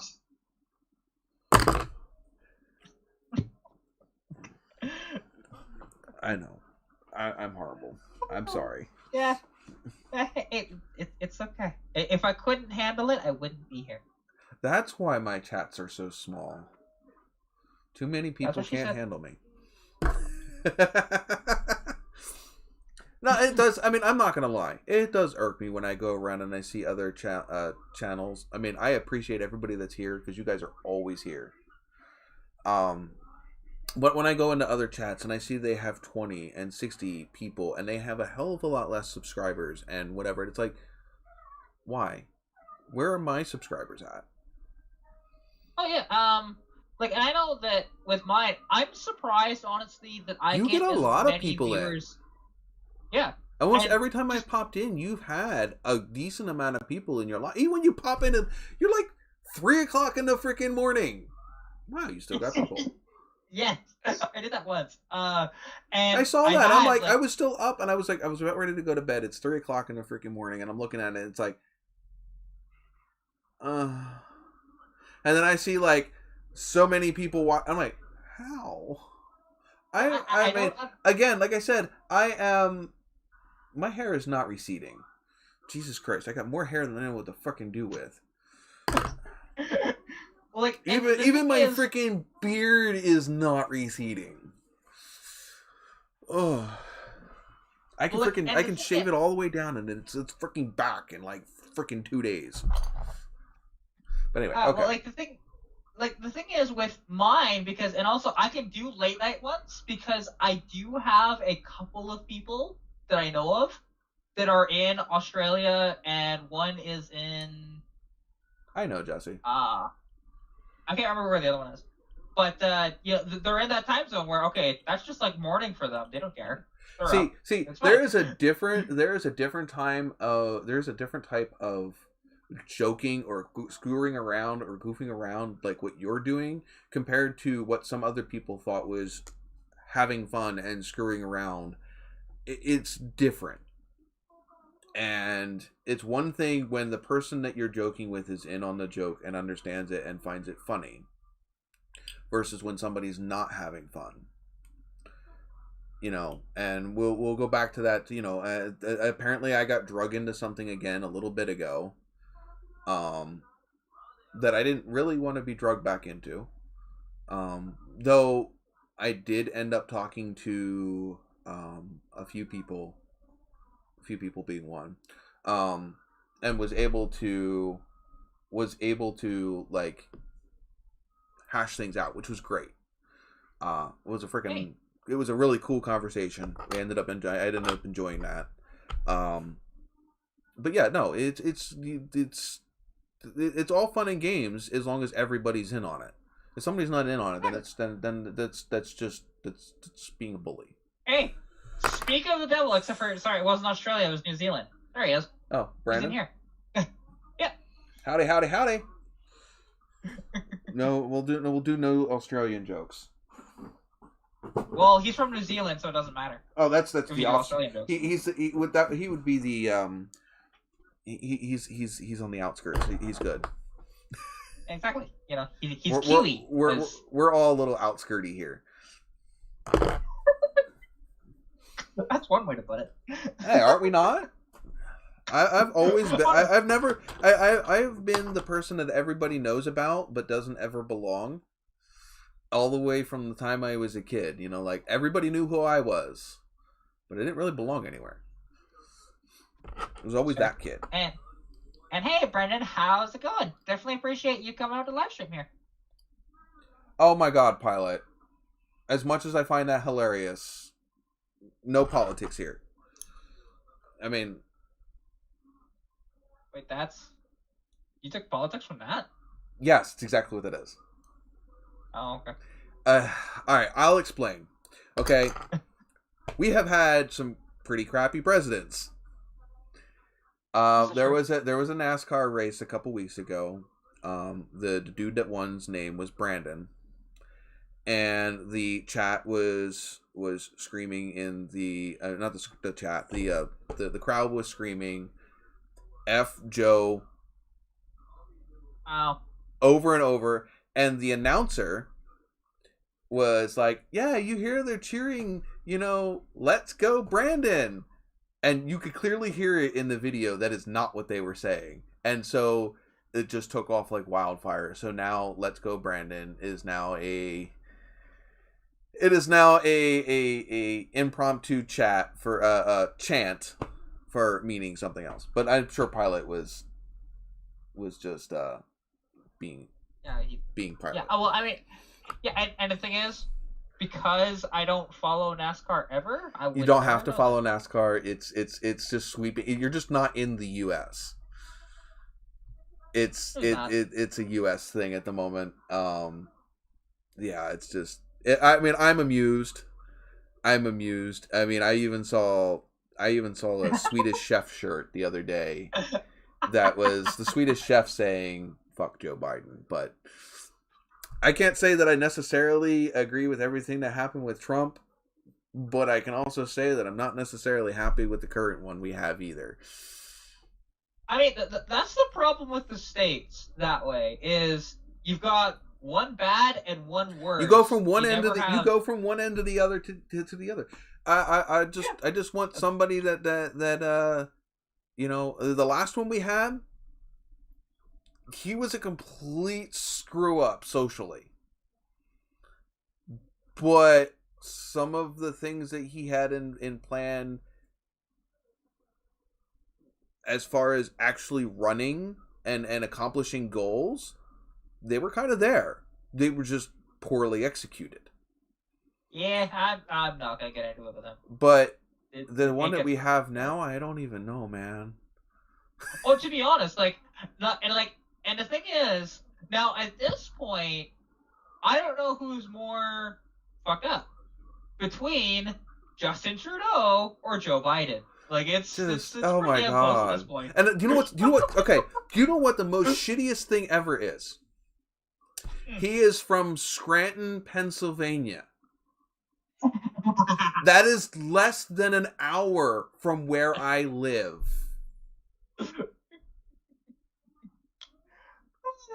That's gotta be fun. I mean, the thing is, and he is so out of touch.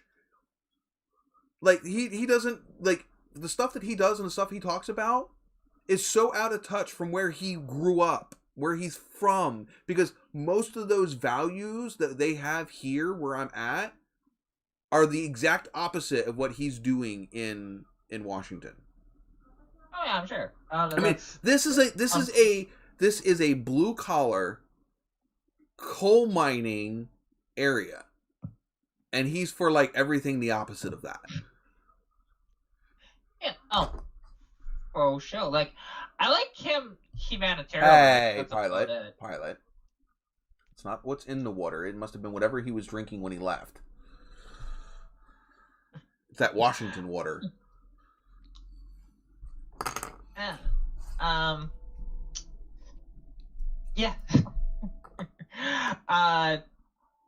Oh my god! If you want to capitalize on that, oh my god, you would. Jeez, that would either go really, really, really epic or really, really, really wrong. Brandon says about changing his YouTube channel to "Let's Go Brandon." Yeah, I laughed at that. Dude. I am not offended by that, but I don't know if that would go over well. Oh my god. I would die. I would die laughing. Now just don't do that this way.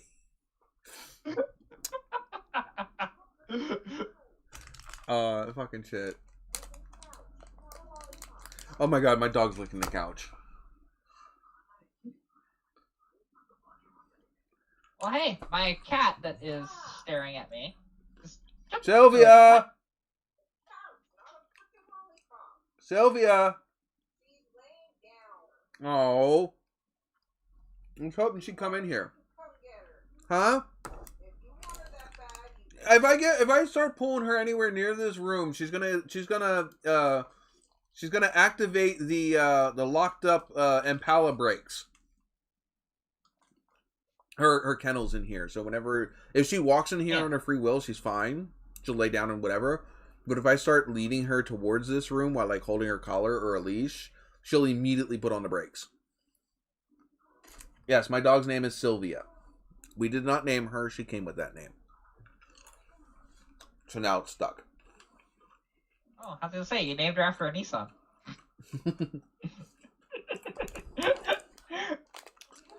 That's why it's all locked up and doesn't go anywhere and just tends to sleep all day.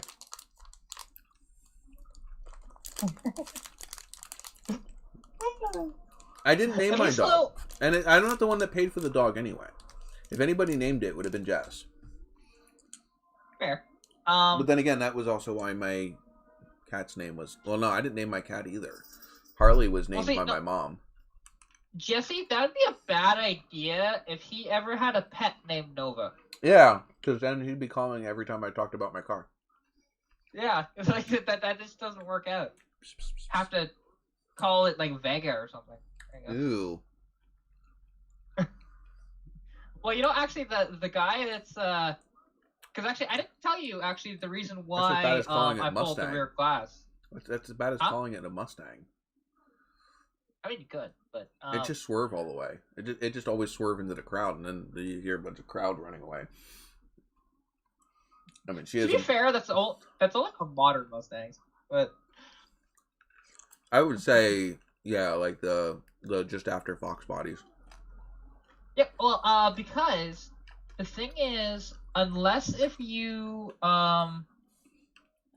there is a certain plug that you have to remove on modern Mustangs so that they don't do that. Because when you turn off the traction control, the problem is when you go into, you know, having fun with your car, it'll think you're actually sliding and about to crash, so it'll automatically correct you with traction control. And that's why they always do that every time. I like my mechanical limited slip. Exactly, it's so much better. I don't have limited slip, but I will eventually.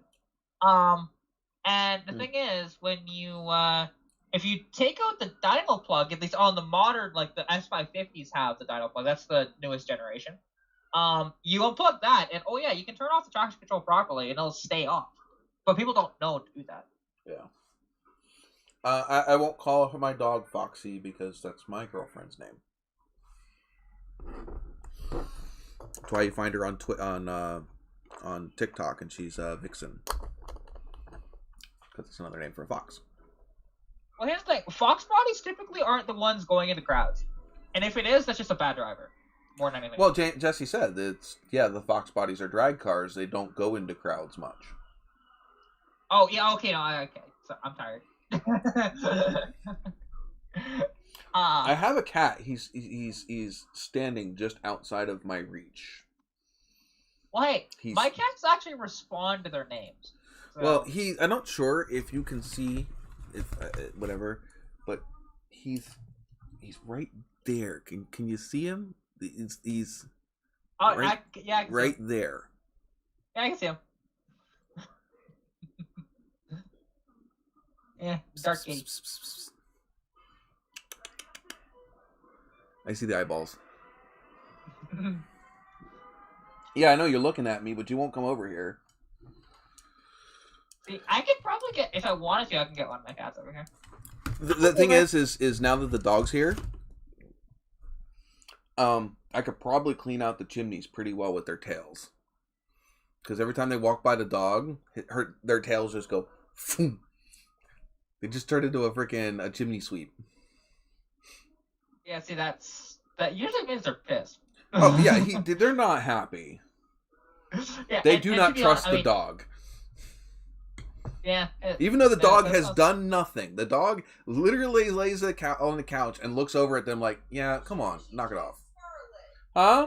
She chased Scarlet. Once.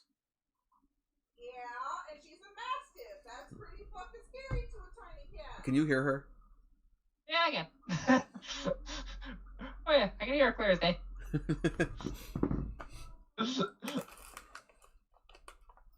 Cats are proof the earth is not flat. If it was, they would have knocked everything off. Oh my god, I love that. You've never heard that one before? No, I've never heard that one. Honey, have you heard? I'm gonna read my pilot. One of my chat people. He goes, "Cats are proof the Earth is not flat." Because if it was, they would have knocked everything off by now. You haven't owned cats long enough. Hey, speaking of, I got the kitten. It's because that one's too fat to run away. Oh, trust me, he will bolt. I know. Like, he will like physically. I have a dog. I have a dog now, and we call those cat explosions. When they just literally are just like chilling here, and then all of a sudden they're just, boom, just explode in whatever direction. It's like you're showing my underbits to the world. This is not Pornhub. You're neutered. That's fine.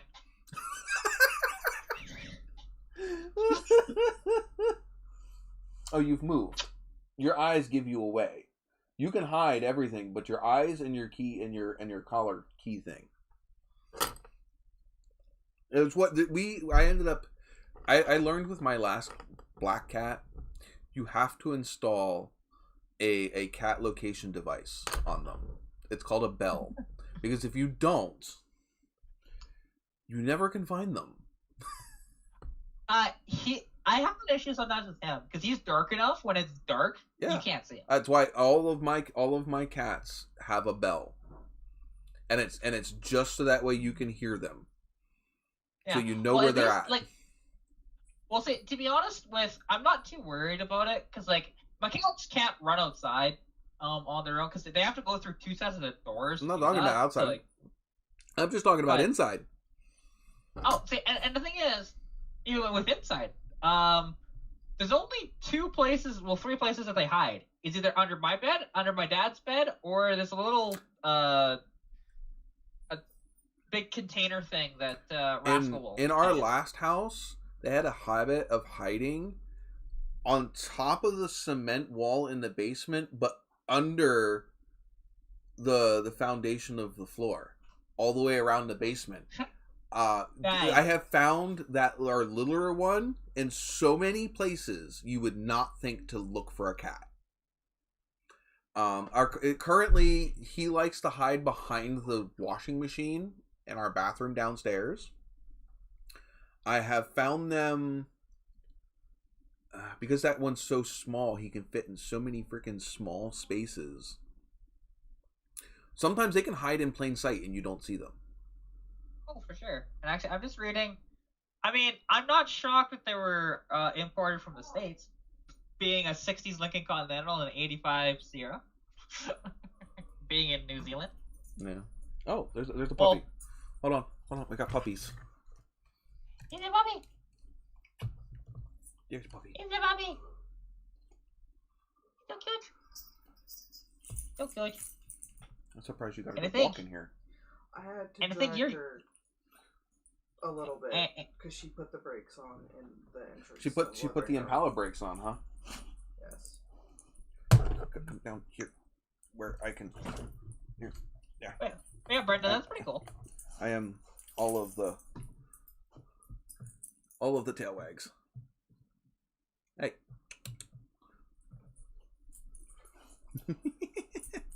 Oh no! Don't attack the camera. It's a happy little puppy. That's not a little puppy. Yeah, she's not little. She's over 100. She's over 100 pounds. It's still a little puppy. It's still. Yeah, I guess we call her baby girl and pretty girl, and yeah, I guess it doesn't really matter about her size. I mean, here's the thing: Saber, which is on the other chair, which he might wander over here. Is the dog scared of the cat? No, the dog is absolutely indifferent to the cat. Ugh. Yeah, like it's the other way around. Because it's kind of funny that my sister Tammy, she always says, "Oh, my big fat cat." Her cat's like 10 pounds. It's not. My bad. God, my current cat Scarlet, who what?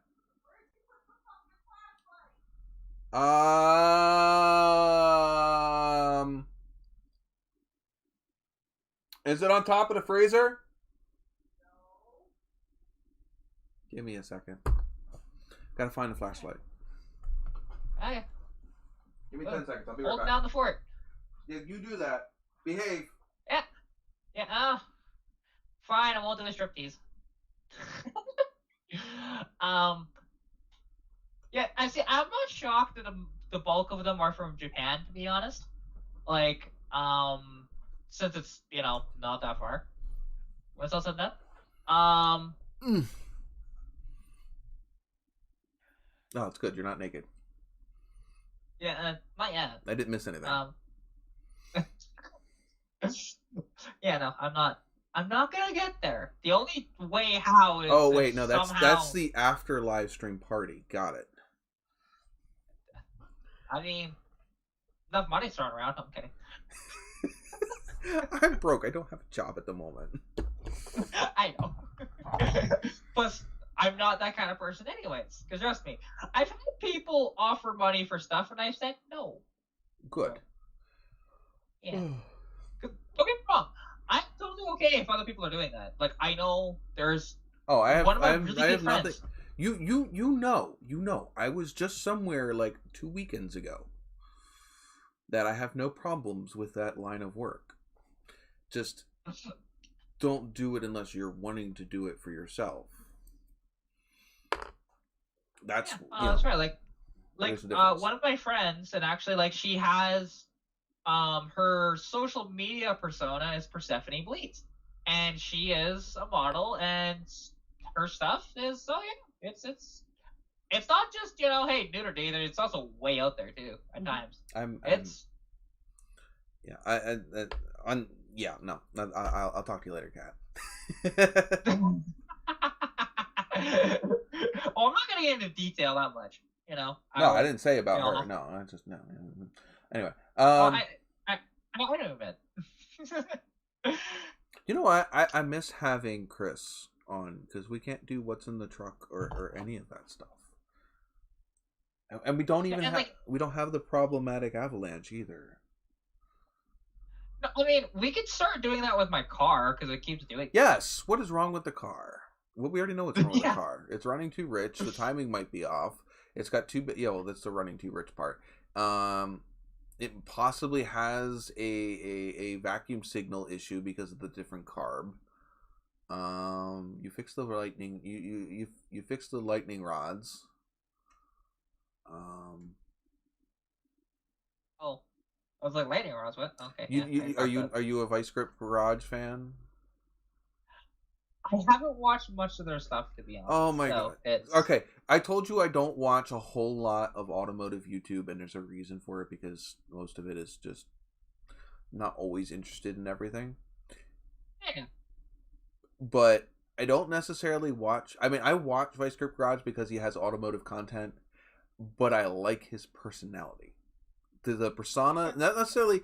And again, I'm not stupid. I know that that's not probably, it may or may not be his personality off camera, but I like the online personality that he is. He is entertaining to watch. Well, hey Jesse, just like a Ford, yes, there's always a problem with them, but they're always running. Do we? Yeah, my Ram is running. It runs just fine. It runs like a raped ape. Yeah, and that's the thing. Like, what is wrong with the Dodge right now? I need to drain all of the freaking coolant out of it and actually put antifreeze in it before it decides to freeze in the block. I have, what else? My windshield wipers, they don't like to go back home in between cycles. So when I have to use my windshield wipers, if I don't want it all the way on low or fast, I want intermittent, I actually literally have to turn them on and turn them off at the right time so that way they stop at the bottom of their cycle because the windshield wiper motor is bad.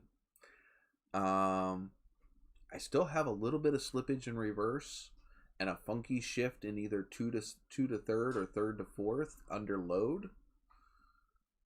But that I'm just going to take it down to a transmission shop and let them adjust the band, because I think that's what that is. Trying to think if there's anything else besides the rust. That's fair.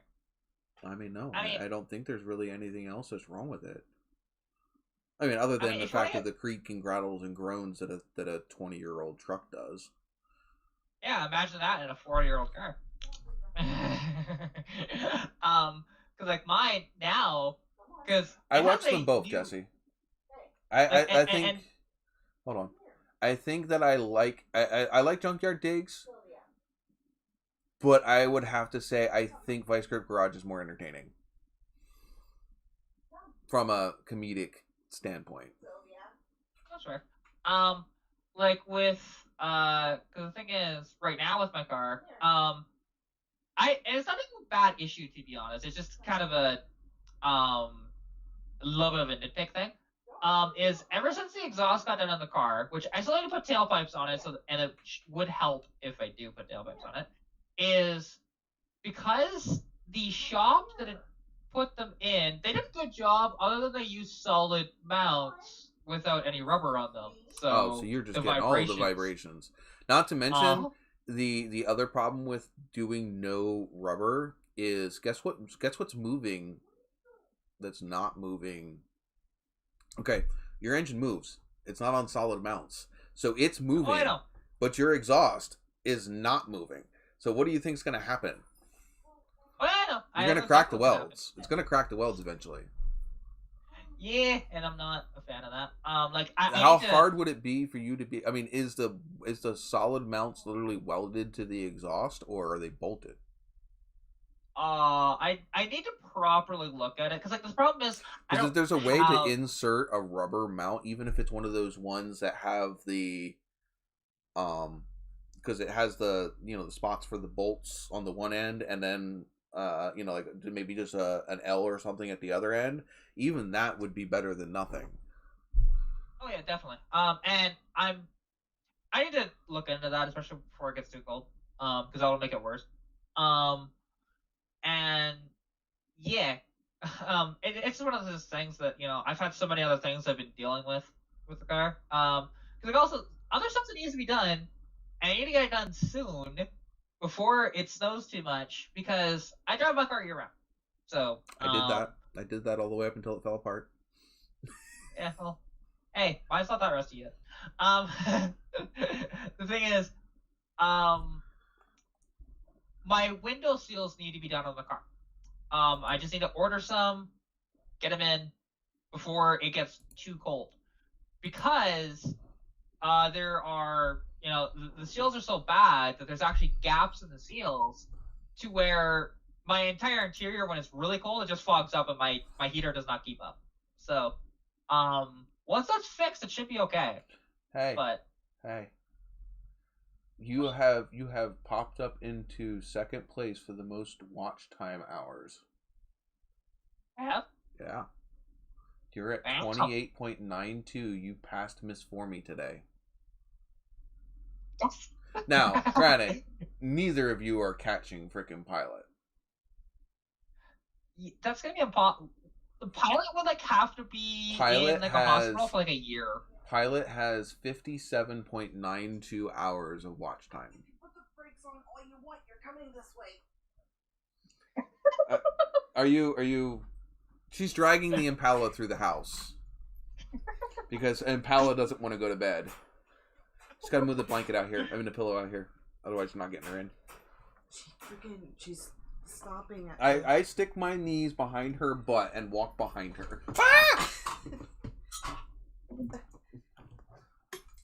I stick my knees behind her and I put the basically walk behind. Yep, that's exactly what I do. Just shove her in. Yeah, see, the only way that I would catch Pilot in watch time hours, he'd have to get hit by a bus and not have internet. All right, well, considering today is the beginning of November, and there's only a month and 3/4 left of this, and it's, if I live stream every weekend, that's 30 hours and have to literally live stream for 30 hours in the next month and a half and Pilot not show up to a single one of them. It's possible.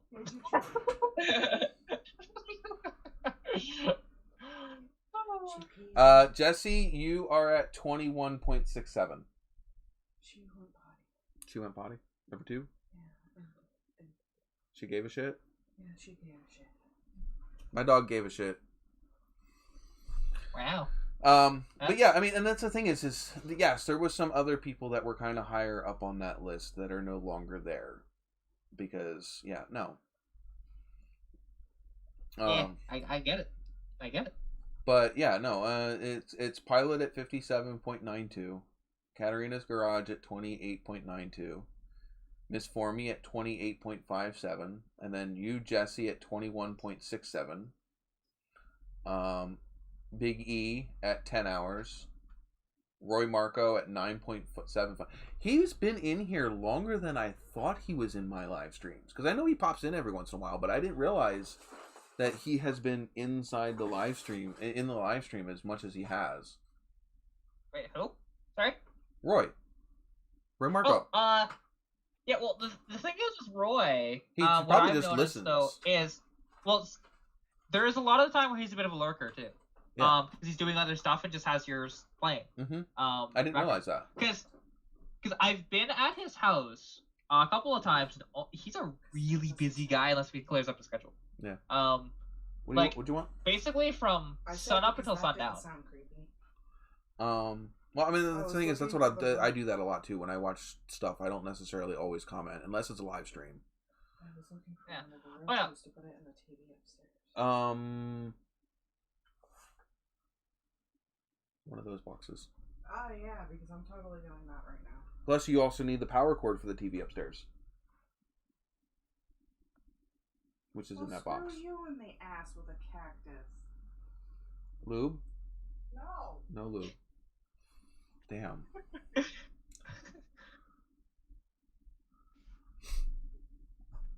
Would she say if he'd used his wife's laptop if what happened? Oh, if he got hit by a bus and didn't have internet. Oh. Well, the laptop won't do you any good if you don't have internet. Exactly. That's what I was thinking.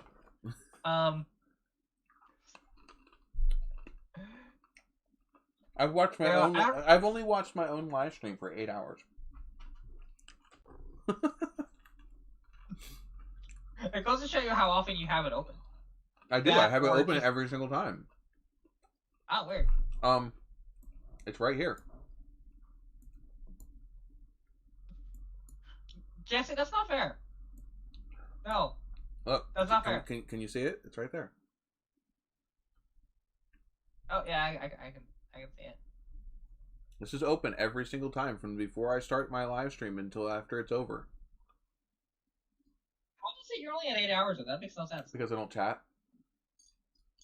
It only counts as talking.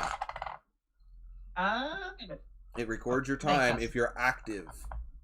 You have to be active.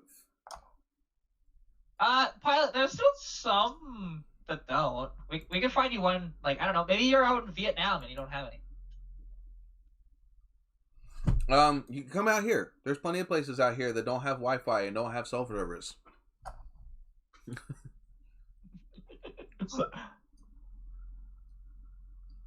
I was gonna say, and actually, the hospital here, it's hit and miss on if their Wi-Fi is actually gonna work or not. So, yeah, I've been at hospitals where the Wi-Fi was slower than my freaking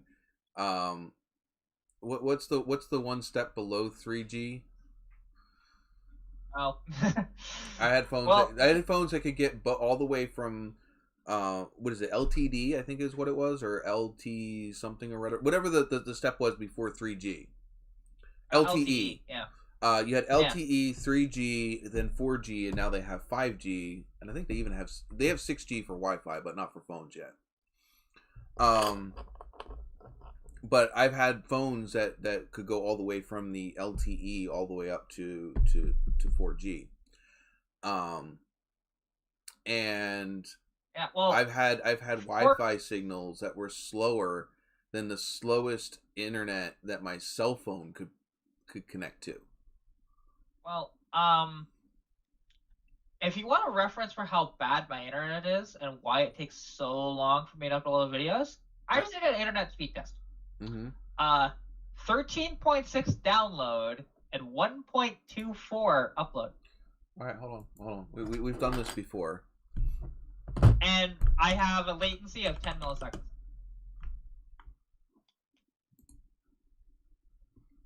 Okay, we've done this before on my internet. We'll actually do this one so you can see it.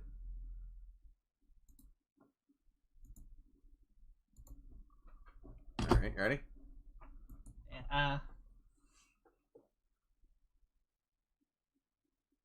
Well, that just makes me want to cry right there. And that's slow. That's slow right now. Oh, there it goes.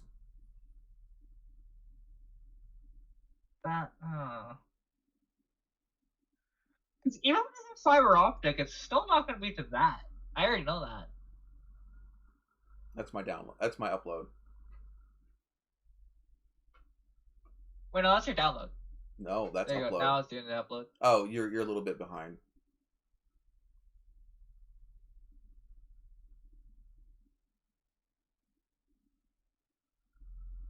Yeah, I wish. And that's with me live streaming right now. Yeah, I wish. Oh well. So yeah. But then again, I already knew I was doing live streams. Jess wanted to do stuff where she might potentially be having to stream live stuff. And we have, this house is a smart house, so it runs off of, like, a lot of the light bulbs are Wi-Fi activated and all kinds of shit. Well, not yet. Most of those are still boxed. But it will be. Well, there was something weird, like, and I just noticed that Jesse mentioned that apparently his upload is way better than his download. It always is. Oh, wait, no. Normally it's the other way around. Normally downloads are faster than upload. Yeah, he just said it's 106 upload and 35 download. I think he might have that backwards. I want to say I think he's got that backwards. Oh, he said it. Okay, he did say it backwards. Because the thing is, actually, when I had my surgery last year in Montreal, it was backwards like that. The upload was actually better than the download. That looks like either 5G or 4G speeds. Because if I were to take my cell phone off of the Wi-Fi, it is off of Wi-Fi right now. Yeah, see, I can't do a speed test right now on my phone because it's my camera. So yeah, my phone, and I have almost full bars right now, so it should be decent. You see, the problem is I can never have full bars here in town, ever. So then it's slightly outside of town. It's fine, but actually, my cell phone service isn't that great. At least not right now. Well, I only have 2 bars of signal. Well, I have Verizon, so it should be faster than 20. But it's sitting at 20 download, and it looks like 13 upload. What are you doing? You're being a dick. I've only been doing it for like the last 5 minutes. You are my biggest troll. You're the only one allowed to get away with being a troll. Yeah, see, even my data is not even that high. Like, I freaking wish. Because I've uploaded videos off of data. What are you doing? It takes a lot of data to do that. Stop!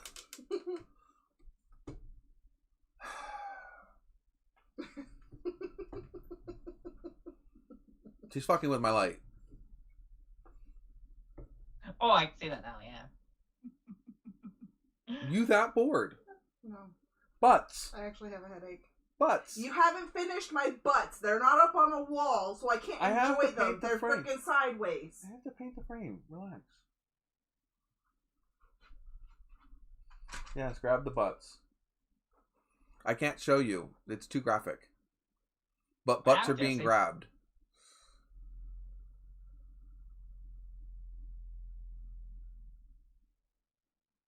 You can sit in here with the very sad and pitiful looks of your dog. You were giving me the. Do you know what?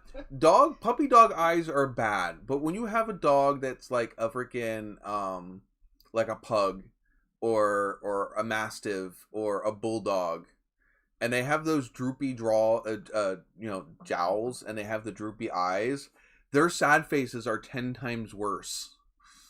Because they just look at you and their eyes are all droopy and they just, oh.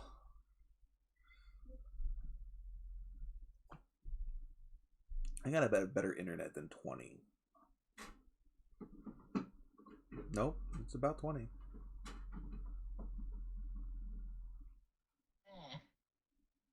Well, now, granted, if I switch it over to Wi-Fi, we already know that it's like 250. Yeah, well, once I have the fiber optic that's finally like connected everywhere in town and hooked up properly, it'll be so much better. I don't know what my speeds will be at, but they'll be way better than they are now. Because I'm on satellite. It's not fun. No, yeah. And never, because satellite, even if you do have decent speeds on satellite, it can be so spotchy. The thing is, actually, it's pretty reliable. Not down here, it wouldn't be. Yeah, well, for some reason, like I'm surprised actually, because usually you hear, oh yeah, you know that. Maybe that has to do with the fact that you're closer up to the North Pole. Maybe that might be it. Maybe. But like the thing is, even when there's a bad storm, okay, yeah, it'll knock out the TV, but typically it doesn't knock out the internet. Yeah, and the thing is I never got that. It's like satellite TV's all well and great, but when do you normally want to watch TV? When it's nasty and freaking whatever outside, you know, that's normally when you don't want to be outside doing things. And when does the TV tend to go out the most with satellite? When it's nasty and rainy and when you don't want to be outside. Well, to be honest, it has to be like really heavy. I know it's gotten better over the years, but yeah, okay, it's much better. But for some reason, the internet never goes out when there's a storm. It's so weird. I've only ever had it go out once, and to be fair, that's because the power went out. I have not had TV since I may or may not had bought my own satellite dish, and may or may not have bought my own satellite box, and may or may not have had my own descrambler code. But I'm not saying I'm not saying that I was, you know, cheating or whatever the system in any way. I was just sticking the rain barrel out there and catching the rain that was already falling from the sky. The rain just happened to be pixels of information that led to a picture that moved. Yeah, I mean there's that. Although that's dating yourself, though, the fact that you had that you were doing that. Yeah, I don't know how long. I don't know if they still do that anymore. But you can't do it that way now. They have too many security measures. Oh, it was security. You had to. You normally lost. They normally change the security code before every big game or wrestling match. Like anything that was any big pay-per-view event that was going on, then that code normally got changed, and you'd have to wait for someone to be able to crack the new one. And so for like a day or 2 or 3 days, you were without some channels. And then normally it would trickle in, because like they would crack part of it and they would bring it out, and then you'd get like a couple channels, and then they'd be able to crack more of it, and you would update it again and you get more channels. So I would say once every like month and a half. But that seems like such a hassle. The thing is, when to get all of those channels would have cost like $500 to $600 a month, and I was not home very often to be able to, I would say, financially make that make sense. You know? Makes sense. Yeah. I don't see the point in paying for a TV that I'm at work making the money to pay for TV and not home watching it. So yeah, cable. That was back when cable was stupid, fucking ridiculous. I'm not saying it's not now, but yeah, I mean, you ended up having to have like 3 or 4 different packages just to watch the 2 or 3 channels that you wanted to watch.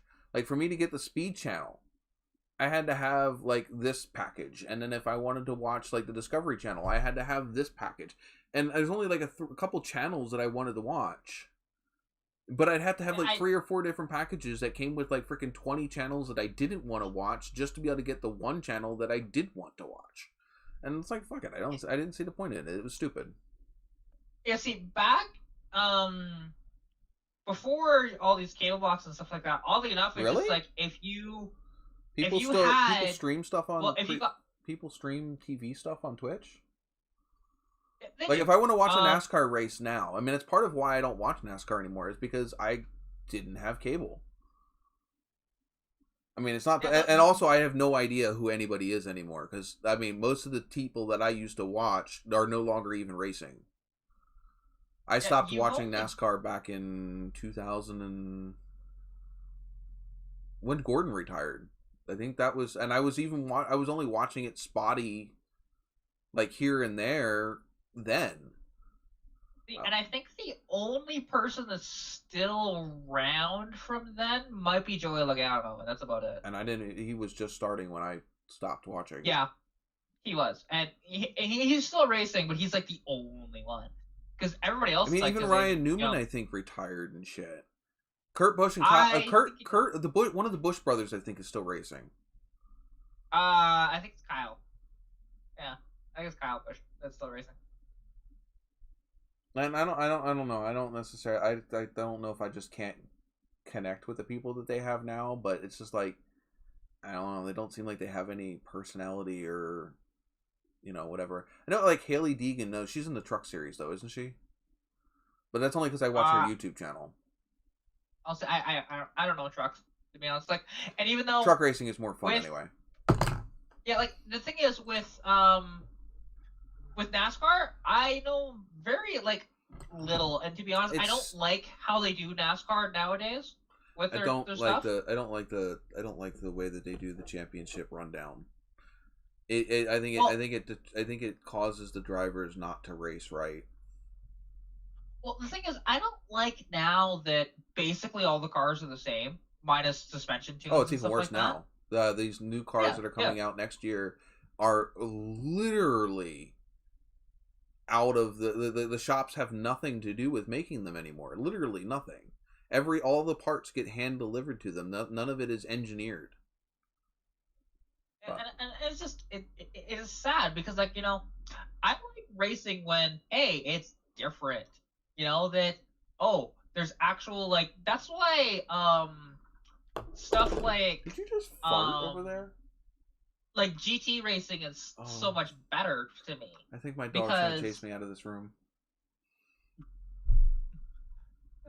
Well, that's why I like GT racing, for example, because it's actually proper manufactured cars that are modified for racing, and yeah, like the 24-hour Le Mans and things like that. Those are fun to watch, except for they're just too long. Yeah, well, but I like the cars that race on them. I liked watching the I like watching the what is it? The trophy trucks that are running on the street. Oh yeah, those are always fun to watch. I like I like short track dirt track racing. Sprints, quarter midgets, World of Outlaws, like the stuff that Tony Stewart went out to go do. Because I think he owns Eldora, which is a really well known dirt track. Yeah, stadium super trucks. I like watching the Australian freaking V8 supercars. But the problem is finding that stuff to watch it when you don't have cable and trying to find where that content is and when it's going live, because that's the biggest thing is there's no TV guide, there's no whatever. I don't know when this stuff is going on, and I catch it in clips on YouTube when there's a recap after it's over. And I'm one of those people, I don't really like watching something after it's over. I just watch the highlights and then it's okay, that's cool, but that doesn't really make you just watching the highlights of something that doesn't pull you into feeling like you're engaging with the sport you're watching. It's like if the club the I don't know, let's take two baseball teams, and you're watching the highlights, the person who's won is already won and it's done and it's over. Do you feel the same excitement watching to find out who won if you already know if the outcome is already decided and you're watching it after the fact? Definitely. Trust me, I know. It makes it harder to root for somebody. Yeah, and and the thing is, I only ever watch because the thing is, I watch a lot of hockey. Even sometimes I don't not all the time. It's following my team. I like to watch good hockey. It doesn't even have to be the Calgary Flames. I found that it's not technically a stick and ball sport, but more of football, baseball, hockey, soccer, that kind of stuff. I'd rather watch in person. I find it more entertaining to watch in person than I do watching it on TV. It's way better in person. Yeah, hockey definitely. Promise you that. Going to the Flames game last weekend, that was so much fun. And the thing is, that's only my second ever NHL game going to. So I went and watched the Flyers numerous times when I was younger.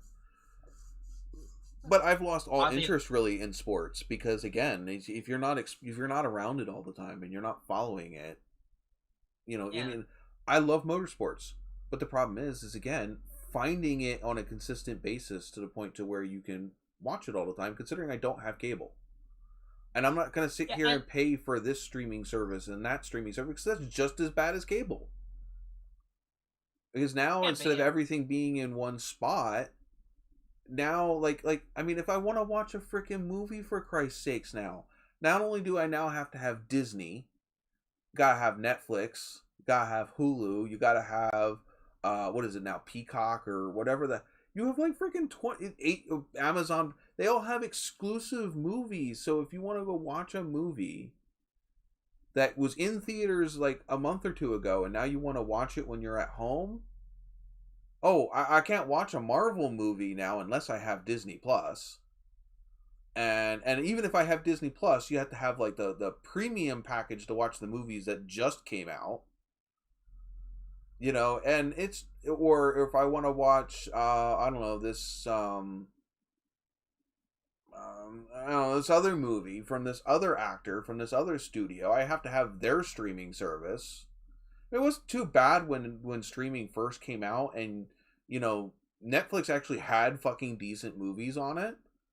Now they just have all the knockoffs that look like these decent movies. It wasn't bad when you could watch several different, what is it called? Not publishers, but the people who make the movies, the different the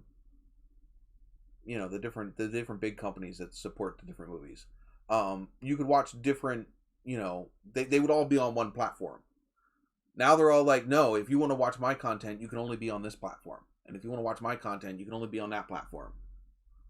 They have exclusives, and it's annoying. Because what if I don't maybe I like your movies, but I don't like your platform? Or I don't want to spend $15 on this streaming service and $15 to watch a movie that you put out one movie a year that I like.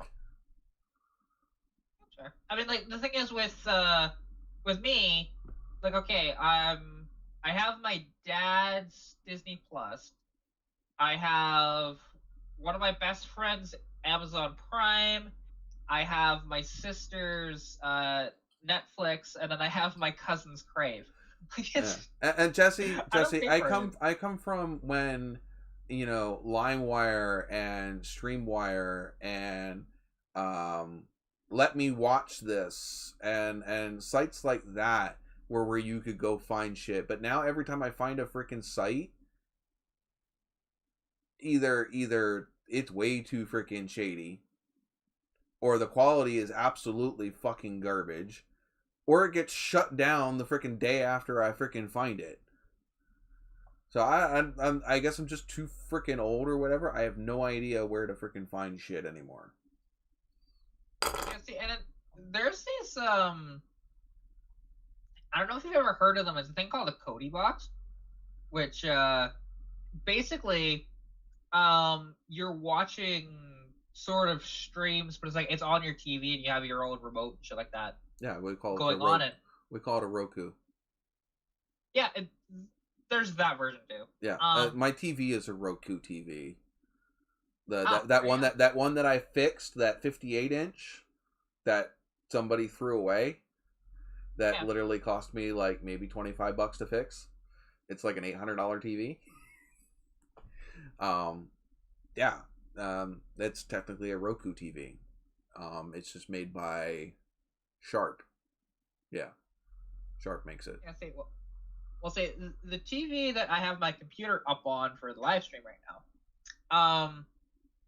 This TV is like that is not true, Jesse. You can get a freaking virus on a freaking iPhone.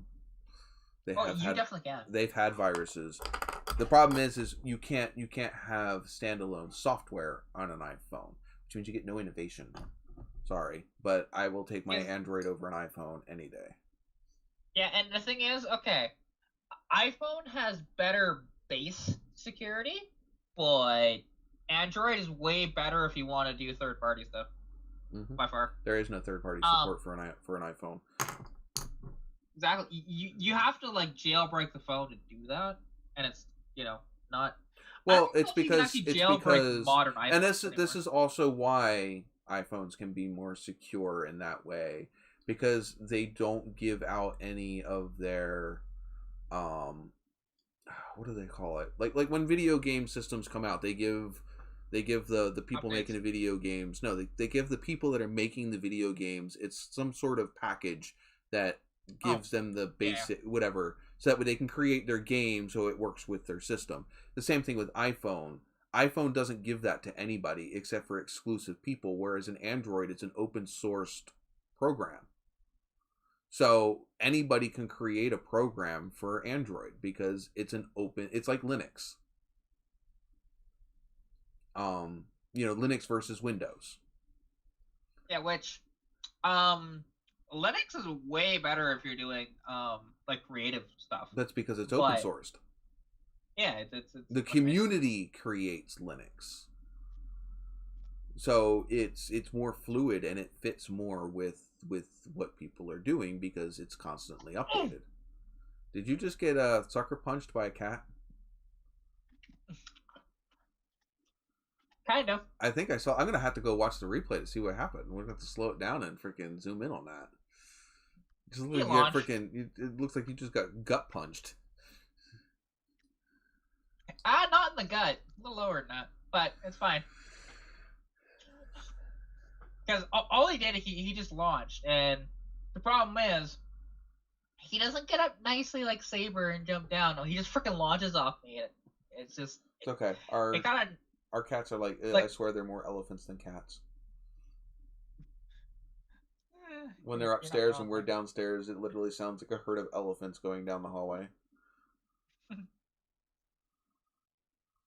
Oh, but all right, it is godforsaken time in the morning. I think that we need to end this stream because we've been streaming now for. Let's see, we start at 9. It's 3 hours till midnight, and then another 5.5 hours. I think that's long enough.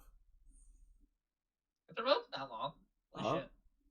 I can tell you we have. Give me a second. Let me go over here to. We have been streaming for. Where do I have that at? I could have sworn that somewhere.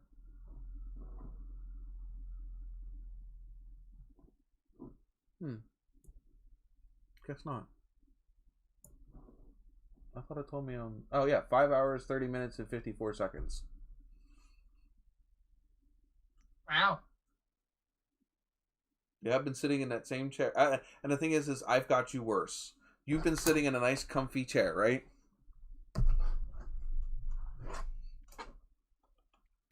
Comfy chair. Yes.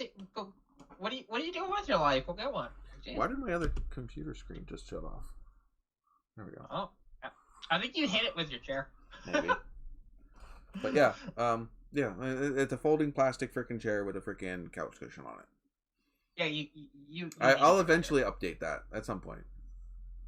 The funny thing is Jess, her chair, which sometimes I steal it. Oh, I can't steal it.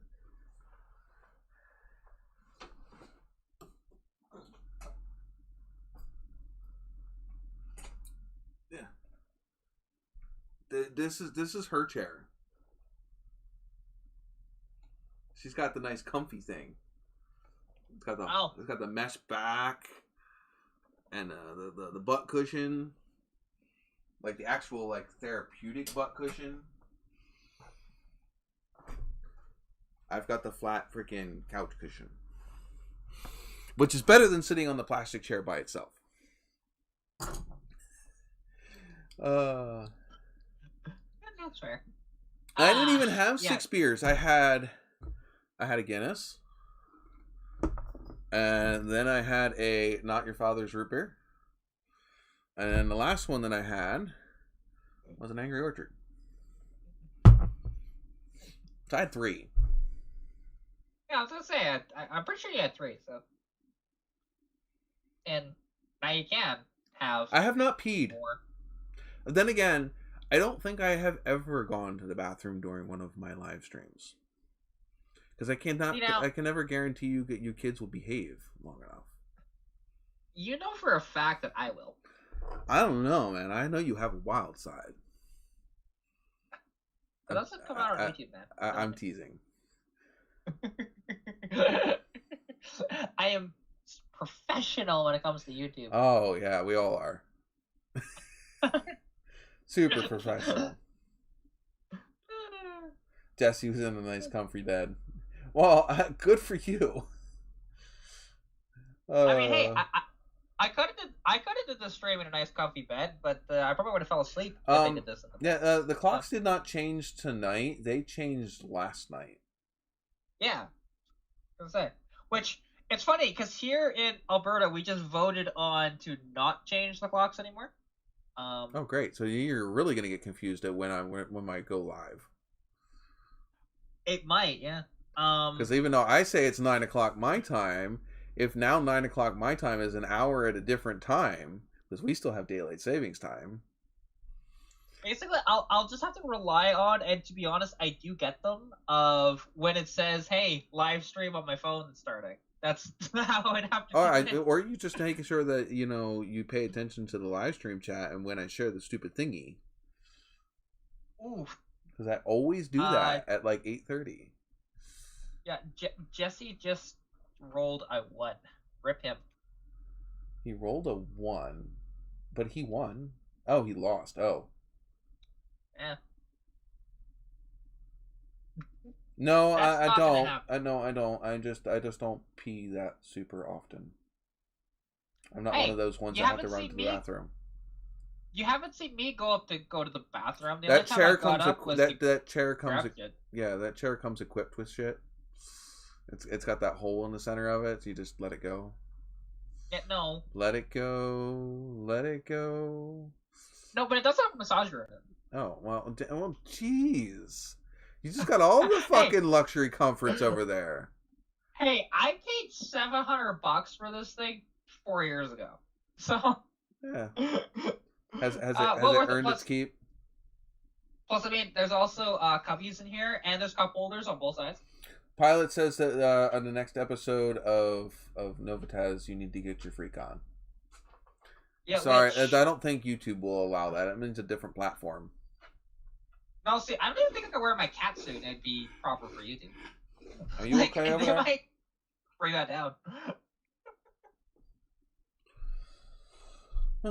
There's a girl living in a Bronco on YouTube, had built a toilet into the driver's seat. Well, that seems like a shitty ride.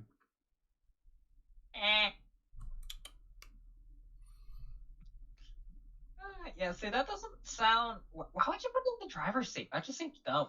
Like, put it in one of the back seats or something. Yeah, like, I'm sorry, I don't want to, hey, as I'm going down the road driving... God damn, there's a draft down there. Yeah, like, that especially when it gets cold. Going down the road, and if it's got water in it, you get the the sloshy swoosh up in there. No. Okay. No. Still no. I mean, hold hey, on. I just have to. I had to go. There we go. Whew. You got me. That's how I go to the bathroom. Hold on, back to driving. There we go.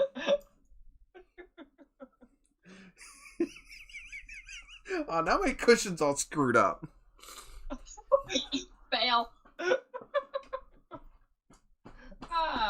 See, and living out of a Bronco, that'd be rough. Like, you know, there's one thing living out of a van, because at least there's more space. Is it at least a big Bronco? But even if it's a full-size Bronco, it's still not that big. No, they're not. The small the Dodge conversion vans, those are much better. Oh, yeah, or the club vans. I was gonna say if you go back far enough in my channel, I had a conversion. Yeah, I remember that. You were on my live streams at that time. Yeah, I love that van. Yeah, you were actually gaining quite some views off of that van. And then everybody was disappointed when you got rid of it. I know. I had the thing. I think I owned it for like a month. Oh my god, it exploded. Not the van. Yeah. Your views. Yeah, no. Actually, let's look at those videos actually on my channel. Why not? Because we're just gonna stream this to 6-hour live stream. I mean, we can. I'm not. We if you remember, we will look at those videos next live. Well, sure. Well, I was just gonna look at them just because of my own curiosity. Yeah. You know. Sorry, I'm not attractive. I'm not attractive. I don't have a mini mobile home, and I don't have a shit ton of money to dump into race cars that I take to the racetrack every other week. So I will stick with my 2,500 subs and be very happy with them. I was gonna say, did I put that in one of these? Yes, I did. I don't want to play all of them. You put it in the playlist? playlist? Just want to see. Yeah, I have a playlist for it. So just not of your shit. So the first video has 2,200 views, and it was posted April 4th. That's pretty good. What'd you say it was? 2,200 views. That's the very first one. 2,200? Yeah. Let's see. The next one only has 763. COVID. Oh, I'm at 2,502. Nice. Well, you did get at least one during the live stream, so yeah. There you go. This other one has 1,844. How many views do you have this month? This month? Let me take a look. Last 28 days. Yeah, give me a second. Now, the thing that's going to suck is that's going to include your shorts in that. Yeah, for total views, 36,800. Oh, I got 16,200. How many watch hours? 801. 778. I would. Yes, you do. I probably have you beaten earnings though. Yeah, well, of course you do. Like, you've been doing this for years. I've been doing this for a couple months. I can't put that one online though, because certain people. Oh. Yeah, sure. Last 48 hours, my top video that has views is 421 views. It's my top video in the last 48 hours. In the last 48 hours... Okay, I'm not going to count my short videos in this. Yeah, unfortunately that does count in the big ones, though, for your views or whatever, but whatever. Yeah, that's why you have double. That's why you have double the views, but only like maybe an hour or two more in watch time. Yeah, there we go. Okay, so the longest one that is actually a proper video. It's not how that has 1,441 views. That was October 10th when I posted that one. But has that had that in the last 48 hours? Oh wait, 48 hours. Hang on, can I check that? It's on your main studio page. It's on it's on the main front page. So if you go to studio, mine's in the center column. Yeah, I'm just trying to remember. Because the thing is, I can do this on my phone really easily. It's harder to do on the computer. Go to your channel, hit the little round thing in the top right-hand corner. Yeah, no, I'm already in the analytics and everything. It's the very top one. It's the dashboard.